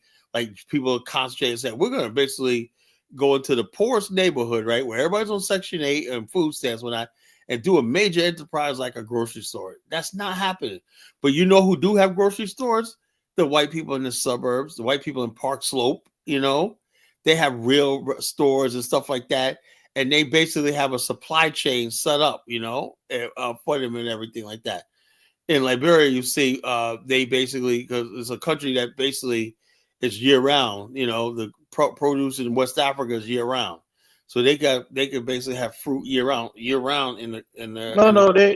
have seasons for it, Colin. Yeah, but I'm saying, but for the most part, if you don't get it in Liberia, you can get it from someplace else, you know, whatever the fruit is and stuff like that, you know, year round, you know. But the bottom line is in America, look, we only have one growing season, right? And if not, guess what? The stuff is being shipped in from Canada off a plane. You're using the Caribbean, Mexico, South America, whatever like that. Colombia, even flowers. You know, Colombia was making millions of dollars exporting flowers to America. Kyla, I hear somebody say something about Kroger's, right? They say Latinos are taking over Kroger's. Look, people get franchises. Oh yeah, whatever. Because you don't know the key here, Kyla, is that they use the distribution network of those franchises. They're not using their own distribution network. How was Kroger taking over Kroger? You know, Latino Kroger. They probably franchised it, right? They probably franchised it to some Latinos. No, I don't see them franchising. I don't think they franchise. You know. So I don't know what their brother's talking about. Maybe they take over the stores and change the name to a different name. Hold on, things like you might see some man, but y'all running what y'all running, man. Y'all running. Why I you think not answering the question? You're coming from a negative perspective. You want to reinforce your stereotypes that Black Americans just want to be in poverty. They don't want to uplift themselves by the bootstrap. You're coming from that narrative. And it's not always the case. Yeah, there's some people who are taking advantage of welfare. That's what you hear. But sometimes they're just stuck in the trap. Hold up. Principally, you understand something, right? When you got other groups of people come here, right, and they set up shop in a black area or white area like that, they have a ready-made market of exploitation, right? They could do that, you know. Black people in America, we're not set up like that, you know. We don't set up like that. We don't have a customer base. Black and they're also helped by the government to be funded as well. They don't want to. Y'all don't want to. You, if I was to come up and say Black people are poor, you would have played 100 videos about Black millionaires and entrepreneurs. You allow Elvis to say that, right? You allow Elvis to say that. Wait, and go to where we at. There's Haitian markets. Go to Flatbush. There's Haitian markets. There's Caribbean markets. Go where we at. Principally, all the Black people who are making it in America, right? For the most part, they make it because they're mainstreamed in America, like Timothy Hightower of Hightower Petroleum. You think he made his money dealing Negroes? No.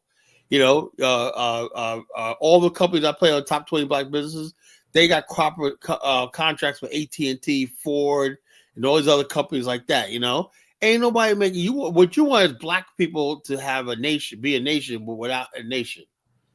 You know, if we had a nation, principally, let's say if we had one majority Black state, then you could hold us to account because we control everything. You know, we don't have that principally. We're on the fringes of the white society. You know, and that's it's your mind frame, man. And it goes right back to the dating thing. That Elvis want to co-sign it, but the reality is, you guys got a lot of power. You're not utilizing the power to your best ability. Hold on. Let me finish. I'm gonna reveal this. Let me reveal this. I'm from Van Dyke Projects, Brooklyn, New York. Elvis is not from no projects. I'm from the projects, so I can speak from what I know. This guy's not from the fucking projects. I'm from the projects. So I can tell you who was selling you the shoes, the hats, the fitteds, the markets. It wasn't us. These are simple things we could have been doing ourselves. Hats, shoes, Small Stars, Lucky Stars, Old Harry's in the Ville. That's owned by Small Hats. Right? Let me read. Go ahead.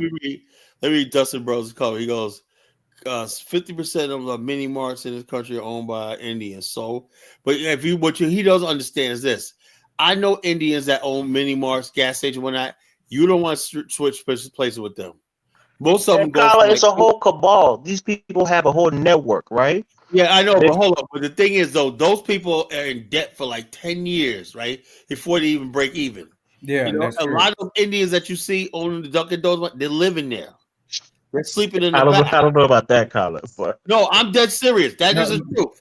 Most people come in India when they're living in that business for at least 5-6 years before they get with that. The some of the hotel, Arabs got stores here in Minneapolis. They're doing the same thing. So Elvis, he's telling the truth. I'm telling you the okay. truth. I All right. know. You know, I know. I've So seen so it so with my own should, eyes. should we Now, hold on, hold Mr. on. Smooth, Like should I we told you normalize earlier, poverty? the Of course, principle. you don't Listen to me. Black people are normalize not gonna poverty. black people are not gonna freaking go backward just to have a business, right? We're working people, right? Let me give you another example I'm talking about. I had a friend of mine, man, my Kev and his brother, right? Larry and Kev, they were good brothers, right? They worked at a gas station, right? Right near my house. This is 20 years ago, back in 2000, right? Anyway, the Exxon they got was their aunt owned it, right? And the aunt hooked up with some old white man one night. Next thing you know, she was a business owner, right? And he said, "Yeah, my aunt owns this place." They were just so proud, black family owner a fucking gas station. But the goddamn, they never had no damn gas. You know, they're always running out of gas and But shit. You know, Kala, I want to ask Principe. Principe, why didn't you start your own business or your own grocery store? What was your hindrance? Bro, I went to school, I work. There's according to you guys, there's elites that were already here. Why they not doing it? You're not making sense. I Oh gotta build my wow! way So up this is from that's a your thing. You want to blame the people who wasn't here. I'm saying it's not the dog on you. I'm just telling you because number I'm one, not blaming most nobody. likely. I'm saying No, there's people listen. Number blowing one, money most on likely you watches. probably didn't There's have the people credit blowing to money get on a houses. substantial. Listen, You making excuses because you support listen, the bro. I Democrats. So hear let you. me We're tell you not how you arguing, feel. right? hold on. Let me say, hold on. Listen. Let me finish. You Hold probably on, didn't have the credit to get a substantial loan to start a Hold on. business. Let me That's the finish my first thing. story. That's one of the biggest I hindrances didn't make my most black point. people Let me have. finish my story. Anyway, basically, one day I come in there and Kev's like, "Yeah, we ain't working no more." He said, "We got bought out, right?" The Indians came in and saved the day. They went and bought because the store was in so much debt, right? They couldn't order gas on like the Indians came in there and within like a week, every day, every 2 days, the gas truck was filling up. Never ran out of gas with that because these people got money, you know, and they're backed up by backers and everything like that, you know. And it basically the store had more food, whatever like that, more stuff like this. It was a grocery store and a gas station. And so I basically like this. Some people basically, and those Indians, right? I know for a fact of the matter is they live in that business until they get on their feet. You know, they don't mind living in that business until they get on their feet. And they work, and also you don't tell me those guys make my hours. They'll have the son there. He's working from sun up to sundown. You know he ain't getting paid. You know, they got free labor with their family and the wife.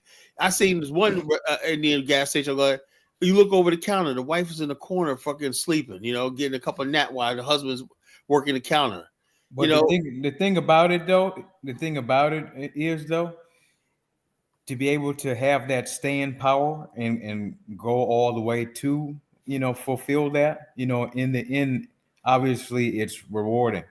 it's And rewarding. Yeah. and of Black course, they have a sense of delayed gratification.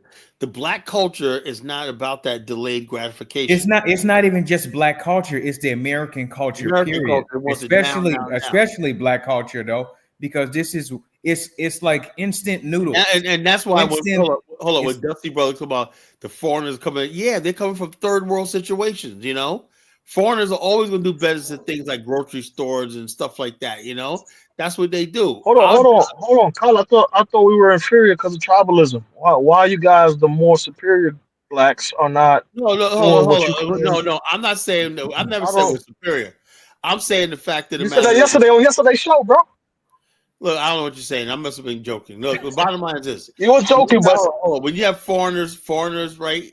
What they do is this: they have a lower standard of living. They have they have high expectation, and they basically have delayed gratification. You know, they basically have a long-term plan, whatnot. You know, that they're gonna do so like that. And then after like a decade, you start seeing them really thrive. But they come in this country and they suffer for the first few years. You know. Black people are pretty much working people with jobs. You know, we're like civil service.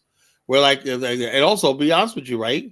I'm looking at it. I used to always be like, I was one of those ones that, we need to start a black business. Look, I'm dealing with a lot of clients of mine, right, that I'm rolling over annuities over to or not. And I'm seeing the benefit of freaking people working like 30 years at a job where they got a pension fund, like I don't know what, and healthcare paid for and whatnot. I was like, so if these guys, a lot of these people that you call immigrants that go to, they have no Social Security. So you have to work 10 quarters to earn Social Security. A lot of these people don't even have Social Security side. So when they're in old age and they can't do that no more, I'm bad because I can't help them because they never earned any quarters of Social Security. So be careful. Carla, you're running from a point. I ain't saying everybody should open businesses. I'm saying there's organized people that are millionaires, billionaires Oh yeah, I that know, are but not serving the community. Yeah, hold on. Markets. You guys are trying to. You gotta say something, right? Like I'm talking like I'm Dame Dash. I'm not talking like no Dame Dash. When you talk about the so-called community, it's not like it was in the 50s where you had rich and poor black people living in one area as one people. We don't have that anymore, So I'm living in one area, other black people live in other area. Then you got people living in a poverty-stricken area, and you want to say that's the community. No, the community now is all over the place. We're not in one area. You understand we have integration in this country, principally. We're not living in these areas, not in the best. We say, well, that area is predominantly black, but it's mostly predominantly black and poor. Before we had communities, we had educated people, we had middle class people. They still have those. The black strongholds like Georgia, they still have those. No, but I'm saying that's what I'm saying. Together, like they're not together though. They're not together. You got people living in their own. So who they with? Who are they with? Hold on, but there's no marketplace that we all meet up. Used to be time on 125th Street in Harlem. People came from all over New York, the metro surrounding areas, to be on 125th Street. Harlem was like being in Africa back in the days. Now people don't do that no more. Now people like, well, I'll just go out to Jersey. I'll go out to Connecticut. I'll go out to New Haven.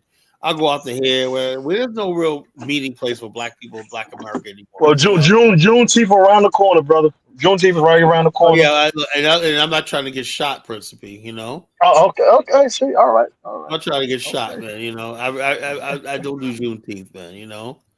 The guns start coming out and everything like that. You're trying to make it seem like there's no like middle class area where you can't celebrate that event at. Oh yeah, you got to go to the hood and celebrate. Look, the bottom line is when Ray and them show up and whatnot, and ruin everything when that Ray and them and Buquisha show up, we're gonna turn this mall out. When that's too peaceful here, we're gonna turn this mall out, and everybody start running for their car and whatnot, because the bullets are flying.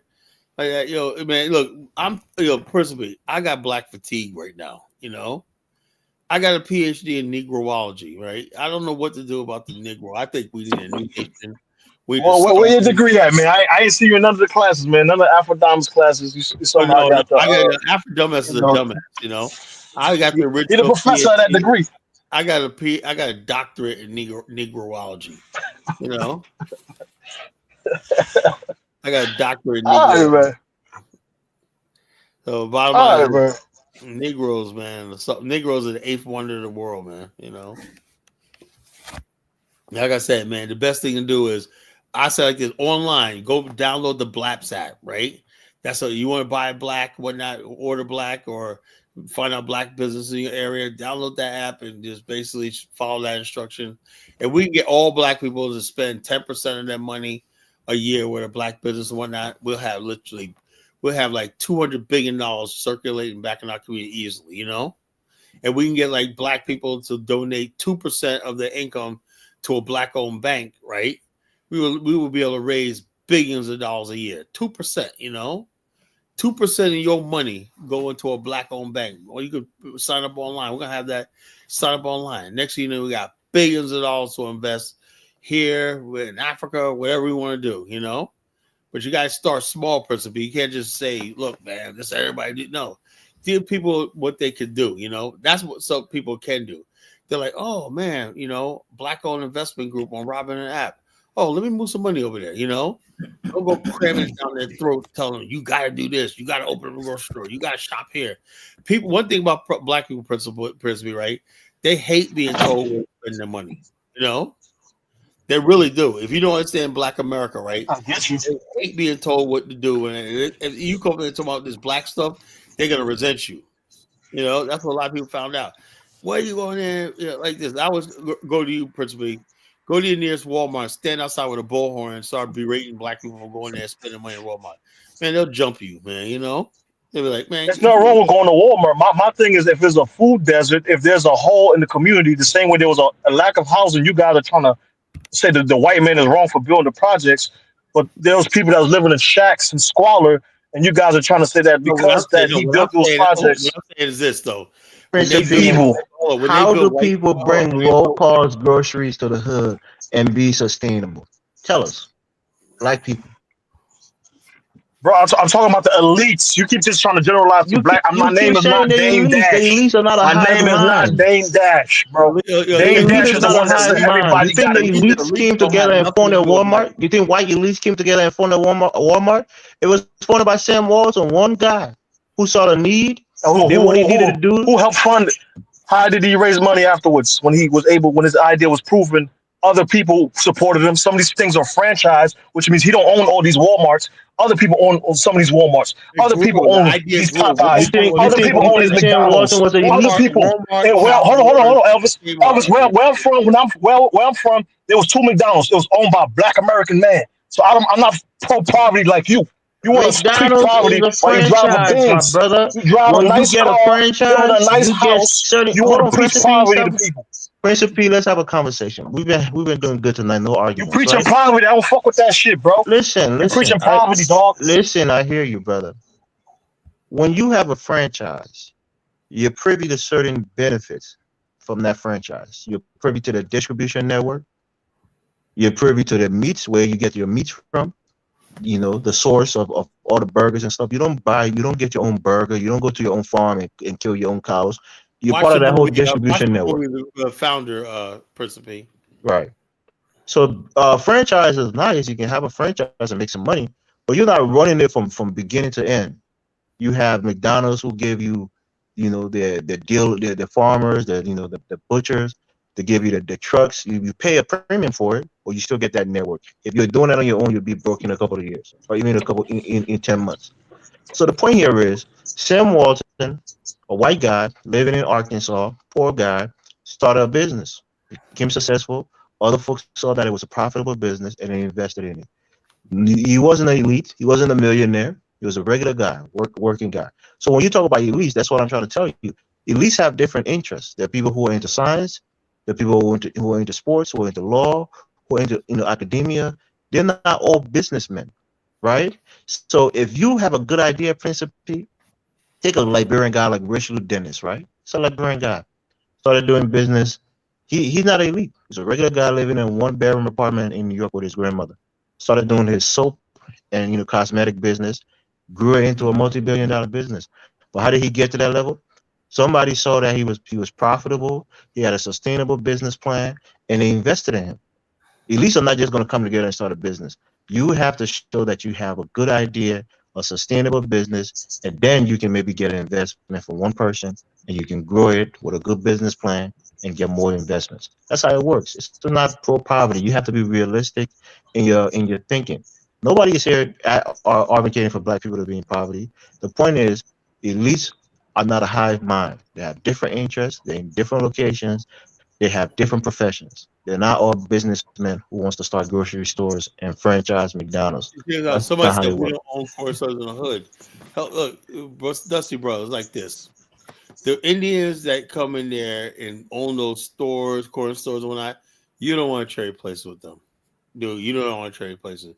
You don't want to go 10 years and not seeing a dime, 10 years of having no money, 10 years of hard work dealing with the public and all stuff like that.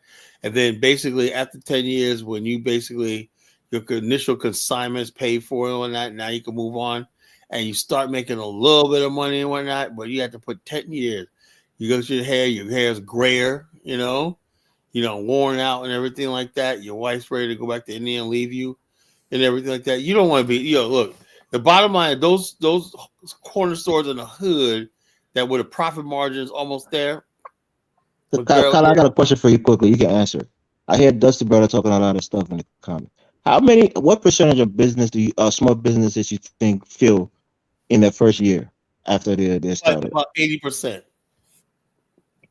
So it's not even 80%. that black men don't want to start businesses. A lot of them do, and a lot of them Yeah, fail. look, Same in thing with my white people. area, we got a lot of black businesses here, restaurants. We do really good restaurants and mechanic shops. We got some. Matter of fact, the best mechanic shop, Dusty Bros, I ever did was this black-owned mechanic shop. Right, I stumbled by accident. First, I thought they were white. They got a state-of-the-art facility, right? I mean, in the lobby, right? They got coffee there for you and everything. A big flat screen TV. We watch TV. Then you get a printout, whatnot, and everything. Like they give you a diagnostic, and all of a sudden there was a lady. It was a secretary, and her son owned the business, right?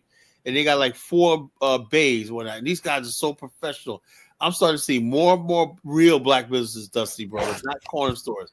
Let the Indians have the corner stores, bro. You know, we're into mechanic shops, auto body shops, all stuff like that. That's some business. And Kyle, let me make this comment quickly, right? The thing that separate black immigrants in their grocery store, they're selling specialized food that most of the people from their community eat, right? Black Americans eat pretty much the same food as white people. So if they start a grocery store that's selling the same, milk and bread and egg as Walmart, but if you go to Walmart, it's $2 cheaper. Go to Walmart. Yeah, you're gonna buy from Walmart. One thing you don't do is tell black people, sit out there and tell black people, you spent your money. Well, you could have went to such and such. Well, the price is higher. That's what black people say. And they're way across town. Walmart's right here and whatnot. Why am I gonna go all the way to freaking? Now there was this black couple in Chicago like 10 years ago. They had a Black Power Buy Black campaign, right? And they were calling them racist. They said, "Look, there's a black couple. They're real educated, and they said, look, we're gonna once a month they go all the way to the hood in the South Side, somewhere in Chicago, and shop at black-owned stores. And right now, Dusty Brothers, last month." In Cincinnati, a new black grocery store opened up in Cincinnati, department store and grocery store. I can't remember.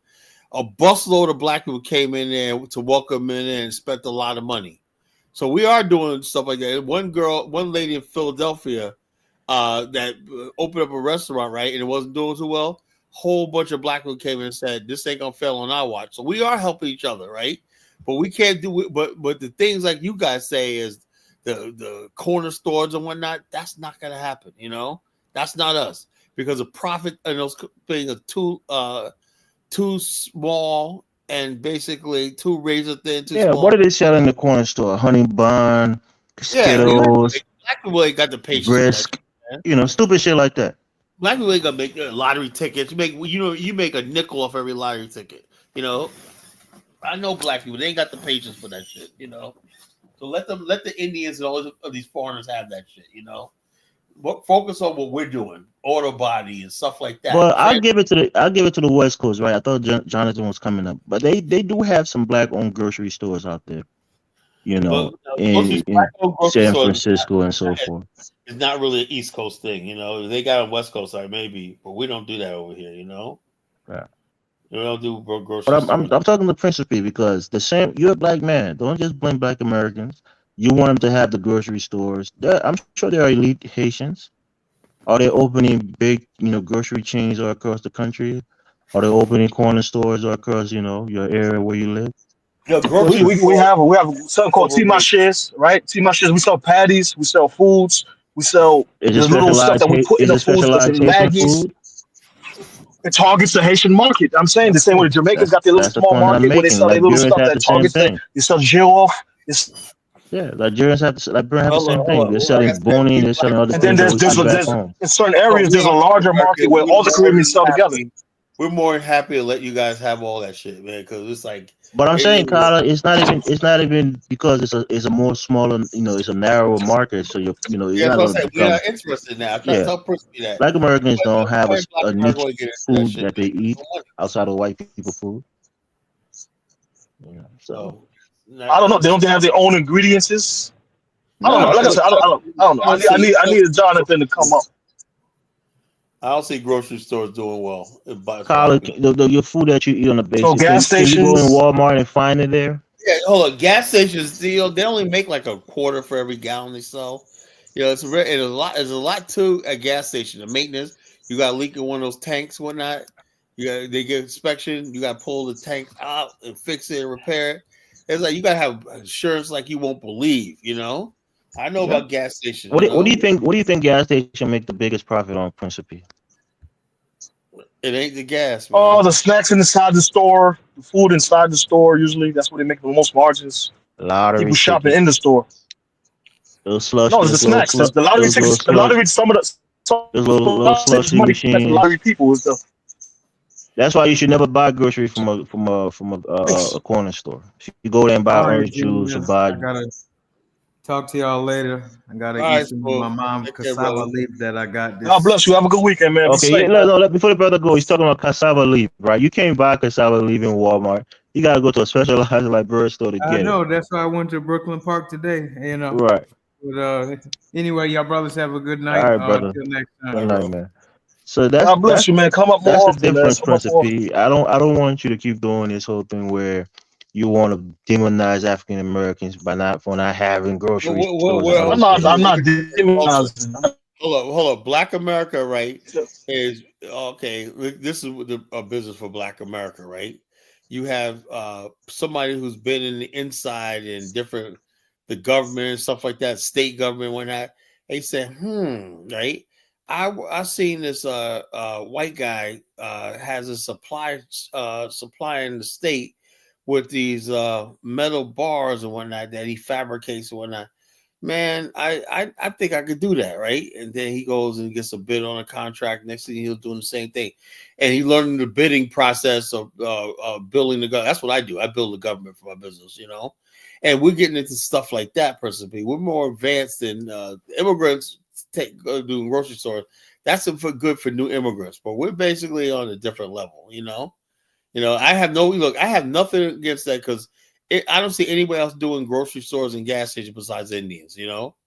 I really don't. I don't see What? Who said that though? Who said that we need to do groceries in the gas station? Nobody said that. I'm just saying owning your own community. That's it. That's what I preach. And whatnot. And look, if you want a food desert, whatnot, I would basically bring the Arabs, the Indians, and I don't care how much money they make. Whatnot. At least people have services, right? That's all that matters, right?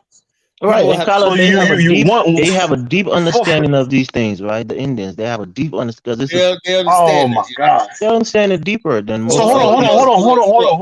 Why would somebody black go through all that just to go bankrupt and whatnot, trying to service some community? A business is about making money. Right? I mean, you're being too idealistic. It is. And that's your problem, brother. You're being too idealistic. Say, look, principally, all I did is a business is to go into business, you make money. Not to go in business and do the right thing or help the community. That's not what business is. It's not about doing the right thing. There's margins, which in the hood they sell platters, right? Imagine if there was more stores available. Also, go out the night selling platters. Hold up. Brandon played this video today, right? He said, it was smart. He goes, this guy called in the show.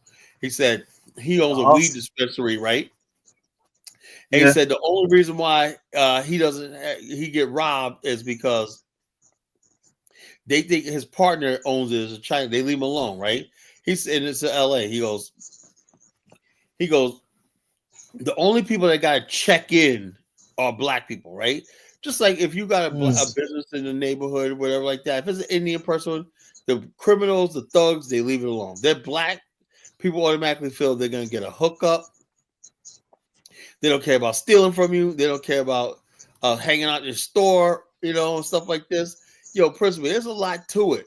I wouldn't wish owning a business, particularly black community, on my worst enemy. Who wants to go through all that shit? Let the Indians have that. Let the Indians and the Koreans have that shit. Who wants to go through that shit? You're talking about the friggin' some of the roughest neighborhoods and whatnot, and the most unruly type of black folks, whatnot. You want it like this, and it just doesn't work. Those people coming from third world situations, they know how to live and deal with that thing and make them happy. They whatever. You ever see go to a place where you see the China guy, a Korean guy, and the black Japanese, whoever it is, and they're just laughing it up like their family. I see them right in Norfolk, right? There's one white guy, a Lebanese guy, that owns a freaking business, right? I think his wife is black, right? Nobody, and it's like near Cary Park in Norfolk, right? One of the roughest neighborhoods. Nobody fucks with this guy because he knows all the gangs in the neighborhood, and he knows all about. He's protected because he knows the top gang. You don't go in the store, mess. So I said, how did that guy open the freaking store in that neighborhood right there? You know, one day I'm gonna get a picture. I'll show you what But Carl, I just want to ask you, what do you think? How much do you think you need to open a regular corner store? You don't need that whole lot of money. What you do need is this: you need a line of credit. You know, that's what you need. Because you're not going to see profit for a long time, but you got to be able to basically have all your products on credit, you know, at all times. You know, you got to always be able to pay your inventory And and they stuff like they charge a markup of almost 100, sometimes 150%. yeah, but the thing is, A 40-cent honey bun is $1.50 in a grocery you know, in a that all corner gets store. that all gets eaten up in the overhead and stuff like Yeah, that. You and they know, got to do their own transportation. yeah, They so got there's no profit margin hardly. You know. Now, what they do is this: all the stuff that is very low profit, they'll find stuff that has a high profit. Like, let's say they have a pack of bazooka bubble gums, right? Probably costs not even half a cent per, right? And they'll sell them for a quarter, right? That'll offset. What they know how to do, a good grocery store knows how to do is offset prices, right? They'll run on sale on something, right, to get you to buy this, right? But they really, to pay for that, they raise the price on something else. You know, You and know then what they have in there too that's kind of crazy that I see a lot of people buying sometimes? Those little not Viagra, but adjacent. Those things, the libido stuff where it'll give you power in the bedroom, all those stupid things. or the energy boost, Yeah, whatever. Like energy boost, stupid things like that. so the bottom line is this: they sell stuff that they know. Okay, this stuff I might take. The profit might be, but they'll say, okay, what I'm gonna do is I'm gonna sell this for higher the price, right? And they sell that when they'll pay for that when it's like they get you coming and going, but there's really not a lot of profit in there, even a dollar store, right? What black people could do is open up their own dollar store because that's a franchise, you know. And That's what I'm saying. everything, Why do you think it's a franchise? yeah, because the bottom of it, but people do make all right money, but it's a franchise. You're not taking any risks. I know a guy, a friend of mine, Rashad. He actually no, it wasn't. He opened up a telecommunications. The guy next door. This was right outside of a shopping center, right next to the movie theaters. Right, he opened up a dollar store, right, and basically he specialized in selling candies because what people used to do is go to him right before the show instead of buying the special stuff in the movie theaters, right? He priced everything, goobers, good and plains, real cheap, whatnot. And people would sneak him, and we would sneak him in the movie theaters, right? His place was always packed. But I think he went out of business. I think he moved his store in North Carolina or whatever like that. But this is a freaking Filipino guy. And so the bottom line is this. Now that was a profitable venture because he had a good location right there, you know? And what people would do is it's like load up on candy. And Halloween comes, he have Halloween stuff out there. Valentine's Day, he has stuff like that. He specialized in candies and stuff like that. He had it was a dollar store, a Dollar Tree, you know. But he basically did really good at that. I know Dollar Trees work, you know. I would like to see black people do that. You know, you can open a Dollar Tree in your neighborhood, and then you can probably add some things extra onto it or whatever like that if you want to sell. But just to open up a random Joe Schmo grocery store in the neighborhood, the community side, it ain't gonna work. You know, it's not gonna work for me. You know, you open up a dollar store, you got a little cover because they do promotions and all that for you. You know, and basically they could tell you they'll know, they'll track what products sell, you know, and they'll tell you, okay, you need to order more of this because that's selling in the store over here, and and people are into this or whatever like that. They do the marketing and all that for you, you know. But just anybody open up a random gas station or a convenience store in the community, man, it's not gonna work, you know. So so I hate to bust anybody bubble. Other than So so that, so so so how do you fix that in your people in the sense that they don't seek out? 'Cause I think every community is kind of somewhat like that. Why don't they well, seek out to support I guess, hold the on. simple stuff like that? First of all, more and more people have to understand something. More and more black people living in the suburbs. I would say the majority now live in the suburbs. You know, don't live in the inner city anymore. You know, that's just true. People haven't figured that part out yet. Why? Wendell Pierce probably should have figured that shit out. He went and built. I'm gonna build a freaking grocery store in the community side, and it failed. Didn't do no business. Why? Because people aren't there like we used to. Yeah, You I can't make mean, it. if you open a grocery store in an affluent neighborhood and you're Oh, competing yeah, with a affluent Kroger or neighborhood, you Whole do fine. Foods, You do fine in yeah, affluent neighborhood. but Yeah, and affluent. Well, so the thing is, when you talk about a black community, right? People, first thing, like I said about the topic of tonight, we're in the friend zone. We're simple. We always simping for the ghetto. Everything is ghetto centric, right? Everything is ghetto. There's no food desert. Principally, I could give two shits about the food desert, right? I'd rather see a person. If you open a business, open it up in my affluent mixed neighborhood. There's black people there. Open shit where I can see a benefit. I don't look. and Colin, you know one thing that's hindering some black people when it comes to food and in food insecurity. It's not like Africa where you can have your little farm, get your produce, and bring it to market and sell it directly. Most black farmers don't also own grocery stores. So if you had a connection between black people and black farmers where you can get your food directly, your produce directly from those black farmers. At one time, black people did have like farm. We had a farmers market in Queens, New York. Black farmers go up there and sell their stuff, whatever like that. Watermelons were one of the first things we got good at in America, growing them and distributing them.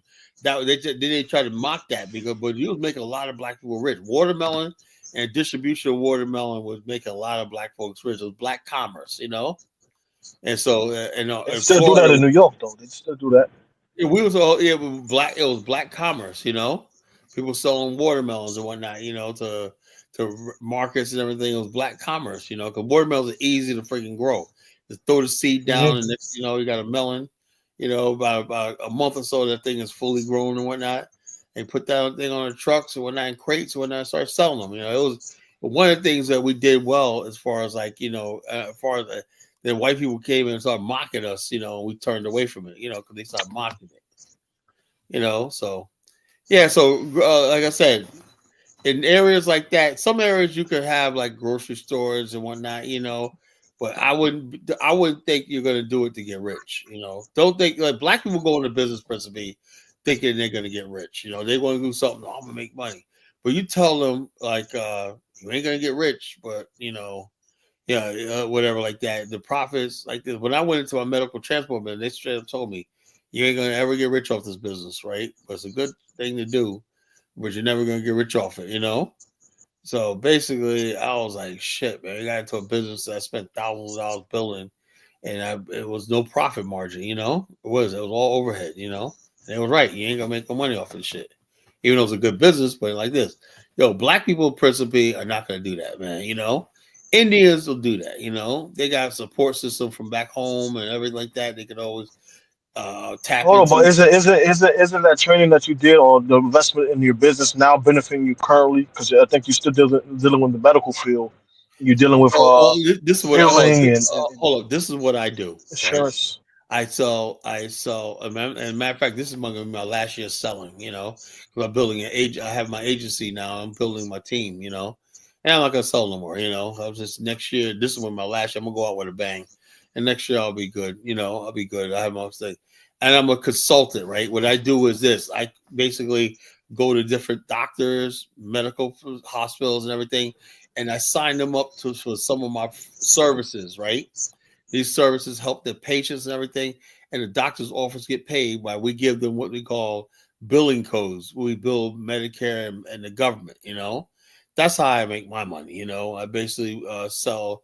I give the doctors off whoever signs up billing codes and everything, and so they could basically buy our products or you buy our services and use Medicare to pay for it. The Medicare laws to pay for it, Medicare services to pay for it, it's paid for by the government.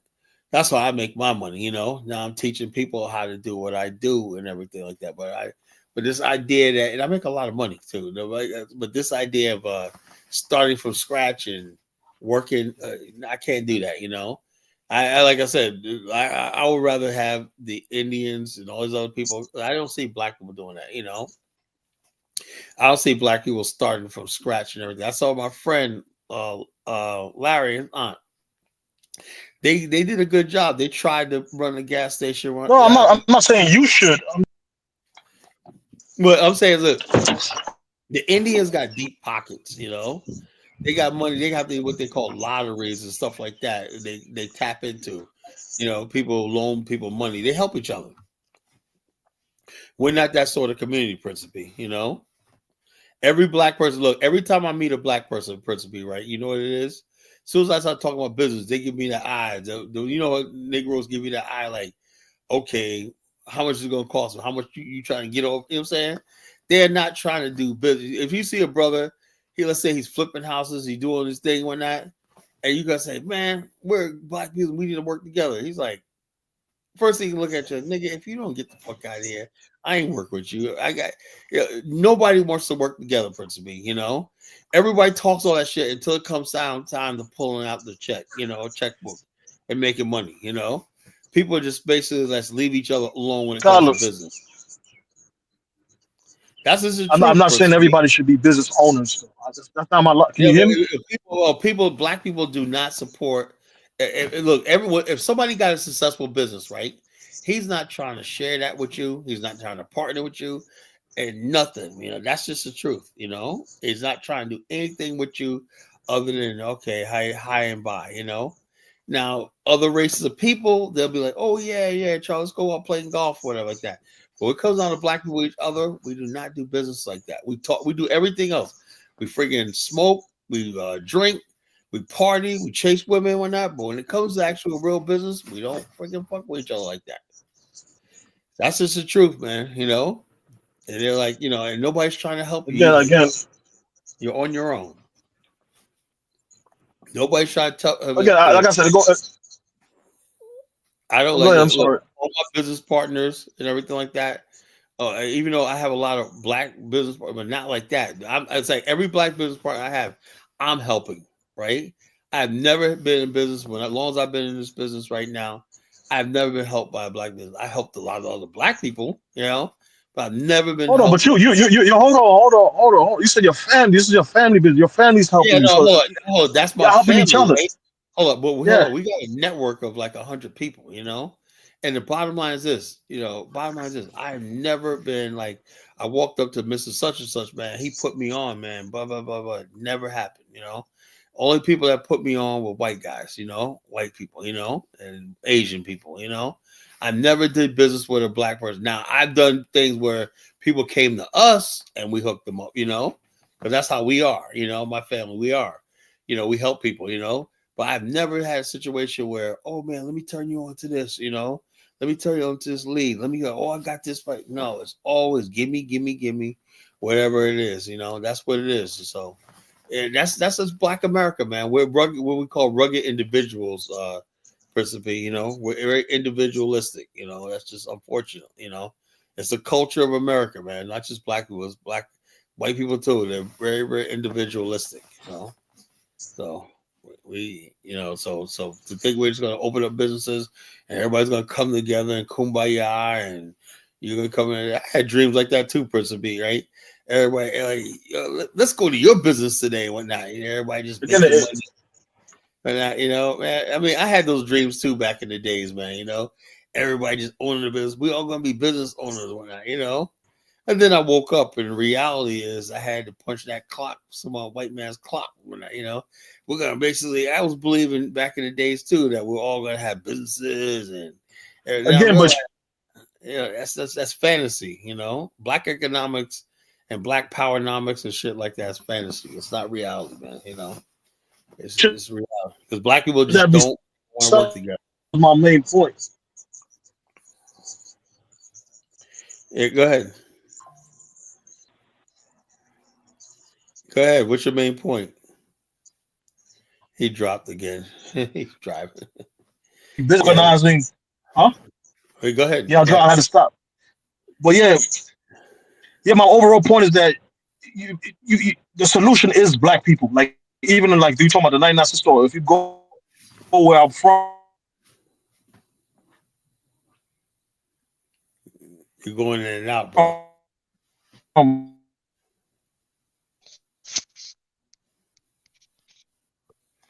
Principally, you're going in and The out. the 99 sister there, one of them at least. Some of them is owned by Indians. Yeah, Indians on everything. Indians are retail. He dropped off. Indians are retail people, let them have that shit. They're good at it, because they can live on the margins. Like I said, when you got Indians and they basically is saying, okay, it's good. The problem with the black people, like I said, I saw my friend, his aunt had, she was all looking good and whatnot, had a car, whatnot. She was spending the money and not putting it back into the damn business. That's why she never had no damn gas, She never had no damn gas, She never had no damn gas. Whatnot. The Indians came in there, man. They had a budget, whatever like that. They renovated the place. The place was up and running, man, They're good at that stuff like that. We just don't like, but she was looking good for a time period. For like a good year. She was out there. Oh, she's the owner and whatnot. She out there, coming in, checking on it, taking money out of the register and whatnot, to go pay this, do a deposit. She would look like a savvy businesswoman, That lasted for a year until they had to sell, So it is what it is, folks. It is what it is. She married that old white man for because he had that gas station for his money. I think she worked there, with him, and the next thing you know, they started dating and whatnot, and they got married, So it is what it is. Well, like I said, we just don't, we're just not organized like that, we just don't. Now, what if all the black community out here came together and raised the money? That ain't gonna happen, man, and helped her out, whatever like that. Nope. Who helped her out was the Indians. They came in there and said, yo, look, we put an offer on the table, and it was like, oh, everything was because she came away with some good money for the place she sold. She came away with something, But the bottom line is this, look, when it comes down to it, Principe, if you want the Chicago people to get rid of food deserts, bring the Arabs in, bring the Indians in, bring all these other people in, because relying on black folks to do that, it ain't never gonna happen, so it ain't never gonna happen, because those people, Arabs, will not, they'll take the black people nickels and dimes and shit, and make something out of it, We just don't think that's worth our time, man. Working with Negro pennies and Negro dimes, So we that's just how we are. We just don't do things like that. We don't rock like that, Principe, So what say you, Principe? So Of the black community is black people. Can you hear me? yeah. So I said, so you don't believe the solution of the black community is black people running and governing themselves and organizing themselves? Well, I don't think You don't believe that. in this context of America, right?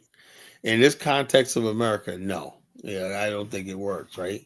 If we basically build Africa, as a place of business and got serious about that shit, yeah, that could be a game changer, But in America, the way it is right now, mm-hmm.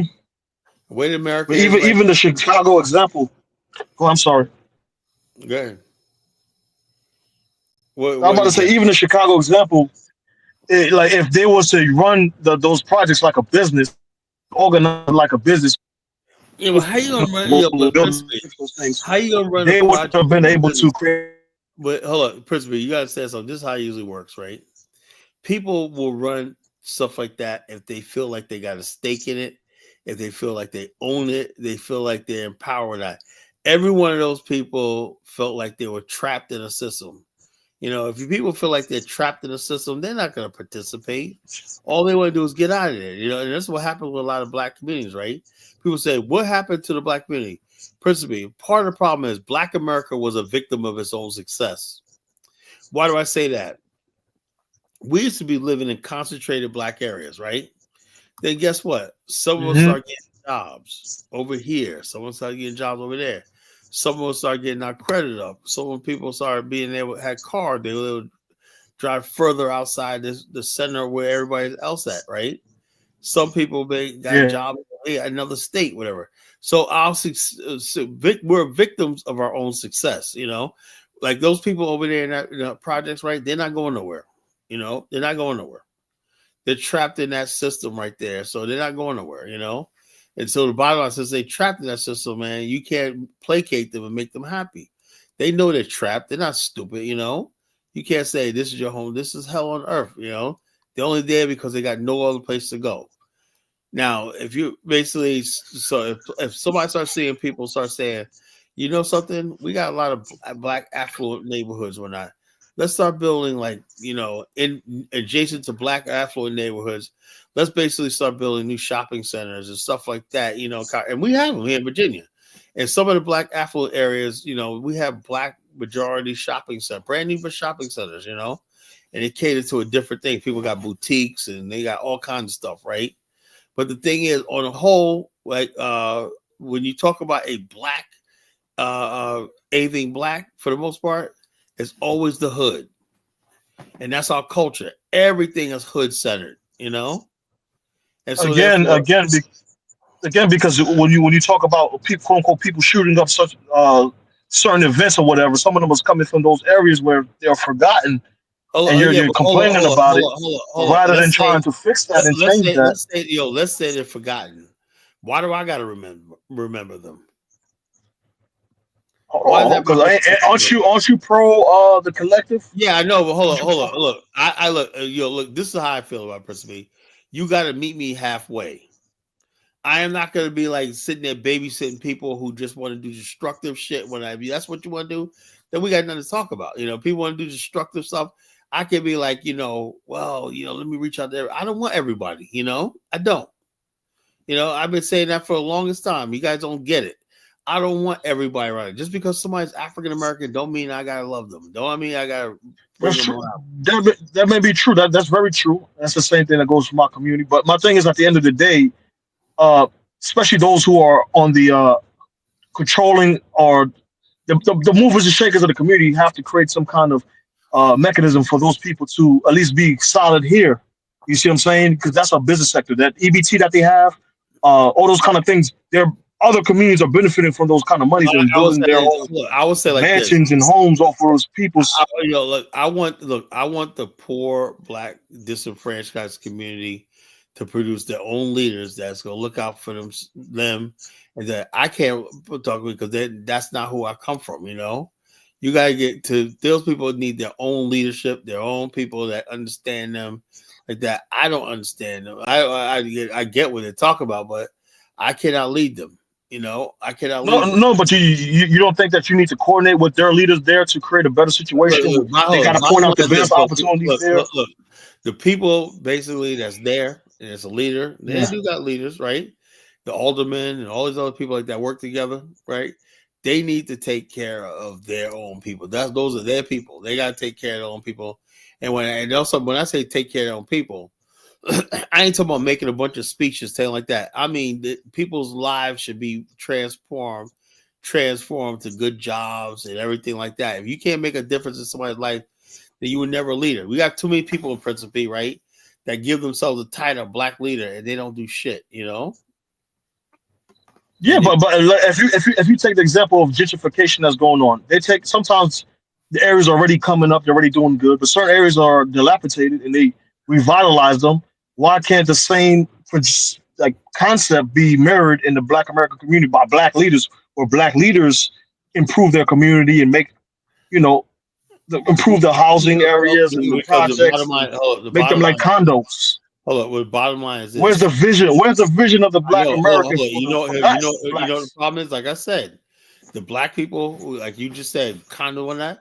Guess what? They're not gonna wait for you to build a condo in the hood. They say, "Oh, there's a condo over there on West Side, right?" You know, and they go over there and get it, right? Because they ain't thinking about, okay, let me wait for you to get your shit together and these Negroes get this together. They're out. That's how it is, man. You gotta accept that, you know.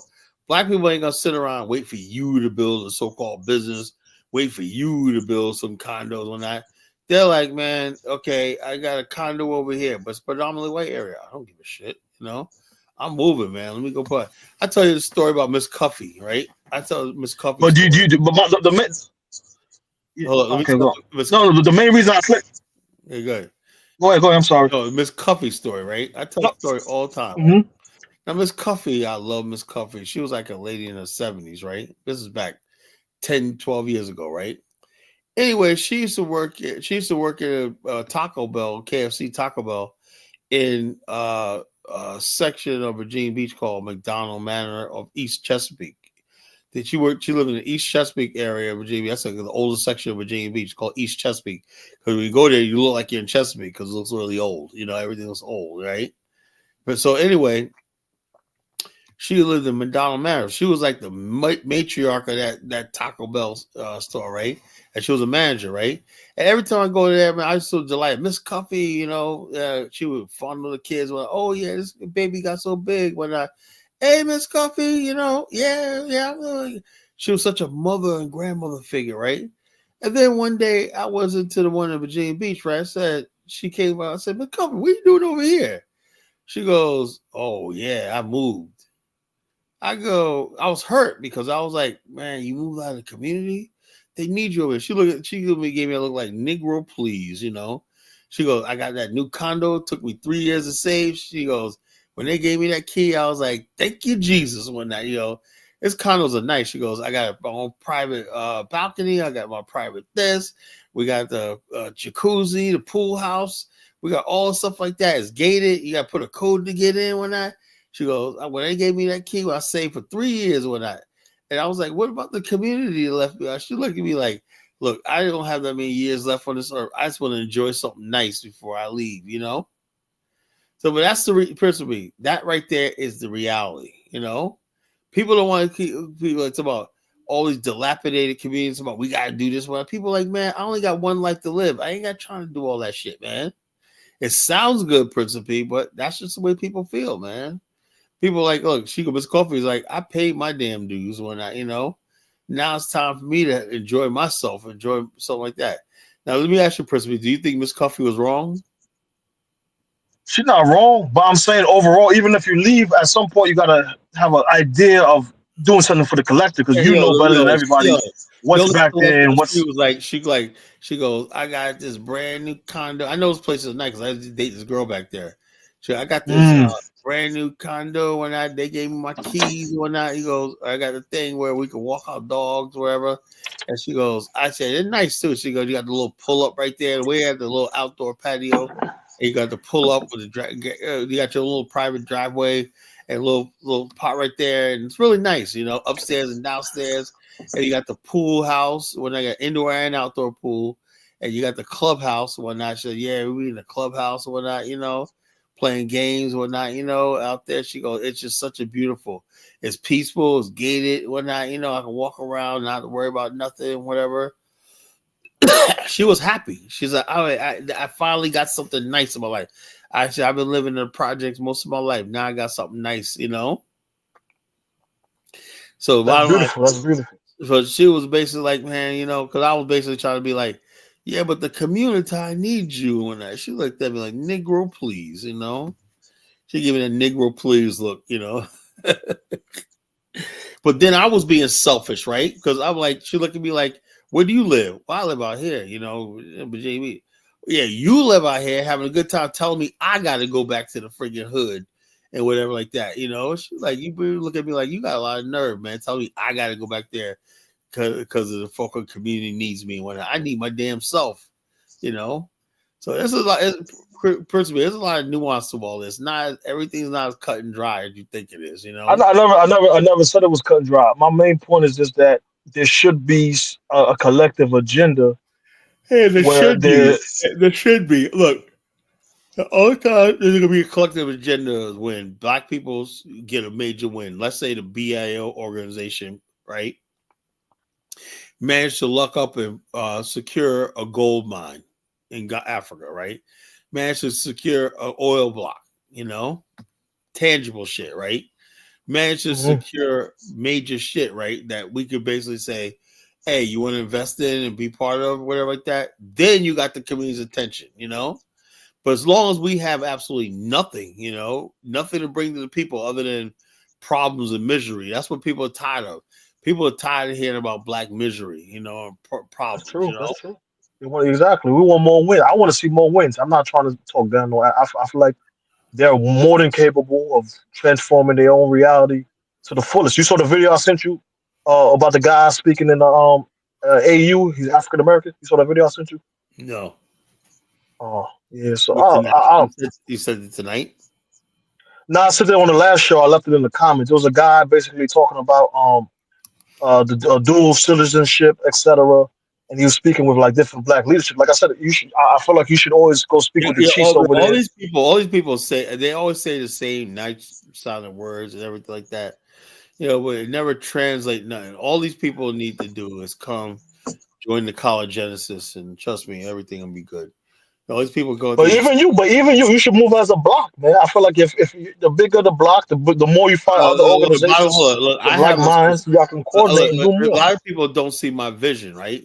I basically, when I say the Africs there, I'm absolutely that's my line of saying. Other people, when I get with them, all they want to do is talk about everything else and whatnot, And I said, look, no, we need a freaking nation state of our land territory of our own, at least, And they're like, oh, no, that's a good idea, Carla. But then they go pursuing some other stupid stuff or whatnot. And I'm like, you ain't serious, So I'm dead serious. Until we get on that one page where we believe our end game is a nation state of our own, what's the alternative? Fucking more Cabrini Greens in Chicago?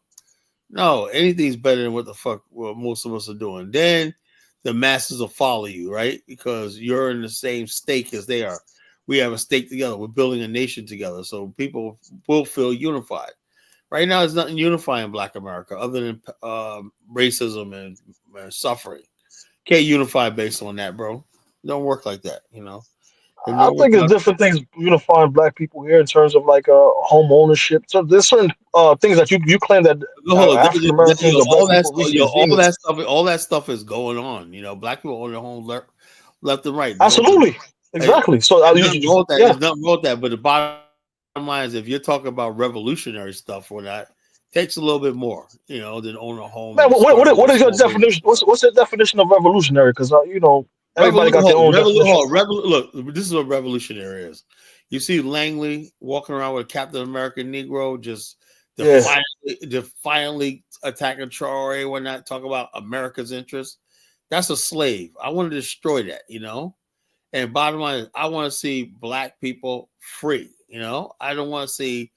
I don't want to see Donald Trump with his hands on my ancestral homeland, which is the Congo. That's what I'm saying. That's revolution. Revolution is when we can have the choice, at least have the choice to be like, something I want to build in Africa, right? And I could go to Africa and have a higher standard of living than I do in America. Right now, that's not reality, right?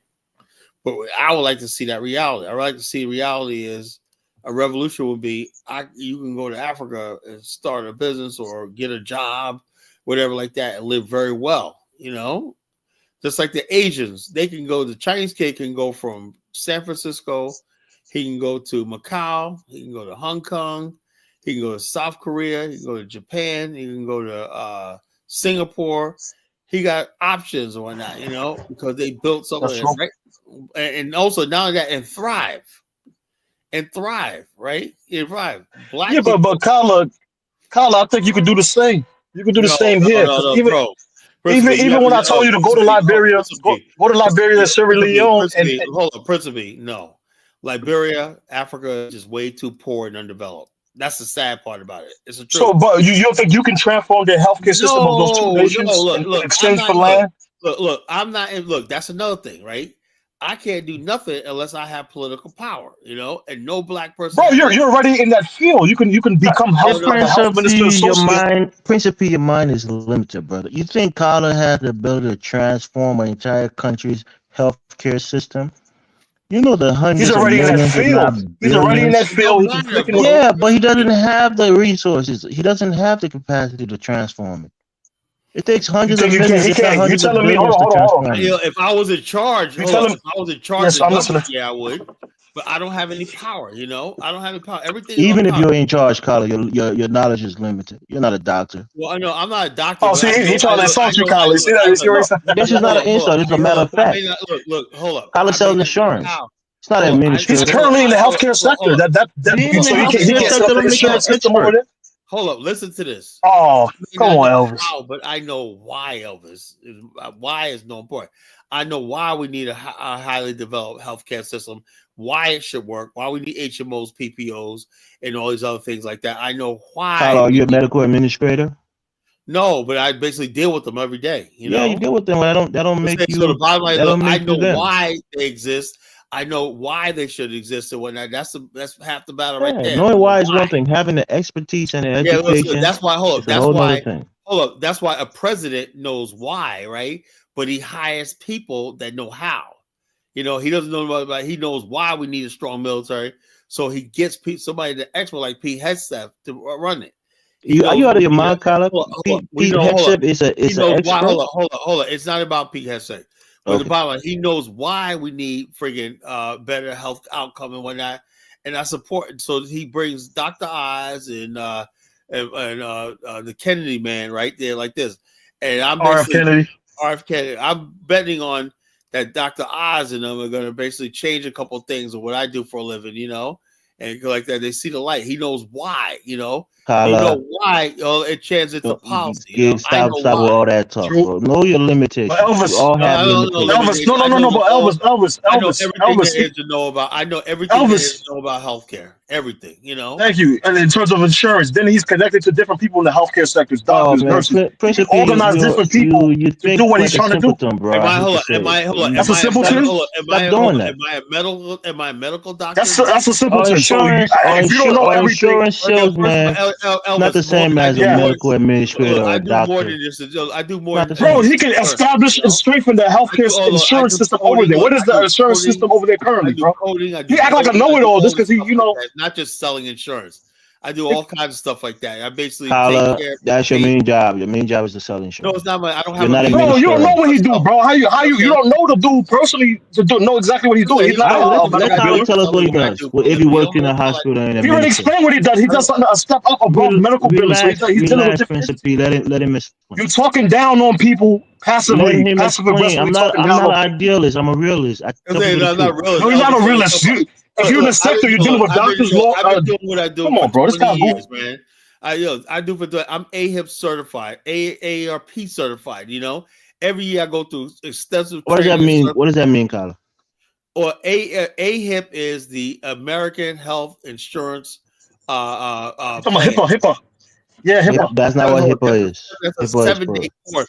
That's a 7-day course with an exam you got to pass every year. Bro, I literally took medical billing. Yeah, but it's about confidentiality between your doctor and not sharing your medical records. That's an aspect. That's an aspect. Yes. AHIP, when you take with AHIP and you got HIPAA is not the same as AHIP principle. Hold on. Oh, you talking about AHIP? I think you talking about HIPAA. Hold on. Listen, when you HIPAA is just a law, right?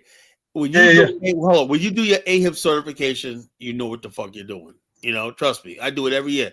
I've done AHIP since they started AHIP 15 years ago. You know, I pass it every year. You know, and it's a difficult thing to pass. You got to take 7 days of courses, and then you take the final exam. You know, it's difficult. You know, and you got to take that every year. Matter of fact, my AHIP is coming up again in August. You know, and plus I got to do continuing education. Well, what is it, Kyle? Tell us it. What is it?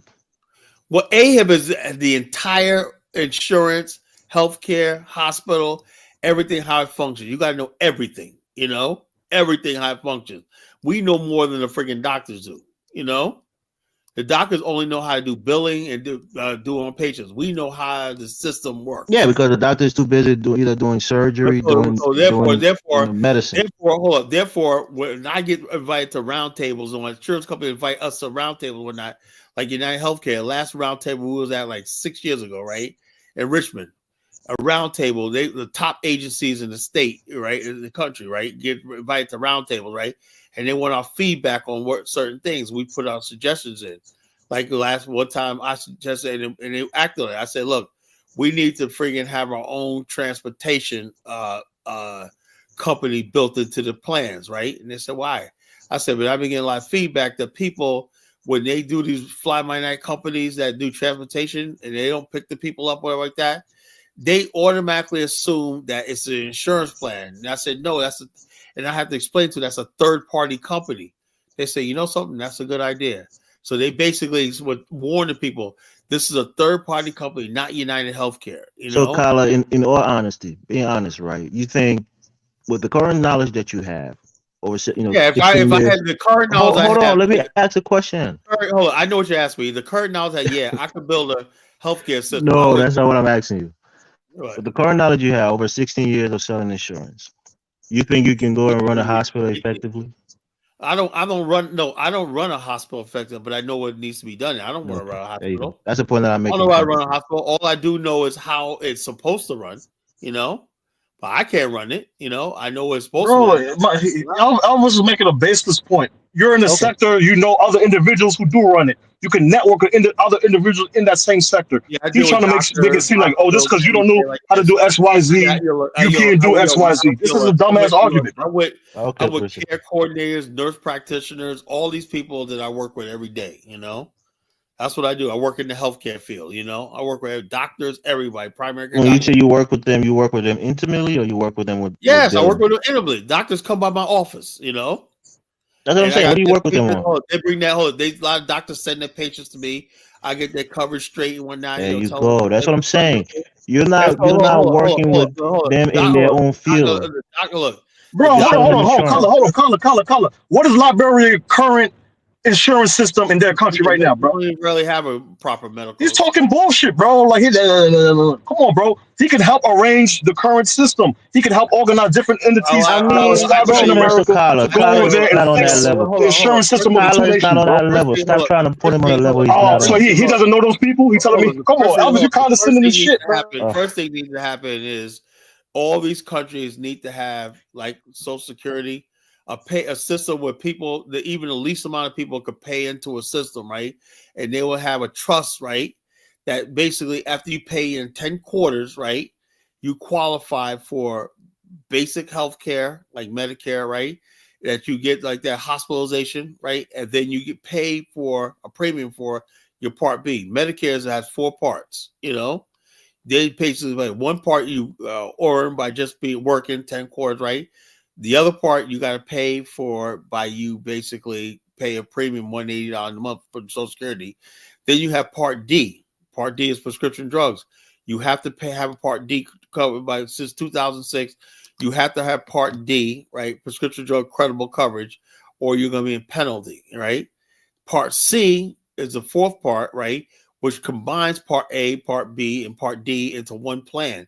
Those are coordinated plans. Those are friggin' HMOs, PPOs, private fee for service and everything, PACE plans, and all these other plans that basically manage what they call managed care plans, right?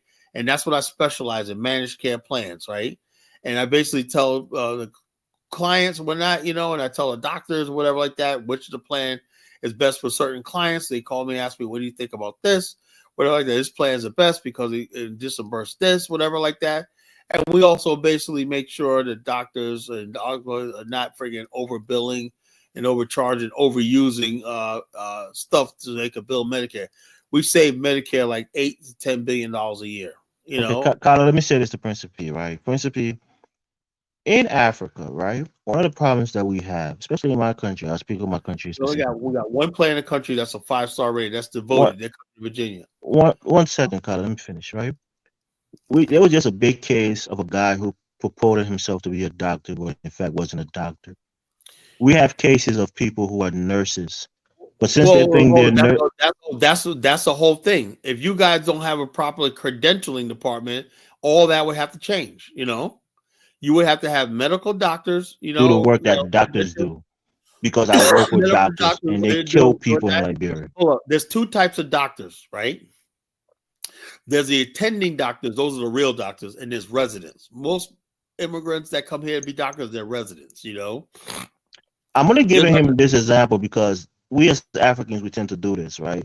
We learn something and we go back home and exaggerate our qualification because we were in Oh proximity yeah, to yeah, those but people, that's Africans. Yeah, I'm not and it African. happens a lot, and a lot No, of I'm people not but don't African. understand. Elvis, I'm telling him to do what he already does here, over there, and help establish it on a grander But what do scale you with Look, think he validating does? look, other That's what I'm trying to individuals tell you. who know better You than think him. Carter knows only thing what is participating needed for is administering care in hold on. Liberia? They You think would he have knows to have. that? Hold on. No. I don't think he know. I don't think he knows it all. I'm I trying would to say say that this. he's Look, already in that sector. He look, can organize Elvis, individuals around that sector. You don't look, have to know it all. I The could same way design the you're a professional I in your could, sector or whatever hold you on. work. Principe, man. Let me talk, man. I could design a healthcare system in my sleep. You know, that's how well I know this stuff. You know, I'm a master of this. I'm an expert at this, right? I can design a healthcare system in my sleep, but you need laws and you need things in place, right? You can't have a country where nobody has healthcare and you don't have a health insurance bond. You know, you don't have a trust fund for it. You know, everything like that. You have to have health You insurance. know what's the most important part of Carter? The doctors, the Hey, nurses, hold the on. Let me actual tell you. Let me tell you how. practitioners. Let me tell you something how it works, Elvis. Right? When you have a good healthcare system and health insurance system, right? The doctors come because that's how you pay for the doctors. You know, you pay for the doctors when people have the government puts in the initial, right? And then people add into it by working quarters and they pay a premium per month, right? But people have to have basic jobs. You know, that's why I said basic income and basic jobs are important, right? And then basically when you do that, right, the people will have health care. And the bottom line is this: when there's enough people paying into the system, right? That pays for your doctors, that pays for your labs, that pays for everything, you know. But the bottom line, if you don't have insurance, whatever like that, insurance pools Why do risk. you think people don't have insurance Because the bottom, hello, because you have to in have you have Liberia? to have infrastructure, you know. You got to have infrastructure Not before you. infrastructure. Most people in this country have insurance through their employer. You know that, right? Most people who get That's not insurance. true. That's not true. Most Are you, people have private insurance, or whatever like you said that. most people have private insurance, Yeah, Carter? most people have a private insurance. You know, it's not a group Okay. plan. You All know? right. I sell more private insurance than I do group plans. You know. Okay. Most people have private insurance. You know, All they right, basically Carter. use short-term insurance. Biggest insurance thing is short-term care. You know, Yeah. I just got contracted with Manhattan Life. You know, we got all kinds Do you of deal short-term. do you deal with Medicaid and Medicare? That's what I do. I specialize in Medicare. Oh, is You that know, private insurance or government run insurance? so no, this is how it is. Private Medicare is the government, right? What they do is they turn it over to private insurance. Private insurance can give people way more benefits than Medicare can. That's how we do. So when someone turns 65, they want to get on private insurance, right? What we do is put them on a Medicare plan, right? That gives them extra benefits like dental coverage, transportation, fitness club membership, all stuff like that. So are you Zero. telling me, Carter, Medicare is private? Yeah, no, Medicare is federal government, but what they Okay. do is they There you go. outsource it to private companies like United Healthcare, Humana, Aetna. All these are companies that have private insurance that do private coordinated care plans, and the government pays them a subsidy. You know, they pay the money that they would pay Medicare would be in a Medicare savings program for them. They give it to the insurance companies. Insurance take that money. And you know, insurance, what they do is they take the money, it's invested, whatever like that. But they also have a budget for the care. You know, they have the billing and the claims and stuff like that. You know, so the insurance companies are able to take the same amount of money and give So them. who's paying for the care then? Is it the Okay, who government pay or for the the care private is insurance company? like this. People earn Medicare, right? If you're on Yeah, you Medicare, put money into it through your SSI. oh no, that's Medicaid. That's Medicaid. Medicare is people like when I say some of these stupid idiots talking about we want Medicare for all. That's impossible. Medicare is not free. Medicare is paid for by working 10 quarters in the country, right? And then that's part A. That's the How do they hospital. take that money out? By which method? Well, first of all, for this side they do it, right? They basically when you earn 10 quarters, that's 40 quarters, that's 10 years worth of work, you're entitled to Medicare Part A. That's your hospital, right? Now you could elect to get Part B. That means Part B is your medical. Medication. No, not medication. Part D is your medication. Medical. Medical means your urgent care, your primary care doctor, and all that stuff. That's a medical. You know. Part B costs you, they deduct $178 a month from your Social Security, right? Now, if you want to basically get Part C, that means that includes Part D. You get a Medicare private insurance plan, which is called Look, Part. stop right there, Colin. You said no. Your We Social talk, Security, that you get gets deducted to pay for your Medicare, right? no, your Medicare Part B. But that's what I'm saying. So if you get Part B, you get it taken out of your Social Security. Or you can pay by check, whatever you want to do. You can, Nah, you can take out Social nah. Security, or you can mail a check in. Invest it, but just let it deduct It's it. a government insurance, Colin. Just have no hold. Now look, they basically Medicare Part B, right? You pay for that, right? That's your pay. That qualifies you to get Medicare Part C. Medicare Part C is a combination of Medicare Part A, B, and You D. can take us into the weeds all you want, Colin. I get it. You're What? in that field. I said you can try to take us into the weeds all you want. You're in the No, field, I'm so I'm just not gonna saying. argue with I you. know what I'm But talking about. Why? Medicare and Medicaid I are federally funded I know what I'm insurance. talking about. You're ignorant. No, Look, I'm I do. saying you know the minutia more than I do. Fine, but I'm I telling you, know. No, I know. on the None of the basis, I know what I'm talking Medicare and about. Medicaid are federal insurance. Oh yeah, hold on. Yeah, they're a Okay, federal. then full stop. Yeah, they're Hold federal on. insurance. Hold on. That's They're all. federal plans that the federal things that are run by private insurance mostly. Ah, In other words, that's federal what you said. government You want to do it as I do. moving They're federal iron man. insurance. So Elvis, so is he knowledgeable or what? In your opinion, What do you mean? Is he knowledgeable about his field or what? Yeah, In your opinion, did I just you not was say that? basically implying, If he's huh? no, you're not hearing what I'm saying, bro. All right, I'm sorry. Go ahead. Yeah, I'm trying to tell you, in Liberia, right, we have a minister of health, right, and they've been working on service delivery, right, service delivery, meaning that they need more doctors. They need to train more doctors to deliver more service to people in more rural areas, right? The key here is not, again, at some point it may get there, but first you build up you build up your medical infrastructure, usually with doctors and nurses and practitioners, and be able to This is what deliver this service is to how you people this is how in you more do it, rural right? areas. And I looked at That's the Liberia, first step. right? You have to hold up. You have to have one clinic. An insurance salesman is not going to You have transform to that have, sector. look. You have That's to what I'm have telling one you. hospital for like every 60 miles square miles, right? You have to have 20 square miles, right? And you have to have ambulatory source. That's one part of Medicare people don't talk about medical system. It's your ambulatory, your transport, logistics, and whatnot. You have to have a good ambulatory system. You cannot have a good ambulatory. You got bumpy roads and shit like that. You got to have a good ambulatory system, and you got to have everything in a few mile radius. That's when you have a fully developed, and also doctors panels, right? Each doctor has a panel. What they call panel. That means patients. 400 patients. That's an average primary care doctor. In a developed country, every doctor has 400 patients. If you have one doctor for every 400 patients, 400 panel, you have a developed society. If you got to have a certain amount of hospital, I can't find at the top of my head. I can't think of how many hospital beds you got to have per person. Well, I can't think of it top of my head. But certain amount of hospital beds, doctors panels, and all those things. I could build, if I had the means to do it, I could build a really good healthcare system. Just because Can you I watch, build more I doctors, look, Carla, and more look, nurses? I watch so many friggin' healthcare clinics come into this area that I helped set up. That we basically like Centerwell has helped set up, Oak Street. I said, well, I don't even go in them. My agents work in them. And we have so many health clinics set up in this area right now. Watch it when the doctor panels fill. One doctor, and they're basically like, okay, you got nowadays you got one doctor and like two nurse practitioners. Nurse practitioner can do everything a doctor can do, but she could. The doctors have the final say so over everything. But the bottom line is the attending doctor is a doctor on staff. He's a management. He's like the chief of staff, attending doctor, right? That's a doctor that got the final word on everything, right? Then you got the what's it called?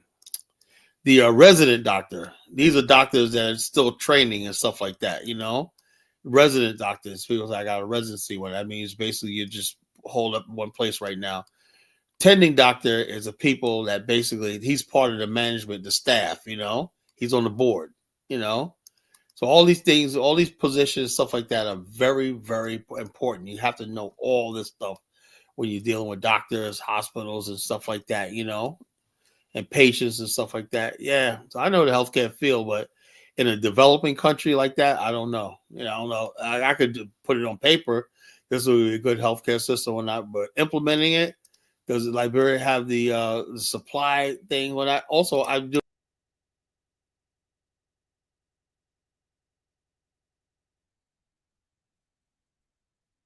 Right. Did college drop off? I think maybe his laptop died or something. Are you there, Principe? Yeah, I sell. I'm here. Also, I sell things like Medicare wraps and wound wraps and stuff like that. You got to have a good supply chain of things to hospitals, stuff like that. That's Medicare approved and whatnot. That's what I do with hospitals, right? I basically do things like wound care and stuff like that. With wrap these stuff that basically you can wrap the people arms, wounds, and whatnot, and you never take it off because it disappears into the skin. There's a new technology that I'm working on. And so basically that you were working on, Kyla? No, I said I'm working on selling. It's already there. Is it a mesh? Is it what it? Well, I don't know. You don't need to know, but the bottom line, you know what a mesh is, right? I don't know. I don't know what you're talking about. No, this is wound care. I don't know what you're talking about. There's nothing to do with this. It's wound care. It's basically wrapping wounds and stab wounds and diabetic wounds, whatever like that, where swelling and stuff like that. Wound care. So for fast healing and stuff. Elvis, why are you debating call on medical? I don't know why people want to debate me on what I freaking know. This is what I do. This is what I do for a living. Almost 20 years, man. I do for stuff. I'm an MGA, one of the top people in my field in the country, in this country.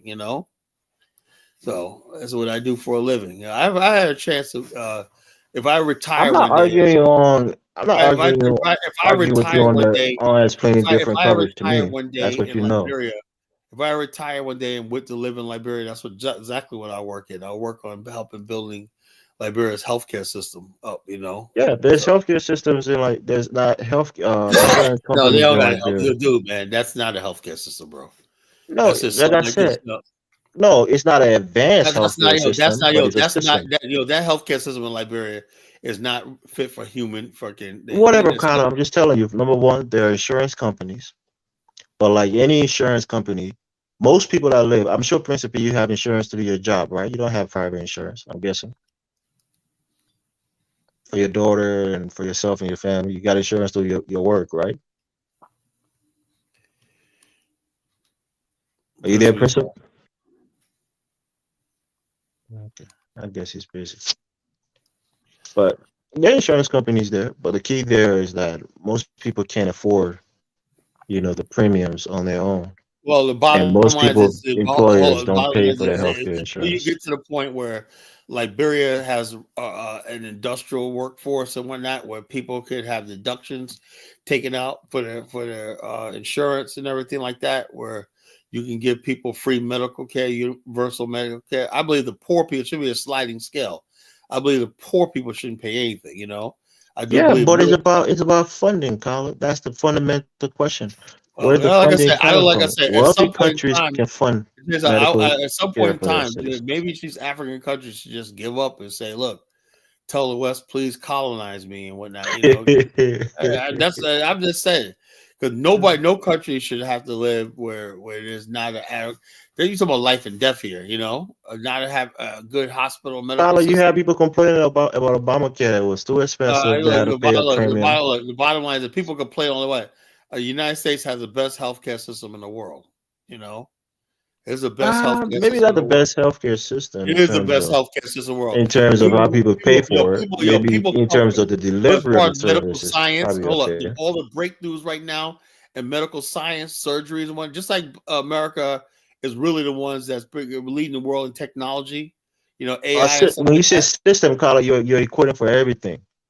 the aspect of the United States healthcare system No, that's really United good, States healthcare like the system, right? doctors, As far the as like hospital facilities. surgery and stuff like that, and the stuff that we use, the technology we But the use, pricing is very expensive. it doesn't matter what the price is, you know. The No, price it is matters. hold up. People come here. Accessibility to healthcare is Hold up. important, People Kyle. come here to go to the doctors, you know, to use doctors. No, Because who do you think are coming here? You think it's the poor people coming from other countries? no, I say no. I say like this: people come here. You don't go. Yeah, but I'm telling you, those are people who can afford it, not the regular people. This is the people. In this country, people come here to learn. Kyle, I live in Minnesota. I used to go spend my summer vacation in Rochester, Minnesota, where the Mayo Clinic is. I have an auntie who work at the Mayo Clinic. Well, the bottom line, this I right know here. people coming I for don't know medical about your tourism. I know I don't that. know about your raggedy state, but the bottom line is this. What do you mean, Kyla? Hold up. America has the best insurance plans, the best insurance system, healthcare system in the world. You know, to put the money on that. Ain't nobody got it. You know, hold up. UK system is free, but the bottom line is try waiting for a doctor. You'll be waiting months to see. Yeah, that's what I'm saying. Certain aspects is good, and other aspect is the not. bottom line is, hold up. In America, every doctor panel. The doctors are good. The health facilities are good, but the pricing is bad. No, hold up. The primary care doctor, the panel, the maximum in a panel is like 400 patients, right?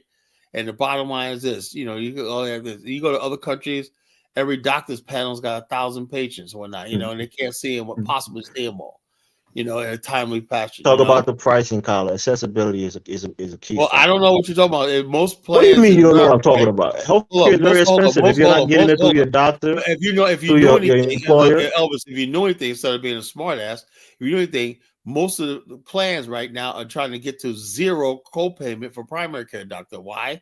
Because we want you to go see the primary care doctor as much as possible, right? Everything we do in healthcare is to prevent people going to the hospital. There's some new plans. Like, have you heard about Cavera? I don't never heard of them. The bottom line is this. Hold up. The bottom line is this.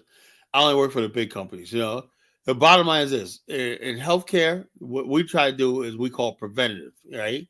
If people basically are doing their wellness checks and everything like that, like I do health risk assessment on everybody. If you're doing your wellness check and doing everything you're supposed to be doing right now, it's less likely you'll end up in a hospital, and that's a win, right? So that's a win for the insurance company because they don't have to pay. Well, no, it's a win for the government too because the government has to. If the insurance company have to pay for it, right? Will you give somebody insurance that have a pre-existing condition? That's not. It has nothing to do with it. Every plan that I sell is that's not a disqualifier, But the premiums go up, right? The premiums are higher, right? No. That's not what we do. Medicare, the Medicare plans I have don't have premiums, because they're paid for by your. Yeah, but you're talking about private insurance. You said you sell private insurance. I sell group plans. It don't go up because group plans are group rated. Individuals, like if you have a group plan, Elvis, you'll learn something new every day, right? If you got a pre-existing condition, they can't deny you because it's a group plan. I think you told me you don't sell group plans, that you sell private insurance. Yeah, I do sell group plans, Oh, okay. In a group plan, you asked about pre-existing condition. You cannot be denied for a group plan pre-existing condition. What about a private plan?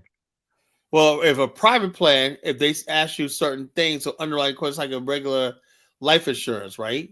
If you don't pass the medical thing like that, you'll basically get a graded policy, or they'll have they'll give you a policy, but it could be like a 6-month elimination, 6-month elimination for your plan kicks. So the people who need healthcare the most are penalized because they have health pre-existing conditions. No, not necessarily, because an Affordable Care Act law said you can't deny people with pre-existing conditions. So but your guy Trump was against it. I thought it was so bad. First of all, Elvis, I don't hear Trump's not my guy. My guy. I don't give a fuck about none of these people. Who's laughing in the background? Is that Christopher? That's me. Yeah, I'm back. My guy, Trump. Do you believe, Colin, that Trump is not his guy? Didn't he say he was voting for him and making fun of him? He prefers him over the other side. I voted for Barack. Look, I voted for Barack Hussein Obama twice. Yeah, well, you voted for Trump twice too, 3 times actually. Yes, no, I only voted for him once. I didn't vote for him in 2016. You voted for him in 2020? Well, 2025 voted for him because the alternative was fucking Kamala and. It's a black woman. That's your arch nemesis. You can't vote for a black woman, can't you? No, it's not a black woman. Elvis, Yeah, I gotta get you out of here. Shut up. Right. Yeah, bye. Nah, don't drop him. Don't drop him. But Nah, I'm over. I'm getting ready to show you anyway. He's talking stupid, you know. The God bottom bless, line man. is So this. God bless, man. Hold on, the bottom line is this. It ain't because she's a fucking black woman. First of all, she's not a black woman. Second of all, she's a freaking idiot. She was a fucking moron, you know. And but I say like as much as I don't really like Trump, that was the worst. You know, there was no way this country would have fucking fell apart if she would have won. You know, this country would have Yeah, fell spiraled. she wasn't very convincing, and I wanted to hear Elvis' response. No, She it wasn't wasn't. convincing. She's only convincing the gay dudes like Elvis. You know. Nah, Elvis is cool. He's hard headed, but he's cool. He's good people. But he knows that she wasn't a good candidate. Yeah. So You the know. bottom line, that's why I said people come from these countries, right? And they want to impose these people on fucking us, man. But this is still the United States, you know.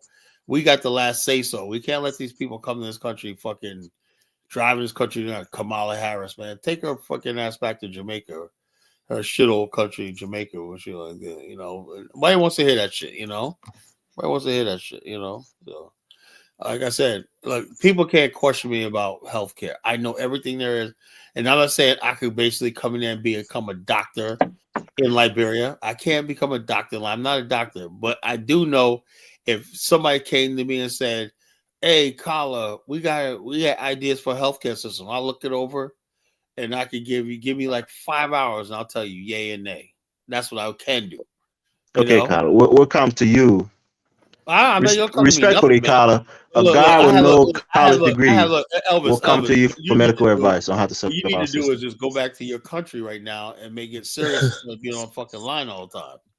That's what No, you you need. asked me the last time if I have a job, and I tell you I don't work. I live a trust Yeah, fund. so you need to go back to your country and try to build something. You know, You I always shouldn't go have back to I that should niche, Kyler.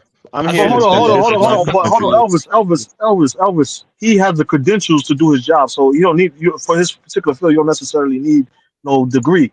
He has the expertise and the connection. I'm not trying to tell him to be a doctor. I'm telling him to do what he already does here, and utilize that as leverage to actually broker a deal for some land and coordinate in partnership. I'm not telling him nothing crazy. I'm not telling him to do anything that he can't realistically do that he's already doing all I here. know, look, in principle, all I know is this: if somebody came to me, right, and said, "Look at our healthcare. What do you think?" Right, and I looked at Liberia's healthcare, I was like, "God damn, this is horrible." You know, I was like, "This is unsustainable, horrible." And then, but I was impressed how they rolled out the COVID shit. They were good. They got good at that. The COVID thing was good. You know, they were doing tests and whatnot. You know, I guess because somebody put some money into it one night, you know, but the COVID thing was okay but for the most part, man, I'm seeing people getting sick. There was a guy the other day just fell out, died. Are you an expert on administering care? What? No, what? Are you an expert on administering medical care? Why would I say that? Did I ever say that? No. I might admit, I say like, but I do know what needs to be done, but I don't know how to do it. You know, just like I can look at a car and tell you, damn, you need a flat tire. It's obvious, right? Okay, the Yeah. obvious one. That was going I on in the said, but engine. to me, if I looked at somebody's healthcare system, right, that's how it is with like doctor. If a person look at a car and see the tire's flat, to me, I would look at any healthcare system in the world, right, and I'll tell you if it's good or not. You know, I can look at any healthcare system in the world Is and the tell you. UK healthcare system good, Colin? I don't know because I don't think so because too many people wait too long to see doctors and stuff like that. So I don't think the UK healthcare system is not that good. You You know why? I don't know why because they got a lot of illegal people Because there. they're accessible. No. It's free, so the doctors are more accessible, so more people Hold on. go to the doctor. Hey, when you got people coming in there, millions of people coming from all over the world, flooding into UK when they have no. Where did you get this information from, Colin? I'm telling you, and also with the problem in America is this: you got illegal aliens who come and use the emergency room as their primary care doctor. You know, no insurance. You know. And so the bottom line, that's what's bankrupting hospitals in America, you know, illegal aliens and people with no papers and everything. You got some numbers on that claim, Colin? That's the truth, you know. You can look You it got up the yourself. numbers on it? You can look it up yourself. I don't have to tell you anything. You look it up yourself and then get back to me, you know. It's the truth. It's always been like Well, that. yeah.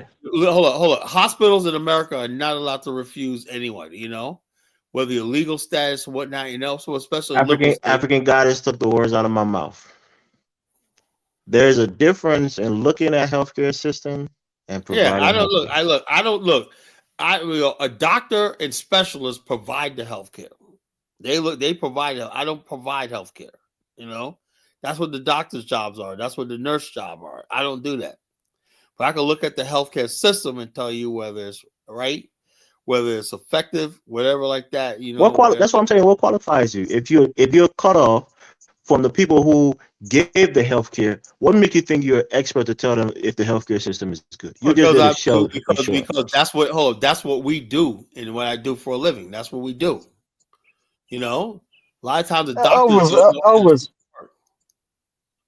Elvis, my main thing is like he's proven that he has some knowledge on the I'm not a lot of denying having knowledge on the knowledge. stuff. That's his area. But But I'm telling you, he's limited. so and he has the credentials in the papers. What so besides that, like me, I'm just saying I tell people to do what you already are doing, what you can do, and to do whatever you're trying to do, right? So he's already in the healthcare sector. What other leverage do he have that's strong that he can leverage and offer an African nation or offer a society or community, That's what I'm even in saying. Ask America? Kyla. Healthcare is his main.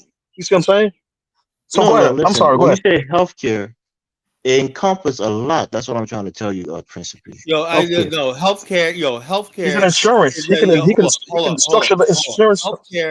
Healthcare encompasses hospital, medical, and wellness. You know, those are the three elements of healthcare. You know, hospital, medical, and wellness, and preventative care. Okay, four preventative care. That's what healthcare is, right? And where does the insurance sales people insurance fall into basically place? coordinates all this together. God damn, you're stupid. You know, I'm asking a question for understanding. Tell me. Explain it to me. You're stupid. You ask dumb questions, man. You No, act like Insurance dealing with billing and how to pay for everything. So the medicine is paid for. Insurance companies basically put all the plans together that on a wellness program to get outcomes. The goal is to get outcomes better. The more better the outcomes are, right, the less money being billed by Medicare, you know? Huh? Africa said Elvis don't understand the difference between system and delivery. Yeah, I understand the system. I don't try to deliver it, you know? But I know how it works. Both making points. I gotta stop talking down to one another. Hold on. When wellness, the part of wellness is people doing those extra things to keep themselves healthy, to make sure they're what they call step medication, which is the experimenting of different types of drugs for therapeutic in the formulary. And so basically, what we do is we basically see what medications work, and people volunteer for that. We give people a $50 bonus on their wellness card. You know, say, okay, you got $50 spent because you took a step therapy session, and we were testing your drugs. That's what we do. We make sure if people are doing the drugs, we make sure that the drugs are working well and all stuff like this. So we do a lot, you know, to keep people. Our goal is to keep people out of hospital, you know, and we have to basically bring them in every week for wellness and primary care checkups and stuff like preventative care stuff, whatever, like mammograms, prostate screenings, whatever the hell we got to do to make sure they never end up in that emergency room. That's what we do. And so, therefore, as soon as a person goes to the emergency room, we lost. And we can't keep having that like that. So we do everything we can to make sure people are using their plan. Do you lose monetarily or? Look, if we lose, the federal government loses, you know? And the federal government loses, then they basically start cutting out programs that we do, you know? They say we're losing money when we're not doing our job. Our plans get a lower star rating, right? And when the plans get a low star rating, they pull them from the market. Guess what? We have nothing to sell. So that's our job, to make sure that when we get people in the plans, they use it. We work with their care coordinators if they have Medicaid also. We use their care coordinators, every means to get them to freaking thing. We do with senior events. We go to places with senior events. We basically tell people about wellness. We have people to come around, do free heart checks, whatever like that, blood pressure monitoring and whatnot. We do a lot of stuff in the community, you know. So we do a lot of stuff in the community. So I know what a healthcare system and a good healthcare system looks like. Trust me, you know. That's my point. That's my point, Carlos. Start there. That's my main point. You But know, I don't know. that's my Hold on. I don't overall know. point of I don't everything. think. Organize Look, around what you bottom need. line. Hold up. That could be done, right? All right, But the Principal, whole take him to Haiti. Let him reform Haiti's healthcare Yeah, system. yeah, I mean, was he it. does. Yeah, absolutely. He's welcome to Well, come there. whole thing. Hold. The thing is this. Thing is this. I'm not. That's not my thing. If I just happen to live there in Liberia, be in Liberia, and somebody want to give me my, but I'm not getting involved with that, because I don't know. It's just like the country's just so far gone, man. Now, what the country needs to So, do is the country needs to luck up mhm. and basically discover some oil or something like that, and they could basically fund an adequate healthcare system, right? A healthcare system, a hospital healthcare system, and give everyone free healthcare, universal healthcare, and stuff like that. You know, then you got something, But until that happens, man, you cannot basically because you cannot have a few people that got insurance or whatnot. You need the majority of people paying into the system or insured for this to work. Then you could bring in doctors, right? Because how insurance works is this: insurance takes in premium, right? The premium is invested in everything from gold to real estate to currencies and all stuff like that, bonds, stocks, everything, right? And then when that is growing, right? So too is their solvency, right? So the insurance companies always have plenty of money to pay claims. Doctors are paid by claims when they file a claim against an insurance company. If the insurance company does not have any money, then the doctor does not get paid, right? And that's no good. So you need friggin' money. That's the only way you'll get real qualified doctors. You have to basically, if you got an insurance plan, what you could do, right? I'll tell you what you could do is you could have a sister city project with a state like, let's say, North Carolina, and say, something, we want to take the state healthcare plan, right, and tether that to the Liberian healthcare system, and basically see if you could come up with a way where it rides with the state healthcare in these different one of these states and whatnot, and then therefore, then the average Liberian will be able to qualify for basic healthcare, because it's paid for by a bigger pool of insured, Yeah, but Kala, I'll tell you, the basis of it was based on my idea to you was to sit with the two different medical heads of the two different nations, which is Sierra Leone and Liberia, and then try to organize from there because it will create a bigger pool of people, So check this out. and Hold on. then Check this out. The coordinate first them. layer, of Sierra Leone, they said she has a couple of mansions in the UK, and she has a whole bunch of properties in Sierra Leone. They're basically using the country as their own friggin'. So, like I said, when you deal with countries that ain't serious, man. Like I said, Black America, say what you want of Black America, we take our lives seriously, and don't seem like the Africans take their lives seriously, man. You try to tell them about a healthcare or adequate healthcare system, they look at you like you're crazy, So bottom This line is, guy. I don't know what to do. I don't know what to do at that point. You always you always got to throw your hands up in the air, kind of energy towards everything, even towards your own people, man, towards No, our but African Americans. no. What I'm saying is, what can you do? Look, I don't know. Liberia's budget is only $800 million a year. That's it. That's nothing. So how you gonna have a healthcare system with that little bit of budget? If Liberia had a budget of like $10 billion somehow, yeah, they would be able to pay for a nice healthcare system, right?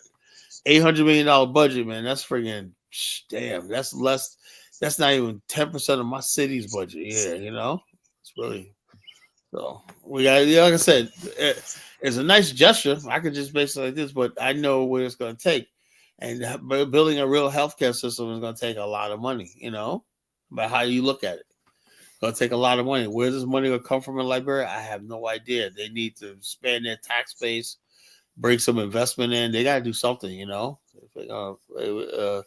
but they definitely need a really good healthcare system, because the healthcare system in the country is the most important thing, because you're talking about human life, and Africans got to get to the point where human life is valued, So, believe me, bro, getting laid is good, but it ain't everything when you can't keep a chick. That's true. I've had a chick from my old neighborhood try to throw some love at me. I was visiting my pops. Yeah, I don't trust that she has done this before. Yeah, you gotta be careful out there. How you get into the friend zone? The friend zone is simple. You basically become a simp, and basically, but sometimes you gotta recognize when you're in the friend zone, right? And just say, okay, just have your fun with the chick or whatnot. And if she's into you, she's into you. She's not, she's not. But the bottom line is this: what I see a lot of young guys get mad when the female is not into them. They're like, "What the hell's the matter with me?" Collis spent his younger years laying up with every leg, but now he's married. And talk about friend zone. Look, I'm not saying. Look, the bottom line, I was in the friend zone my damn self at one time. And it's just the fact that I wasn't the one she was gonna pick. I've been with chicks like that. I wasn't one she was gonna pick. You have to live with that shit. That's the one thing God put on this earth, whereas women pick and choose. That's something you have absolutely no power over. Who do men pick and choose too, Carla? No, man, don't take it. Only gay guys like you. Yes, they do. Yes, they do. Only What are you gay guys. talking about, Carlos? Oh, when you start Oh my picking God. and choosing, man, you're going down that homosexual road. Women What? pick and You don't choose. pick and choose, Carla? You sleep Nah, with fat so girls? No, men Look, don't pick and do choose, you man. No. do you sleep with fat girls, Carla? No. Men don't pick and choose. Women Do you sleep I with basically fat do. girls, Carla? Do I you date do. fat women? they basically say who they want to be with, whatever like that. Men go for anything. That's called picking, No, Carla. That's not true. That's men, not true. That's not true. hold up. Well, you could go for a woman, don't mean you're gonna get her. A woman knows that she You said always talk about how you don't want no fat girls. You can't do fat girls. So you're picking right there and Exactly. choosing who you want to no, be. that's Exactly. not There the you go. same thing. That's not the same thing what I'm saying. It's What is not the the same difference? thing. No, I'm saying when you have a woman, she picks and chooses what type of guys that she's gonna be with, the guys she's gonna be with. Men do the For a man same though. thing, Carla. A man does not do that. A man We basically do. We chose to be with the kind of woman we a man want. courts a woman, right? A man has to convince the woman.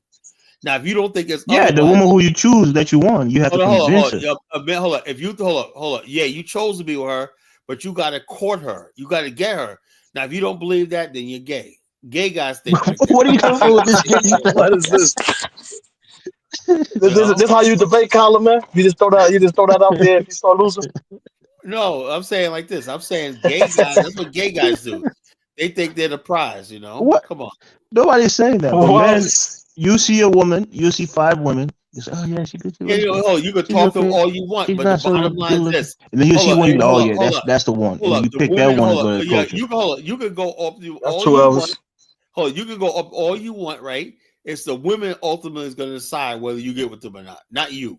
Yeah, but you pick who to approach, don't you? Yeah, that's what I'm saying. You don't stand something have dealt with you. That's thick. Yeah, you can go up there and like this, but I'm saying when it comes down to picking and choosing, it's the woman. It's Not not the man. always. Sometimes women will throw themselves at a guy and the guy will reject You can't them. just go up to a woman and say, I pick you and like that. No, you got to court her. You got to win her over. Yeah, the same thing with some women. They sometimes have to win a guy over.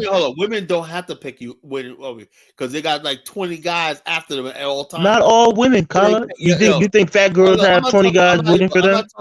I'm not talking about your fat chicks, Elvis. Oh, fat chicks are not women too? They're not human I don't beings? care about that. We're not talking about fat See, chicks. there you go.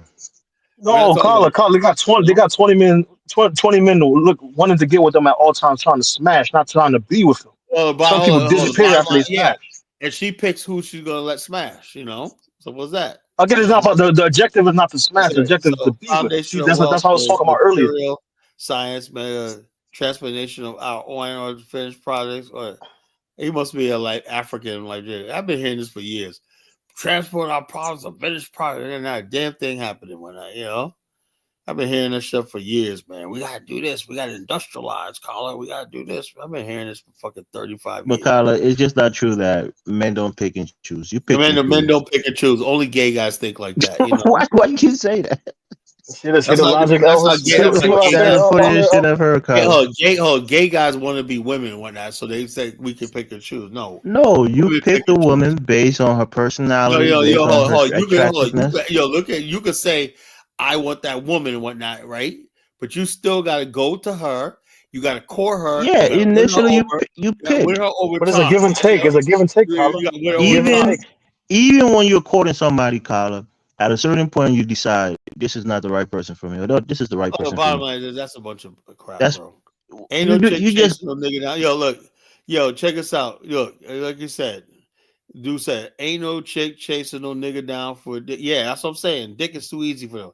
Unless you that one guy that every super thug, he got the Ferrari, he got the money, whatnot. Every female after that one guy, whatnot, Yeah, you see it, that one guy. Tyler, That they like. you must not be out there.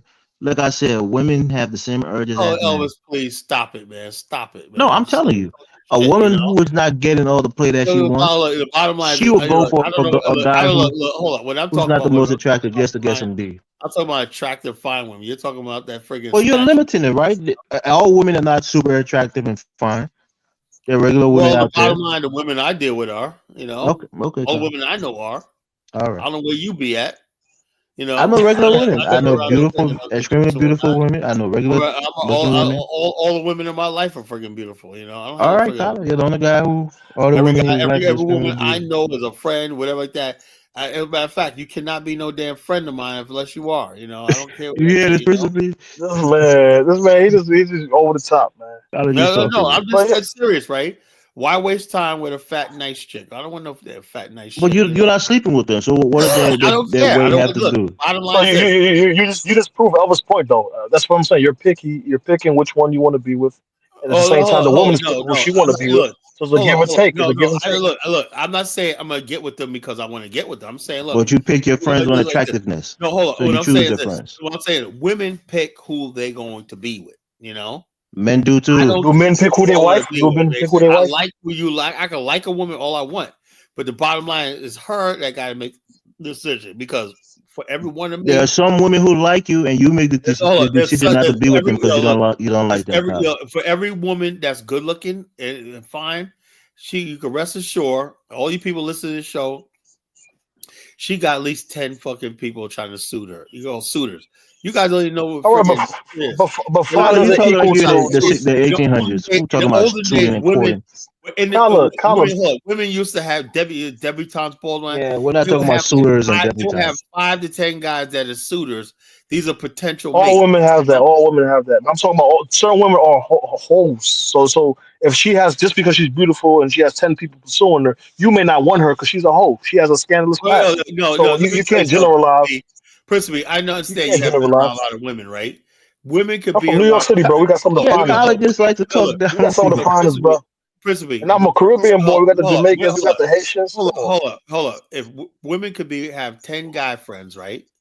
And basically, one guy is like I said, the guy who picks her up for the party every night, no matter it's 3:00 in the morning. One guy she likes to go out to dinner with. One guy that's cool with her friends or not. The other guy, man, Thank he's good you. at cards or not. Tyler, you One see these guy, things on TV on Wow, romance exactly. Hold shows. on, one guy, It's not real life. the one guy that they struggle with. Colin, I'm from New York One City, guy they bro. struggle. Why would I One guy pick they that chick, struggle bro? with.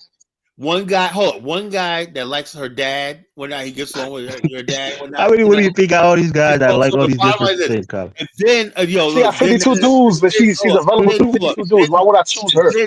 Then there's that one guy that she fucks. And 9 times out of 10, you ain't that guy. Trust me. Again, I'm from New York City. There's millions of women there. Why would I choose that type of woman?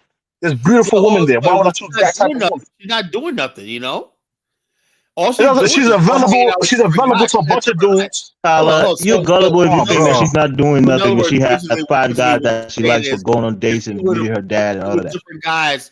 She's with different guys that basically she hangs out with, has a good time with. She's Tyler, a are hoe. you in her bedroom every night to know if she's only hanging out with these guys and not sleeping with them? The Bible, because I know women, not like gay guys like you, and I don't know. Okay, Tyler. I know women. Okay, Women Tyler. can have any guys they want to anytime they want to, but most of them Not true. A lot of women want certain guys that don't want them. Most women, most guys, women are not attracted to. They're like this. Tyler, have you ever had a woman approach? Have you ever had a woman that tried to come onto you that you didn't want? Just because a woman hangs out with you, don't mean she want to sleep with you. Tyler, have you ever had a woman who tried to come onto you that you didn't want or wasn't attracted to? No. You told me there was a fat chick that you went on a date with, I never went on a date with a fat chick. What are you talking about? You told that story like multiple times that she took you on a date, and you knew that, and you told her that you hope she finds the Oh, right that was, guy she for wasn't her. really fat. She wasn't really fat. She was a little hefty, but she was. Right, but that wasn't somebody you was interested in, right? She wasn't. Yeah, she wasn't. She no, not was so much. She was overweight. She was just one of them clingy, nice chicks. Like, it just turned And me you off. wasn't interested in her, right? But she I was wasn't interested in attracted. you, right? I wasn't attracted to it at all. Anyway, but the bottom line is this. Bottom line, I went on a blind date to a computer date, you know. Okay. Anyway, so the bottom line is this. Women basically could be around with basically a lot of guys, right? And rest assured, because I've been around a lot of women, right? They have a lot of guy friends and whatnot, and they'll tell you, man, this guy right here, this guy I'm gonna fuck, you know. And the rest of the guys, man, Kyle, women are not like that. Women are like cats, bro. They'll eat their but, food, the wipe their bottom line, mouth, and you never know they ate. the bottom line is this: if you're one of the guys on that, most for sure, right? If she has a lot of guy friends, most of the time you ain't the one she's trying to fuck. You know, Tyler, you could be in a friend group, and a woman can be sleeping with one of the guys in the friend group, and you would probably never know about it. so one of the guys, you know. That's So what the I'm trying bottom to line tell is you. So you don't know women when they're sleeping with somebody. You just think they're not, That's but the one sometimes they guy are. she's attracted to. You know, that's the one guy she's attracted to. She's allowed to do that. Women are not only always attracted to one guy. Sometimes they got 3-4 guys that they're attracted to. They could be attracted to men, but in different ways. Women are not like well, you don't seem to understand that. Women are not you. Women are not men. They don't freaking sexualize every. That's not true, Carla. What is this mindset that you have? Women are like men. Women have urges. When a woman get aroused, you don't see it, but women get aroused almost as much as men do. What are you talking about? Hold up. Women are not like men, bro. You know, until you women guys have the same urges as men. No, they don't. No, they know the fuck they don't. You know, they're not like men. They have more control. God, do you know how many women have a little thing by their bed? And every now so and then what? they use So, it because they have the urge, and there's nobody there. That's how men have their lotions by their bed. Whatnot, you know. I mean, what are you talking about? Look, check us out. That they don't mean to sleep with all the guys. You gotta think, oh man, look, man. You guys got to do is stop watching fucking porn. That's not real life. You know? What are you talking about? You're the one that say that women don't have urges. Women have urges, Colin. Anyway, you know what? You're an older guy, so maybe you're elementary school. I remember her this day. She was actually beautiful. Wasn't super duper bloated, but she was actually nice. Man, I guess that's good for you, bro. Take one for the team, brother. You know, take one for the team. This is coming from you, Colin, who used to be pretty fat. Why you trying to? I was never really fat. What are you talking about? I was skinny my whole life, man. What are you talking about? We saw that picture when you went to Liberia. We saw your stomach. Yeah, no, that was there. That was last year, man. But now I'm all trimmed up. Yeah, because you got all that weight loss and that was Simping. But I'm back to my normal weight. Body. That's how normal I am. We saw you a few years ago on the YouTube of Bomani. Your face was bloated. Your fat. That was just last year, you know. Yeah. And really like that. So I was going through a sickness or some shit, you know, whatever like that. That's why I gained a lot of weight. But the bottom line is this: right after that trip, right now I dropped like around 100 pounds. You know, you didn't drop it naturally, Colin. You had surgery. Whatever it was, I dropped 100 pounds. But the bottom line is, look, they gave me cardioversion shock to my heart, speed of my heart rate. Now my heart rate is normal. Now I burn calories and whatnot because I basically have a heart rate and the metabolism up. My metabolism is very high, you know. So that's what I'm talking about. I'm back to myself when I was 19. I was 160 pounds, you know. So when I was 30, I was 210. I was always around that area between 165 and 200 pounds. That's all I was all my whole entire life, you know, until a few years ago.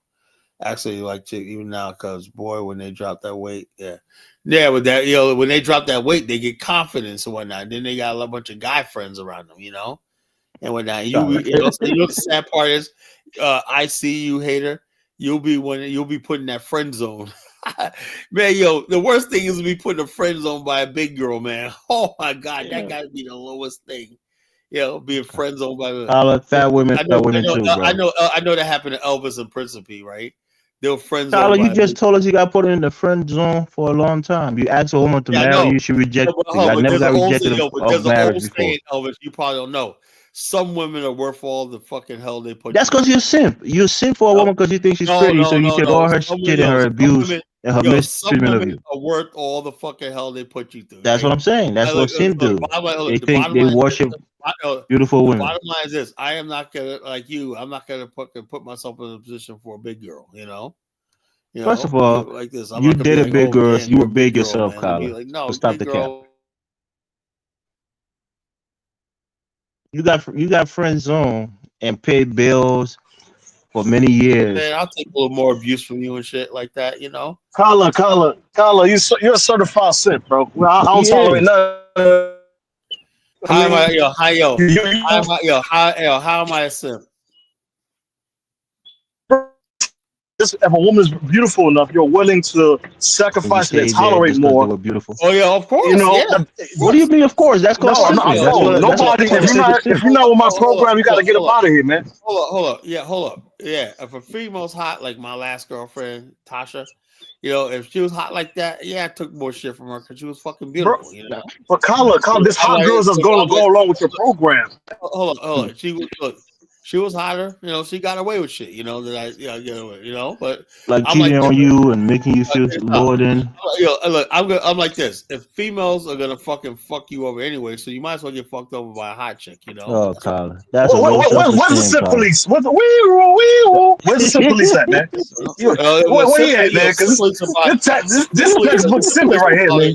Police will probably agree with that one, Kyler is If a you're gonna hypocrite of the highest order, bro. He says things and then he's doing the same thing that he's talking against. if you're gonna get fucked over or whatnot, eventually whatnot, you're gonna like that. You might as well have fun while that.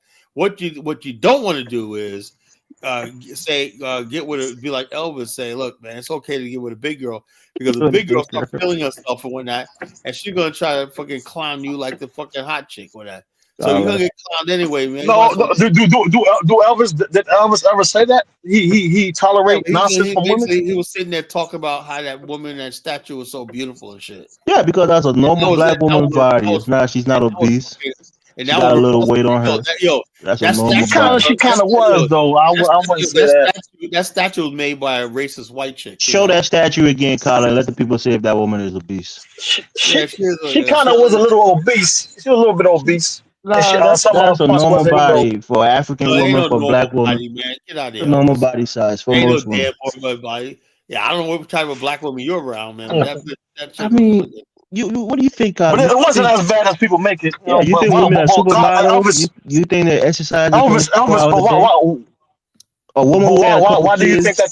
For the most part, that's how their body look. Oh well, whatever. That's true. They may not be in a prime shape, but that's not to a level where they're fat, that they're not desirable by men. That's hefty, man. That's mannish, man. That woman was like a beast, man. Show the picture, Kyler. Let's man. Show the picture, Kyler. Look, I can't. I don't feel like. It's getting late. Elvis, she goes, isn't Elvis married? Of course, I'm married. That's why when you say crazy things, I don't even worry about it. Sometimes I don't know, man. I just don't know. No, because you like to cash this person. You like to project, Kyler. I chose my wife. Elvis is a success story. Salute him, man. You got to salute the married man. God bless Not you. everybody being a success story. I don't like to brag with myself. No, it is. But a lot of people younger, bro, I'm sure it's like this for many young black men, right? But I'm not unique. Ask my mother. I had suitors, like Kyler was saying in the old school term. I had girls calling my house left and right. I was hot stuff when I was younger. Yeah, and I picked and choose who I dated. How'd you turn into a freaking super simp, Because I grew up, Kyler, not even being a simp. It's about growing up and not trying to sleep around, getting married, having a family, being responsible. Oh, well, actually, when I was younger, man, I'll be honest, I tried to sleep with everything, That's because you're desperate, bro. I had my fair share, but I wasn't an idiot to think I could sleep with everybody. I was actually doing it, And so the bottom line, because basically I saw women as sex objects. I am an independent insurance agent. First Connect was perfect to start my business and do all the. If you find that really woman, interesting that's happening. Just show the picture. We don't have to hear the this conversation. statue, and literally everybody's anti-black woman hatred. So for those of you who I want to hear African goddess take. Is that woman fat to you in the background? That statue, African goddess, is she fat, or does she have a pretty regular body? In Times Square. She's in pretty comfy clothes, a loose-fitting t-shirt. She's got braids or maybe small twists. I think that they're braids, though. She's in a relaxed pose, and she's just in Times Square. So a little bit about this statue. So it's made by the artist Thomas Price, who says that it depicts a young woman. Who is she? whoever you want her to be. And I said, I need a little bit more information about this. So I looked at a couple more articles. So from what I've been able to see, the statue is called Grounded in the Stars. And this basically just kind of gives like a general summary of it. It doesn't seem like Price is talking a lot about what he wants people to think about it. He just created this and gave this piece of art to the people, to us, we the people, to interpret. But we do have a couple hints about it. So we're going to get into more of these comments in a second, but right here it says that adding that she was unsure if the statue depicted a specific person. It in fact depicts an amalgamation of people Price has met. So this is like a collection of different, like it's giving like a median of features of different Black women that Price That's a has medium met. Black But let's woman, talk like I about said. some people's experiences Yeah, of some looking skinny, at some this bigger, statue. I'm but that's a happy medium-sized that it woman. shows Black women and our bodies because the body shame people because they body shame people too much, says Kira English. I think it's beautiful. I love to see it. I wish we could see more of it. Ayana says that it's a win for representation that she could see herself and her daughter in. And this is all intentional, as is said right here. We're supposed to be able to see a little bit of all of us in this statue. And I think people hate that. Like, yeah, not just like the... Honestly, man, the average Black person got so much fucking so low self-esteem. A white man make you a statue and shit, you know? Yeah, Kyla, because he's not Let's depicting some fictitious supermodel figure. Let's see what the Black women outraged by Fat, doing. Black, and ugly in Times Square is wild. Like, they really think we're a joke. Like, that big behind, 12-foot, overweight Black woman in the middle of Times Square, that is what they chose to represent us. Hey, beautiful people, how you all doing today? It's your girl Destiny here, and welcome to my channel. How have you all been? Hope you guys are doing great. So the 12-foot Black woman statue in Times Square is causing a big conversation. Crazy. And for me, I just feel like in 2025 we're still having this conversation of stereotype, of how Black women are being perceived and how Black women are being looked down upon. So if you don't know what's going on, there's a statue on Times Square that That's a beautiful Black woman. I think the artist did it just to represent not the woman a that's Black talking. She's woman. beautiful too, but the statue. What I've got is that this artist usually do art to a realistic art that represents realistic people, like everyday people. Let's not talk about he did a standards, statue bro. of Don't do that. what will represent a Black woman, and the Black woman is a bigger size Black woman. She has bob braids on, and with a t-shirt and leggings. And this is a strike conversation because some people are calling this statue ugly. Let me know if you think that the statue is ugly. I really want to know what you guys think and what you think about the statue. Or do you think that this statue does not represent Black women, or Black women are more sleek than that? And then why would people represent Black women? The statue looks like your wife, Black woman, when a Black woman can be sleek and all that, because this has gone into the conversation where even a Black woman came on the Beyonce. How is subjective, Kyle? How you like my wife? This statue is, and how this statue is a disrespect to Black women. The statue. And I'm just like, okay. And some are like, oh, why would they even put a Black woman on it? Black woman and leggings. And I'm like, okay. My wife is honestly. Anyway, guys, let's go check out this. You're a subjective college in the eyes of the beholder. On the statue, what they think about it, and then we'll come back and talk more. Fat, Black, and ugly in Times Square is wild. Like, they really think we're a joke. Like, that big behind, 12-foot, overweight Black woman in the middle of Times Square. Ross Moish is mad. That is what they chose to represent us. Like, are y'all? He said that sister that speaks. That's what they think about us, y'all. Okay, I'll buy that. You know. Okay. Big, overweight. Yeah, Elvis. There's nothing attractive about the statue. There's nothing appeasing. It's like a woman who's doing makeup and being superficial. It's my wife of a Black woman. I'm not talking about your wife. I'm talking about the girl who's talking. Like, what they can give is this aggressive, fine. What the hell? You think I go overseas every Black year? woman. That's Kyla, that's fine. We're not arguing about your wife. You don't even like to talk about your wife. Powerful. I'm talking about this superficial girl who's doing makeup and trying to talk about this statue. Well, that's a beautiful sister, man. You know, so she and so is the statue. She's also beautiful too. How she's represented. Beauty, they're clowning on Black women. You know, beauty comes in different size and shit. They know beauty comes in different size bullshit, right? Oh, but this is what I'm saying. All right. No, hold on, Colin. This BBW woman look better than this one right here on the screen. Hold on. Ross Lee said, "Don't speak for me, Elvis." Look, this is what it is, Elvis. Right? Why is it that black men are not allowed to basically say this is what we want in beauty, right? Or everybody else can say this is what we want, this is what we want. But black men, we feel like we got to. People got to impose, like people try to impose Lizzo on us. You know, we didn't want Lizzo. Forget about Lizzo. We're not talking about Lizzo. We're talking about the statue. She represents many black women The statue of is that fucking size. Lizzo, you know. You recognize what is happening out here? They're gonna keep playing with us. They're gonna keep playing with us because we play with ourselves. Baby, this But wild. Elvis, do you think the statue? Statue of that black lady that they just posted, the 12-foot statue. If you haven't seen it, just Google 12-foot statue black woman in Times Square. Hard no. Y'all could have put this lady in a cap and gown. Y'all could have put this lady in scrubs. Y'all could have put this lady in a beautiful dress, African attire. I don't know. You could, and then you gave her a braided bob. You should have put some bohini, like extra small, not this, like what? I mean, these ladies are just stupid. No, that's not the representation that I see of. That's an everyday woman. This is not a woman who's done up and made up and going to the club. There's no makeup there. There's no weave there. It's just her regular body, her regular hair, and her regular stuff. These right here are beautiful black women. A woman in her true essence. Not with the fake hair, not with the makeup and foundation. Mad at that statue in New York of the black woman because she's dressed in a t-shirt and probably some leggings or jeans, looking like who did it and why. No, looking regular. Very unglamorous. Very. That's the point. That's they represent a regular woman, not a woman who's done up. Oh, but Elvis. Nobody wants to. Do you think that's the best representation of our people?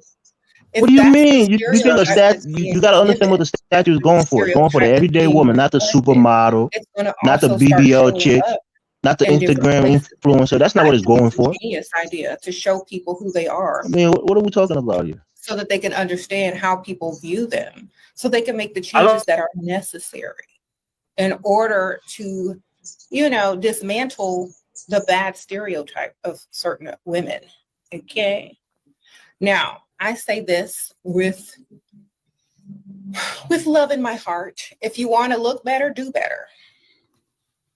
If you want a different perception, then change your perspective and change how you do things. Thank you, ma'am. Okay, she's saying that she hates black men. If you're mad about that statue of a black woman in New York, then represent what you want to be stereotyped as. Because we're all going to be a stereotype. It just depends if we're going to be a good one or a bad one. You think about it. If all women were like me, as far as how I keep myself up, how I think, how I walk, how I talk, how I dress, there'd be a gold digger standing up there right now. This is the kind of women Kyler wants. Superficial, gold digging whores. These are the kind of women he likes. And he get played by them like a fiddle. Okay. If you all treated yourself how you wanted other people to treat you, that statue wouldn't be there right now. If y'all thought t-shirts and a legging was an outfit, if y'all didn't think t-shirts and leggings were outfits, that statue wouldn't be there right now. Well, who told you she's going to a ball? Okay. Black women wear it to go to the grocery store. More effort every day. Pick the kids up from daycare. As far as how black you look, woman out in that public statue with wouldn't be a there right freaking now. bonnet. If you put pajamas is friggin' Was she wearing a bonnet, Tyler? And worth as a you don't wear a and stop bonnet. dealing with dust. Was the statue wearing a bonnet? I don't know, but I'm saying, but this is what this whole thing is. Do you go to the store in basketball shorts sometimes, Tyler? Check this out. Everybody, if they see black women as pygmies, that's what they. Tyler, so I'm sure sometimes you go to the store in basketball shorts and a t-shirt. Are you looking your best? Do you have a coat, a suit, or tie on? No. Coming out in your y'all gotta wake up. Y'all gotta do that. Is ridiculous. I see. No, but I guess basketball shorts in public is appropriate attire, Tyler. And you know, shows you exactly how bunny rabbit shoes and whatnot. Like this, pull out of bed and whatnot, and then 4, 2 o'clock in the morning. Tyler, black men wear basketball shorts in public. They wear sweatpants in public. I don't see men doing that. You're coming out in public like that. Overweight, just What, wearing basketball shorts? I see a lot of black men in basketball shorts I'm talking and when you come out sweatpants. in public, whatnot. A woman has This to act a monster of a certain black way. If you woman can't who's understand that, Elvis, dominating. man, you Like, you must know what it be gives? This funny or aggressive, something like that. A No, woman say has it, to act. Kyla, because you want to project, bro. Keep projecting, How you bro. gonna compare yourself to a Especially fucking woman? since that Woman's statue supposed to was act made in the woman. likeness of a Men are woman that's dogs. still You know, that's what alive. we do. We And We're that human is beings. That's what you don't understand. You have women this are different idea of what a woman is. A woman is a human being just my like a first man is a human reaction to being. seeing that women's supposed to statue be a was, this lady at is all so times. epic Okay, to Kyla. I take guess the you should be a average gentleman Black at all American times. woman and I am make a her gentleman. larger than life, cast her in bronze. It signified to me that your average Black American woman is extraordinary by default. Felt thoughtful and inspired and heartfelt. And then I saw the commentary and I couldn't believe my eyes. You can't ignore that the loudest assholes about this statue are Black. It's projecting Like the insecurity Kyla and Nation. self-hate, frankly. I saw this one post A where a lot of woman was self-hate. standing beside the statue. A lot of And self-hate. she That's what said, it is. I They see the thought sister in that the picture. statue was They see incredible. their I thought cousins she in that looked like picture and they me, hate and them. that felt like magic. And that's the intention. It's not about respectability politics. It's not about what you want the average Black woman to look like. This is what she looks like, and she's Exactly. perfect. So TLDR, Exactly. Man, she's speaking my mind. That's what it is. Not some where are the superficial skinny, supermodel who Kyla can never light-skinned, can pretty ever Black get women her to look with at big him. bust Just downs? a regular woman Why that you do we see have every to day. be the first group of people to allow fat, undressed nicely, sloppy, no bra wearing Black women, dark skin, represent us?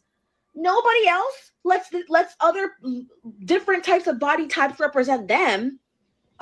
Why do we have to do the right thing? Why can't we be like white people? Yep. Why can't we limit ourselves and limit what beauty means like white people do? It's not like all for the inclusive, longest that's why. time, skinny, light-skinned women have been our representation for Blackness this That's whole color time type. Color in type, media everybody. and That's color type right beauty there. space. Yeah. When are we going to represent brown the bag Black women with girls. perky boobs and big butts and small waists? We don't already do that. And don't forget the long hair. Remember that some Black women have long hair. We don't all have short, nappy hair. I like it. Go ahead, big girl. You tell them. Fat, black, and ugly in Times Okay, this Square. is a replay. Like, they really think we're a joke. Like, that big behind. You're wearing all that makeup and you're talking about how pretty you are. Stop the attractive cap. about this Take the makeup off. Take Mind the you, big this is hair a off. lady with an organization for youth, for young women, and you just said that wholeheartedly with balls on the internet. If that is the lens in which you see the world, I cannot imagine what you see when you look in the mirror. The only thing degrading about that statue is the hot take that you decided to come on the internet and post. Right. That was ugly. Beautiful black That was woman. monstrous. Beautiful. What are we going to do about these people with these outdated, evil ass, skewed ass lenses and ideas about the world? That shit is Right. literally polluting our environment. These type of women are so fucking miserable. If y'all want to Exactly. know what a miserable ass Black woman look like, right there. Exactly. Right there in the flesh. Do better. You have young women looking up to you. Come on. Watching some of y'all reactions towards this 12-foot Black woman statue in the middle of Times Square lets me know that as a people, we have so much work to do. The way that y'all are so deeply steeped in misogynoir, fat phobia, texturism, I knew it was bad, but I didn't know it was this bad. Like, this is actually appalling. Like, some of y'all should not be having your takes publicly. Truthfully, like, some of y'all actually have to do a lot of internal work, because for you to sit there and look at this woman and be like, this isn't the representation that we want. So if she was a slender, someone who didn't have braids in her hair and had a more, Eurocentric look, then she would be considered our form of representation. No, that's unrealistic. And quite frankly, we've seen it over and over and over and over again. But also, too, it lets me know that y'all don't study Black art. First and foremost, Thomas J. Price, who created this statue, is known for creating statues of everyday people. On top of the fact that Everyday y'all don't woman. know how to look at art and These are smart women understand, that's talking, especially when bro. Black women are being depicted. That's what you guys are not artists. You don't what is understand considered art. That's what the stereotypical, art what's is. It's considered, everyday woman. Not your being supermodel, not over-sexualized, your obese woman, mammy. an everyday woman. That's what it Me was. personally, I'm not an artist, but I had the opportunity to take Black women in visual culture when I was at Howard. So I'm able to look at art and understand it to the Exactly. extent of like, okay, is this coming off Sophisticated people understand these stereotypical? Is things. this person being over-sexualized? It wasn't a Whatever the case bad may be. shot. I think the statue looked good, but I'm saying at the end of the Y'all day, are it's really sitting here upset about It's not. It's not. the It's size not of this representing the woman epitome of it's the beauty. best. having braids in her That's not what hair. it is. I get It's what you're saying. representing an That is everyday not woman, some Black of your woman, family members. which is a I medium-sized am genuinely woman who have a little bit of That genuinely lady, concerned that lady was big and because, plus size, man. Stop it, and I man. don't whatever. even want to Fine. bring it to Malcolm X with it all, but like truthfully, the Black woman is the most underappreciated. I really need us to, like, it's actually making me upset. I really need us to do some work and really understand why is it when you look at this woman you are so upset. Okay, if you're upset about the clothes and how like basic it is, fine. But if you're upset about her body type, if you're upset about her having braids in her hair, Hey, bro, Principe, your brother Rob Moise say he doesn't like dark in skinned Times women. Square is Is he a wild. Like mulatto? they Is Rob Moise a really mulatto? think Nah, we're a joke. Like I that don't know how he looks, big behind, but I don't think so. 12-foot, I think he has locks or overweight something like that. Black Dark woman skinned in the guy. middle of Times Square. That's That is weird, what Rob they Moise. I thought he was chose to represent a us. real brother. You don't I'm like not dark mad at skinned that women? statue. You know why? No, Because you I don't look have to. That's my thing. your cousin, your mama, There's your black women that's aunties. light. You know what I mean? We all look You like don't got that. to. Not everybody an My thing is, IG I find them very Facebook beautiful. I model. like light skin, dark skin. I Everybody like not shaped slim. I the like same. big. Most of us Like look BB like that. Dub big, not fat I like obese. black So women, for brother. you to say Black something women. like that, Yeah, me too. Me too. we have So as if you Black telling me you women don't like like dark skinned women, that crazy as means you don't like black women. but You it's like not light like skinned women, you know. which is crazy. Gosh, no, it's but so much. he said I don't like But fat I'm not mad at the or I statue. don't know. Just the So I guess he don't realistic like So big what women. he how likes? majority So what he of likes? us women Fat, look light skinned without women? Is that what he's surgery, saying? I without think he like dark slim women. You know, enhancements, without anything. As our body go through he like changes, slim women, having children, So light, some of so us dark. answer You know, answer the question, Rob Moise. You like liking life, fat, light skinned and women? So we, you don't like fat, dark skinned women? it's in our bloodline and our genetics to be built a certain way. And I'm not mad at it at all. All of us can't be small. And like I said, an IG model, basically. Exactly. It's just amazing how us Black women, and I heard the statue is based off a real person, a person who probably seeing your video, hearing the things you say, and just imagine how she feel. But I'm not mad at it. That is normal. That's realistic. Like, come on now. Just a girl. That's her name, just a girl. Girl, bye.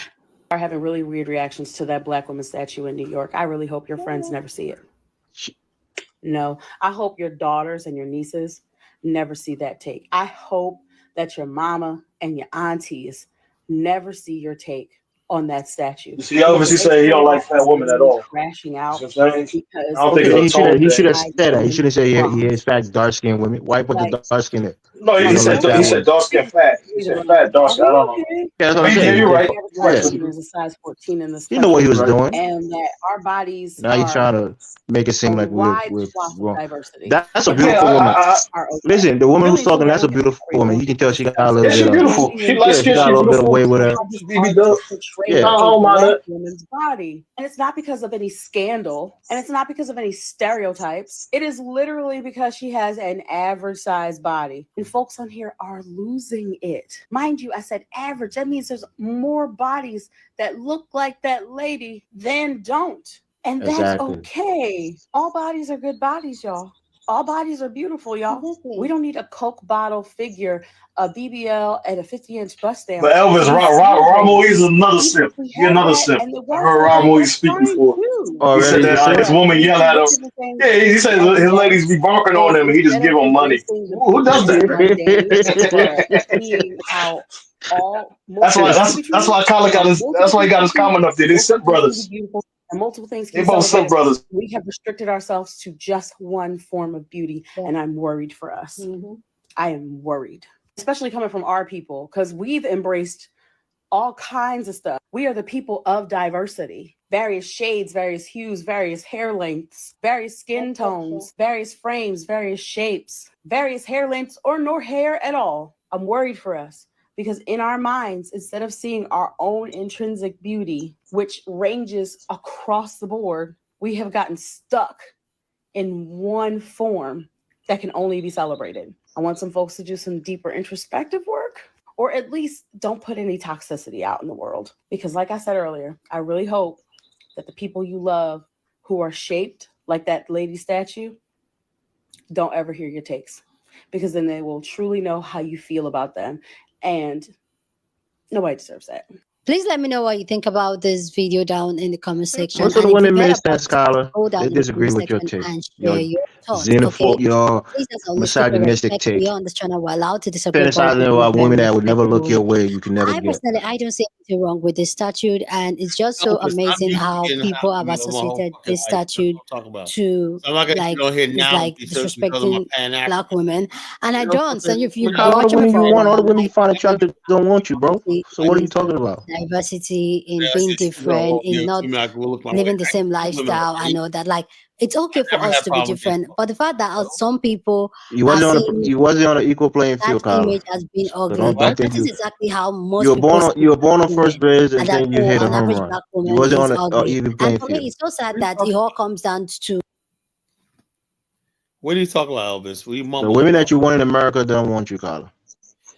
What are you talking about? What in America? It was the stupidest thing I ever heard in my life. If I really wanted somebody in America, I could have done that. I just Okay. happened to look. Hold up. I wanted to buy into. I met Isabella 12 years ago, right? And I decided, you know something? I want to be part of this country. I want to buy into her culture. I want to be part of Liberia when because there was U.S. about Liberia and everything like that. And I thought, wow, what's the chance of me ever meeting a freaking foreign women? I wanted something new. That's it. I could do it. I could be with so many different women in America. I could be with my last girl if I wanted to. You know. The passport bros could be with all the women in America that they want, but they choose to go to The bottom Colombia line to go get is, some. bottom line is, it is what it is. And bottom line, Isabella's no pushover. How many years it took me to freaking get her, man? You know, Okay. there'll be years of freaking trying to get her. It's somebody I just easily you degrade your own women like that. Did I say anything about being easy? No, but you say, oh, you couldn't get women in America. Yes, I could. Okay, I get women Carla. in America. I get women anywhere I go to, man. I'm me. Okay. You know? Okay, Carla. I ain't gonna be like, okay. Well, Kyla, you gotta respect, your own women as well. When you bashing and talking about, Look, I deal with black women every day. My mother, my sister, my friends, whatever like that. Yeah, I do respect my women in America, right? But the bottom line is this: I do understand this. I'm still a man, right? And back in the days, right? Back in the days, black women basically did everything they could in their image, everything like that, to please us. Whatever. Now they don't care. They don't care. They basically look like. You hear this, principle? Carla things. What are you worth it for women to try to please you, Carla? Yeah. Of course to the he table? is. But my What thing do is, you bring to the table, Carla? I know Elvis don't think he's worth anything, but yeah, I think it he's is. supposed to have some esteem. Absolutely, What he's do you worth it. bring But to the my table, main bro? point is, why do you believe that that women today aren't doing what the men are wanting them to do? Why do you believe that? I don't even get that logic. Because they got people like Elvis around. Nah, women submit to No. men. But the women, there's different types of women. There's You got permanently friend zone people like Elvis who can sit there. Carla, I'm a married man with 2 kids. Yeah, What do you have? But you do a lot of part-time simping and whatnot. What do you mean part-time? You know what a simp but is? hold on. A simp is paying a woman's bill who's cheating on you and disrespecting you. That's what a simp is. And you're admitted to being that. You gotta always bigging up people like Stacey Abrams and shit. You know? Who's bigging her up? I'm not bigging her up. When was this, Colin? What was this? No, I called Stacey Abrams a hippopotamus and he got mad, you know? Yeah, because you're disrespecting women. You disrespecting her, I mean, Carla, you don't understand, bro. You don't gotta like the woman to just outright, shit on them, man. You was doing some heavy duty shitting, man. Yeah. Carla, you're miserable, bro. You are. I don't know what black women did to you in America, but you just hate them, bro. And the ones that you idolize, he bashes everybody, man. bro. He bashes everybody, man. Yeah, that's the conundrum, bro. You want the women that don't want you. And the women that do want you, you despise them. None of these women. We talk about I don't want women don't want me. I don't want any of these women. You know, none of them. You know, I'm not looking for nobody. I got my woman. You know, It's like this. I don't look these big women, whatnot that I don't like. Well, I'm not trying to get with them. So what the hell I care if they don't like me or not? What about the skinny ones that you do like? Well, I don't have anybody I do like. I got one woman in this world. She's enough. She's more than a fucking enough. That's all I need. I don't need a fucking nobody else. I don't need to know nobody else. I don't see nobody else. No, nothing. I'm not interested in nothing. I don't cheat. I don't do nothing like that shit like that. That part of my life is taken care of. I'm perfectly happy about what I got. That's what simps do. They get lucky one time and think they hit the lottery. You know why? Because basically, my 20s and 30s, I look back at the type of women I've gotten, and that almost did the impossible. How the fuck? I'd be like, how the fuck did I pull that? How did I do that? I've done all that shit, man. Beauty is subjective, Colin. But I got every female I ever what's wanted. beautiful to you may not be so beautiful to the next man. I never had a problem getting women, whatever like that. But that's just completely out of my system. Yeah, that's just right. That's just right. If you don't like big ones, I just say you don't got to shit on the ones that are attractive. I remember I seen you videos that were attractive, and saying that the sum of their character is based on their weight, which is a shameful thing to do. No, but hold on, Elvis. This is such a thing as obesity, bro. In other words, basically, a white guy could be like Christy Brinkley, a beautiful model, when that such beautiful model. Donald Trump married a Melania model, when that. But black men, God forbid if we have standards and whatnot. Carlo, you're not a millionaire or billionaire to marry a model. What makes you think you deserve a model? No, Elvis. If he likes slim women, I like slim women as well. No, listen to what he's saying. That Donald Trump married a woman, so why can't black men have models too? You got women out there that guys fawn over every freaking day, like, oh, she's a dream. Oh my God, she's hot. She's this, that, and the other thing. But black men, we're not allowed to have that, man. We got. Well, you're generalizing though. You don't get it, Colin. You get what you deserve, bro. All I'm saying is, I like to see the women of my race better represented. That's all. That's all. But that whole thing you just said just now is ridiculous and pathetic. Nothing wrong with basically saying you don't deserve a model, Colin. I want to see my race. Why are you saying that, Elvis? Because the woman you get is the woman you deserve. All right. Well, but he's pursuing. It's nothing to do with me personally, right? I'm a woman. When other races of people look at our women, I want them to respect the beauty of black women that I know. There are a lot of beautiful black women who are desirable to men across all races. No, I just want people. Look. Every time I look around, basically everybody thinks black men are after everybody else. I want to show the world that black women are beautiful and that we love them too. They can stand up against anybody. But that woman in the statue represents a beautiful black woman. No. The last sister who was talking, she's a beautiful black woman. No. Putting a picture of a mammy up there and whatnot. No, see, come on. This is what we're talking about.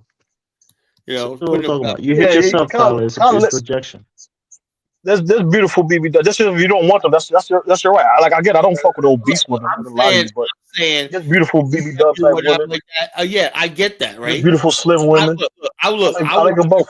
Look, everybody to be good, happy with themselves, but don't virtual signal me, man. If I tell you somebody, if I say that me personally, if I say, look, this is what I see, this woman right here in the picture, that's attractive to me. If I say that's your right, that's your right. Yeah, she's attractive, and so is the other woman I was speaking. Both women are attractive. Hold up. To you, I said, but to me, I'm saying this is what I found attractive. Anything other than that is not attractive. It's simple as that. That's my right to say that. Yeah, that's your right to say that you're wrong. Elvis, just let him have his choice, man. Elvis is fucking stupid. Because how can I be wrong? We all know he gonna jump through hoops for girls like this. He gonna put up for stuff we ain't gonna put up with. That's his right. You know what I mean? And that's all I'm saying. And I am not gonna friggin' be intimidated or back down for what I say. I don't give a fuck if people don't like me. I can people tear up my Pan-African card. I'll be like, yo, fuck the movement. The bottom line, I like what I like. I think I like beautiful. No, this is beautiful. Very, very, very, very beautiful slim black woman. Yeah. Right. I am not thinking about some hippopotamus when I'm there you go. That's why we push black women. We disrespect respectable black women who are professional women, leaders in their community, and disrespect we push black women. This woman in the picture, she's not a black woman? What did I just say? Absolutely, she is. That's all. No, but you don't gotta call. Are Why you you calling gotta her call a the big woman hippopotamus? a hippopotamus? Yo, I guarantee you, she's probably not as accomplished as Stacey Abrams. like hippopotamuses stay away, stay in the river. You know, that's all I'm saying. You know, you don't have to like that. Just stay in the river. You know, stay away. You know. Carla, you yourself, you look a bit like a will, and a lot of women stay away from you, bro. As long as, Why you picking on him, Elvis? Don't do Nah, that, because you man. talking Let shit, him have bro. his right to I slim like to women. give him some medicine. You saw his stomach how it was hanging in that shirt. He was sweating like a billy goat. that was, I'm slim now, so don't matter. You not sleep now, Carla. You still go to Wendy's every day. You're putting on weight. Look, I'm slim right now, so it don't really matter. You know. So I don't even need medication, man. I got to figure as long as I got my metabolism up, because my heart rhythm is. You're gonna be like Al Roker, Colin. You lose all that weight with the lap band surgery, and then boom, you get it all back. Yeah, Carla, you gotta do some sit-ups, man, and push-ups while you do the show, bro. Whatever, hater. You know, you gotta do push-ups and sit-ups while you do the show, bro. I just tell you the truth, bro. That's all. You ain't telling me the truth. You don't know me. I'm telling you the truth, Colin. Whether you like to hear it or not. You don't know me, man. You don't know anything about me. You know. So bottom line is, I'm basically having a good life. I have my opinions, right? People don't have to like it, you know. I have my opinions, right? And one thing I'm not going to do is say, look, I looked at the fact that over the years, the image of black women have gone down, right? And those of black women in America are my women, right? And I do not like how the media and everybody they basically trying to destroy the beauty of the black women that I knew when I was growing up. My first girlfriend, my last girlfriend were all black, you know, and I had nothing but black. I've been with nothing but black women my whole entire life. You know, I've never been with another race, you know. I think black women are freaking beautiful, you know. But the bottom line is this: not every black person upholds the state. That's the thing. We don't owe anything to all these other people that come up and it's like this. Like I said, some people hit the genetic lottery. Some people are just born beautiful, you know. You gotta accept that. Some people are born stronger. Some people born more athletic. Some black people are more beautiful than other black people. You know, why do people can't accept that? You know. Yeah, that's true. But some, hold on. But Colin, some big women are better looking than slim women. Some black people, some BB Dubs. You know, a lot of black people are not attractive, right? And they get jealous of people who people consider attractive, right? Having weight doesn't mean you're not beautiful. No, yeah, it does. Yeah, it does. No, it doesn't.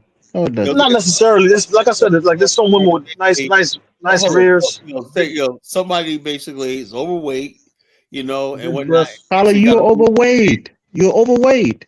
I'm not overweight. Yes, you are. I guarantee you're overweight. I am not overweight. Elvis. You You're are, fat. Carla. You're fat. You're a fat boy. You're overweight, Carla. I know you can say that, but I'm not. You know, so you're overweight, brother.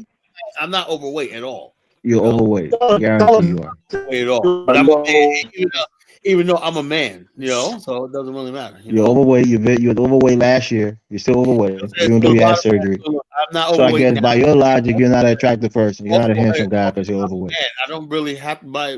What I have is my intellect and everything else. I don't have to worry about. Maybe that's why women wasn't picking you because you're fat and overweight. No, it wasn't. You think about that?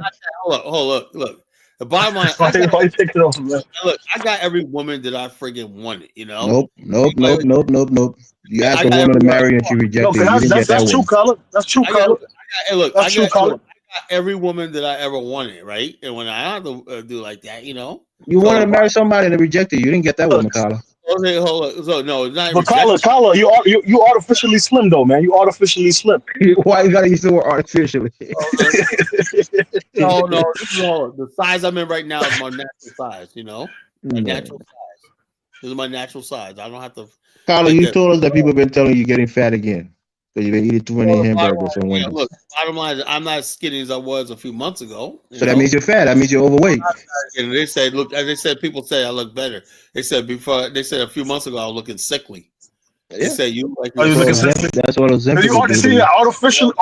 Really artificial. Skinny. A few months ago I was really skinny, and they say, yeah, you look better now. You know, you look healthier.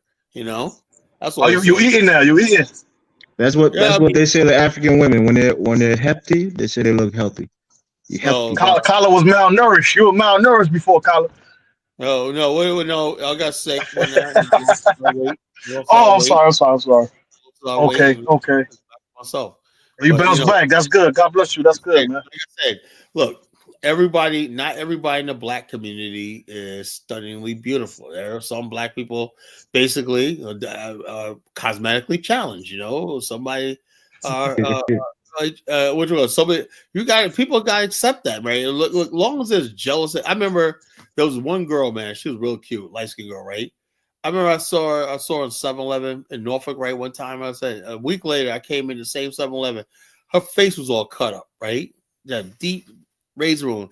I go, what happened to you? She goes, oh, this girl in my building was waiting in the stairwell, and she took a razor and cut my face up, saying, you think you pretty? I was like, damn, She goes, she was waiting in the stairwell, and she said, you think you pretty when not, and cut her face up because the girl was cute, So the bottom line is this: we got this thing right here, man. Culture, I don't like picking on people and saying, "Oh yeah," like that. But people need to know their place, people need to know their place, So I'm like this. So you cut a girl's face up because you thought she was pretty and you were jealous of her, That's sad, man. I'm gonna ask a ridiculous question, and I already know Kyle's answer. Do you think Go ahead. you think pretty women should get more privilege than non-pretty women, Kyle? What happens, I'm asking you. It happens, though. Hold on. As far as like the courts or in life, just in general in life, that pretty women should get more benefits. Pretty girl, even black girls, when they know the guys open the door for them, the guys are nice, or guys trying to tell a joke, and oh, you're so funny and whatnot. Pretty women know. They know they got the world at their feet. The world's a little oyster and everything like that. And that's just the way it is. Why can't people just accept that and just move on? That's true.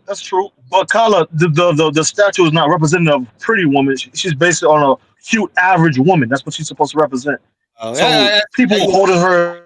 That's fine, but I don't want a fictitious high standard. Elvis is telling me I gotta be salivating over this statue. No, it's not. It's not meant for you to be salivating. It's telling you a normal black woman. Yeah, like a normal cute black woman. That's what she's a representative. So in other words, hold on. Not a supermodel. Okay, that's a normal black woman. So we should not have. So I should not basically like, damn, let's look for the next black top model one night and be like, oh, wow. No, but why that's not what the statue's supposed to represent. Though you're making a petition argument. No, my whole thing is when you put black women before the world, right? Why is it like it's like white people do stuff because they actually don't want to see black women competing with their women. So every woman right now they always like a lot of black women will tell you they're sick of being a strong black woman. They're sick of that. They want to be feminine. They want to be Beyonce or Kelly Rowland. Who do you think is prettier? Me personally, I was they're both. I was like Kelly Rowland. Yeah. Personally, Kelly Rowland is prettier than Beyonce. Man. Kelly Rowland was prettier because she was skinnier. That's what oh my gosh. You you asked me, well, I just thought she had a better body. I thought she was skinnier. That's what I was. No, because she's prettier. Her facial features is prettier than Beyonce. Beyonce's pretty in the face, but I just thought as far as like bodies, Kelly's prettier in the face. So she's dark, beautiful. I like her sister Solange Knowles. I think Solange is hot. Really? Yeah, I like Solange. I was going to say the same thing, principally. What I like to say.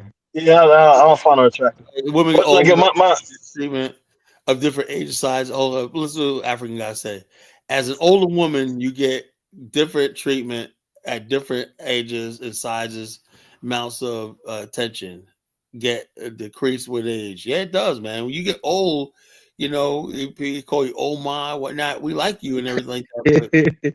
Carl, you yourself, your puppy. You know that you're puppy now. What? Your puppy. They don't call you pops, Scholar? They don't call you pops, Scholar? No. They call you YG. You think you're young? You ever heard that term in Liberia, Carla? Pape? No. You heard it. They call me it. But you heard the term, right? Oh yeah, I heard it. Okay, I'm telling you, Pape now. Older guys. You're talking about older guys, Yeah, so Carla young in Liberia. In Liberia, he's young. He's considered very young. So Carla, you're going to 60. You're not young. you live like 80% of your life already. People think that midlife is 50. We don't live to 100 years. We live to like 70, 80 years. So if you're Man, at 60, you're almost 80% to your lifespan. I am not trying to be young. I'm proud of what I am right now. When you get my age, you understand that you already lived. I'm not trying to be a man in my 40s. I'm not trying to be a man in my 30s or not. I'm not even trying to be a man in my early 50s, right? I'm a man in my late 50s, you know? That's who I Tell am. him, Kyler. You He know? embraces it. Tell him. Tell him. I embrace my freaking age. I love every last single year has taught me something and whatnot. And so, like this, I have nothing but a success in my life. I have everything I want and whatnot. I am proud of what I That's am. the So you Kyler can't- we like to hear, not the one that's calling people hippopotamus. yeah, but the bottom line is, I'm not trying to be younger. Oh, you're getting older. I don't care, you know. And when I get Nothing wrong older, with that. It's a blessing. old like this. Bro, I was supposed to say Carl's an old fool. Rob Boys was just talking shit. I try to act like he was on your side. Now he's talking shit about Who you. got people listening to it. Ross Boys, you think you could do a show like this, whatnot, 6 hours a night and whatnot, and do a show like this 7 nights a week and whatnot, and keep an audience and everything like that? I'll probably wake up to 1,000 people, you know? You and Ron need a show, Kyler, on how to simp. I mean, y'all both simps, so y'all Rob gotta always have teach more of an accent than you, Prince of P. Rob always had Nah, got a he's from funny. he's I don't know. He said he grew up over here. I don't know why his Yeah, he got a accent is funny called. accent. Ross Boy East wants to go to Hauserland because of the age appropriate. They allow Carla. You see how you always like to go to the extreme? He said that it's part of the custom and whatnot. You know, like Did he really say that? That's pedophilic. he said that in the chat. It is. I don't think. Did he say that as a him co-signing or he just saying it as a fact? He's saying, look, check us out. Look in the comment section. Frenchie checked them on it. You know, Frenchie. Look at the comment section from yesterday or day for one of those things. He wild for that.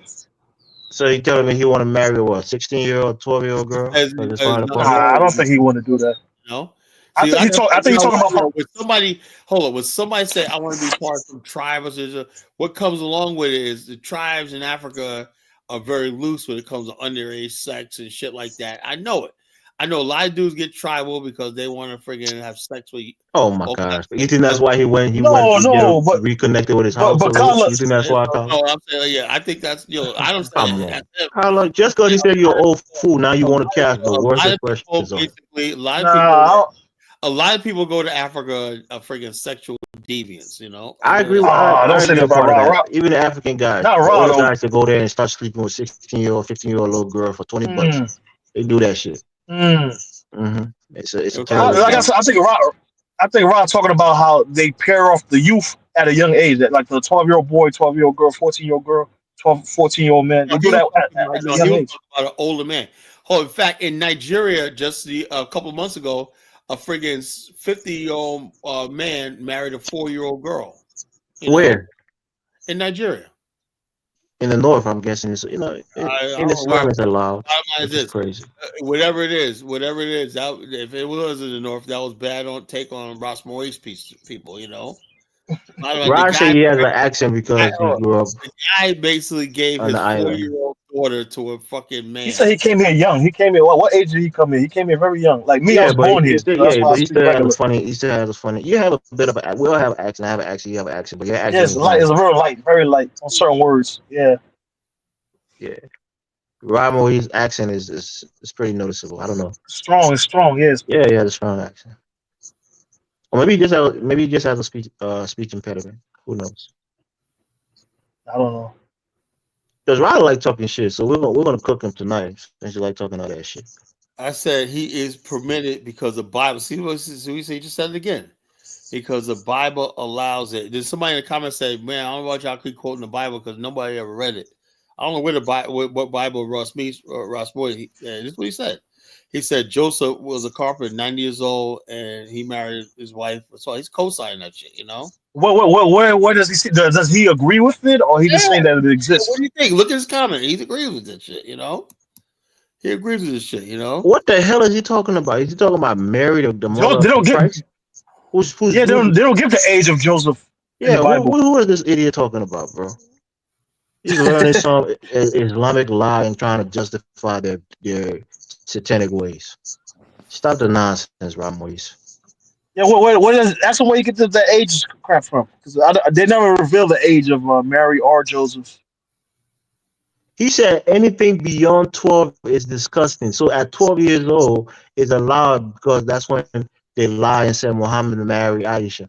He married her at 6 years old and consummated the marriage when she was 9. So he's saying that anything under 12 is unacceptable, but at 12 and above is acceptable for him. You're disgusting, Ron Moise. That's filthy, bro. That's almost pedophilic. Don't be saying that shit in the comment, bro.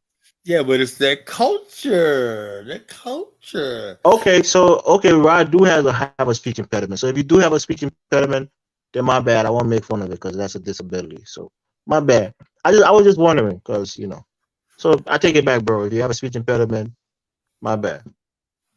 But nah, that stuff with the age stuff, that I can't accept that. That's disgusting, bro. Stop saying crazy shit like that in the comment, Rod. Don't be exposing yourself as a pedophile, bro. No, like I said, he's trying to buy into that BS, Islamic things. He's trying to make sense of it. So like again, everything is not to be agreed with. So Raw, you wildin', man. You wildin'. This dude, I see you here that said he said anything beyond 12 for him is too much. No, I don't think that's what he was saying. I don't think he said that anybody who's older than 12 is too much for him. That's not what he said. I think he said anyone who's younger than 12 is too far. Which is both ways is crazy to hear. Anyone who is less than 25 years old is too young for me. I told a girl that one time when I was younger. She was like, I was like 18. She was like 17. I told her she's too young, and she couldn't believe it. And then I found out my buddy Charles, for my was my classmate, was dating her, which is crazy to me. And she was a pretty girl, but she was way too young. But my buddy was dating her. Some guys don't care about age, bro. I care about age. My rule of thumb was I could never date anybody the same age as my little sister. And my little sister is 4 years younger than me. I could never date anybody 4 years younger than me. All right, fellas, I gotta end the show, man. It's almost. I didn't know it was late 5 something. That's right. I started late tonight. 6-hour show. People listen to this, man. Call, like, share, subscribe. Until next time, I'll see y'all later. This is All right, bro. Signing out. And just remember, Carla, you're fat. You're not hot stuff. No, I'm not fat. If I was, I'd embrace it. I'd be like, hey, look, whatever. I ain't like that. In that picture, beautiful woman in that picture. That's all I need to know. I got a hot chick.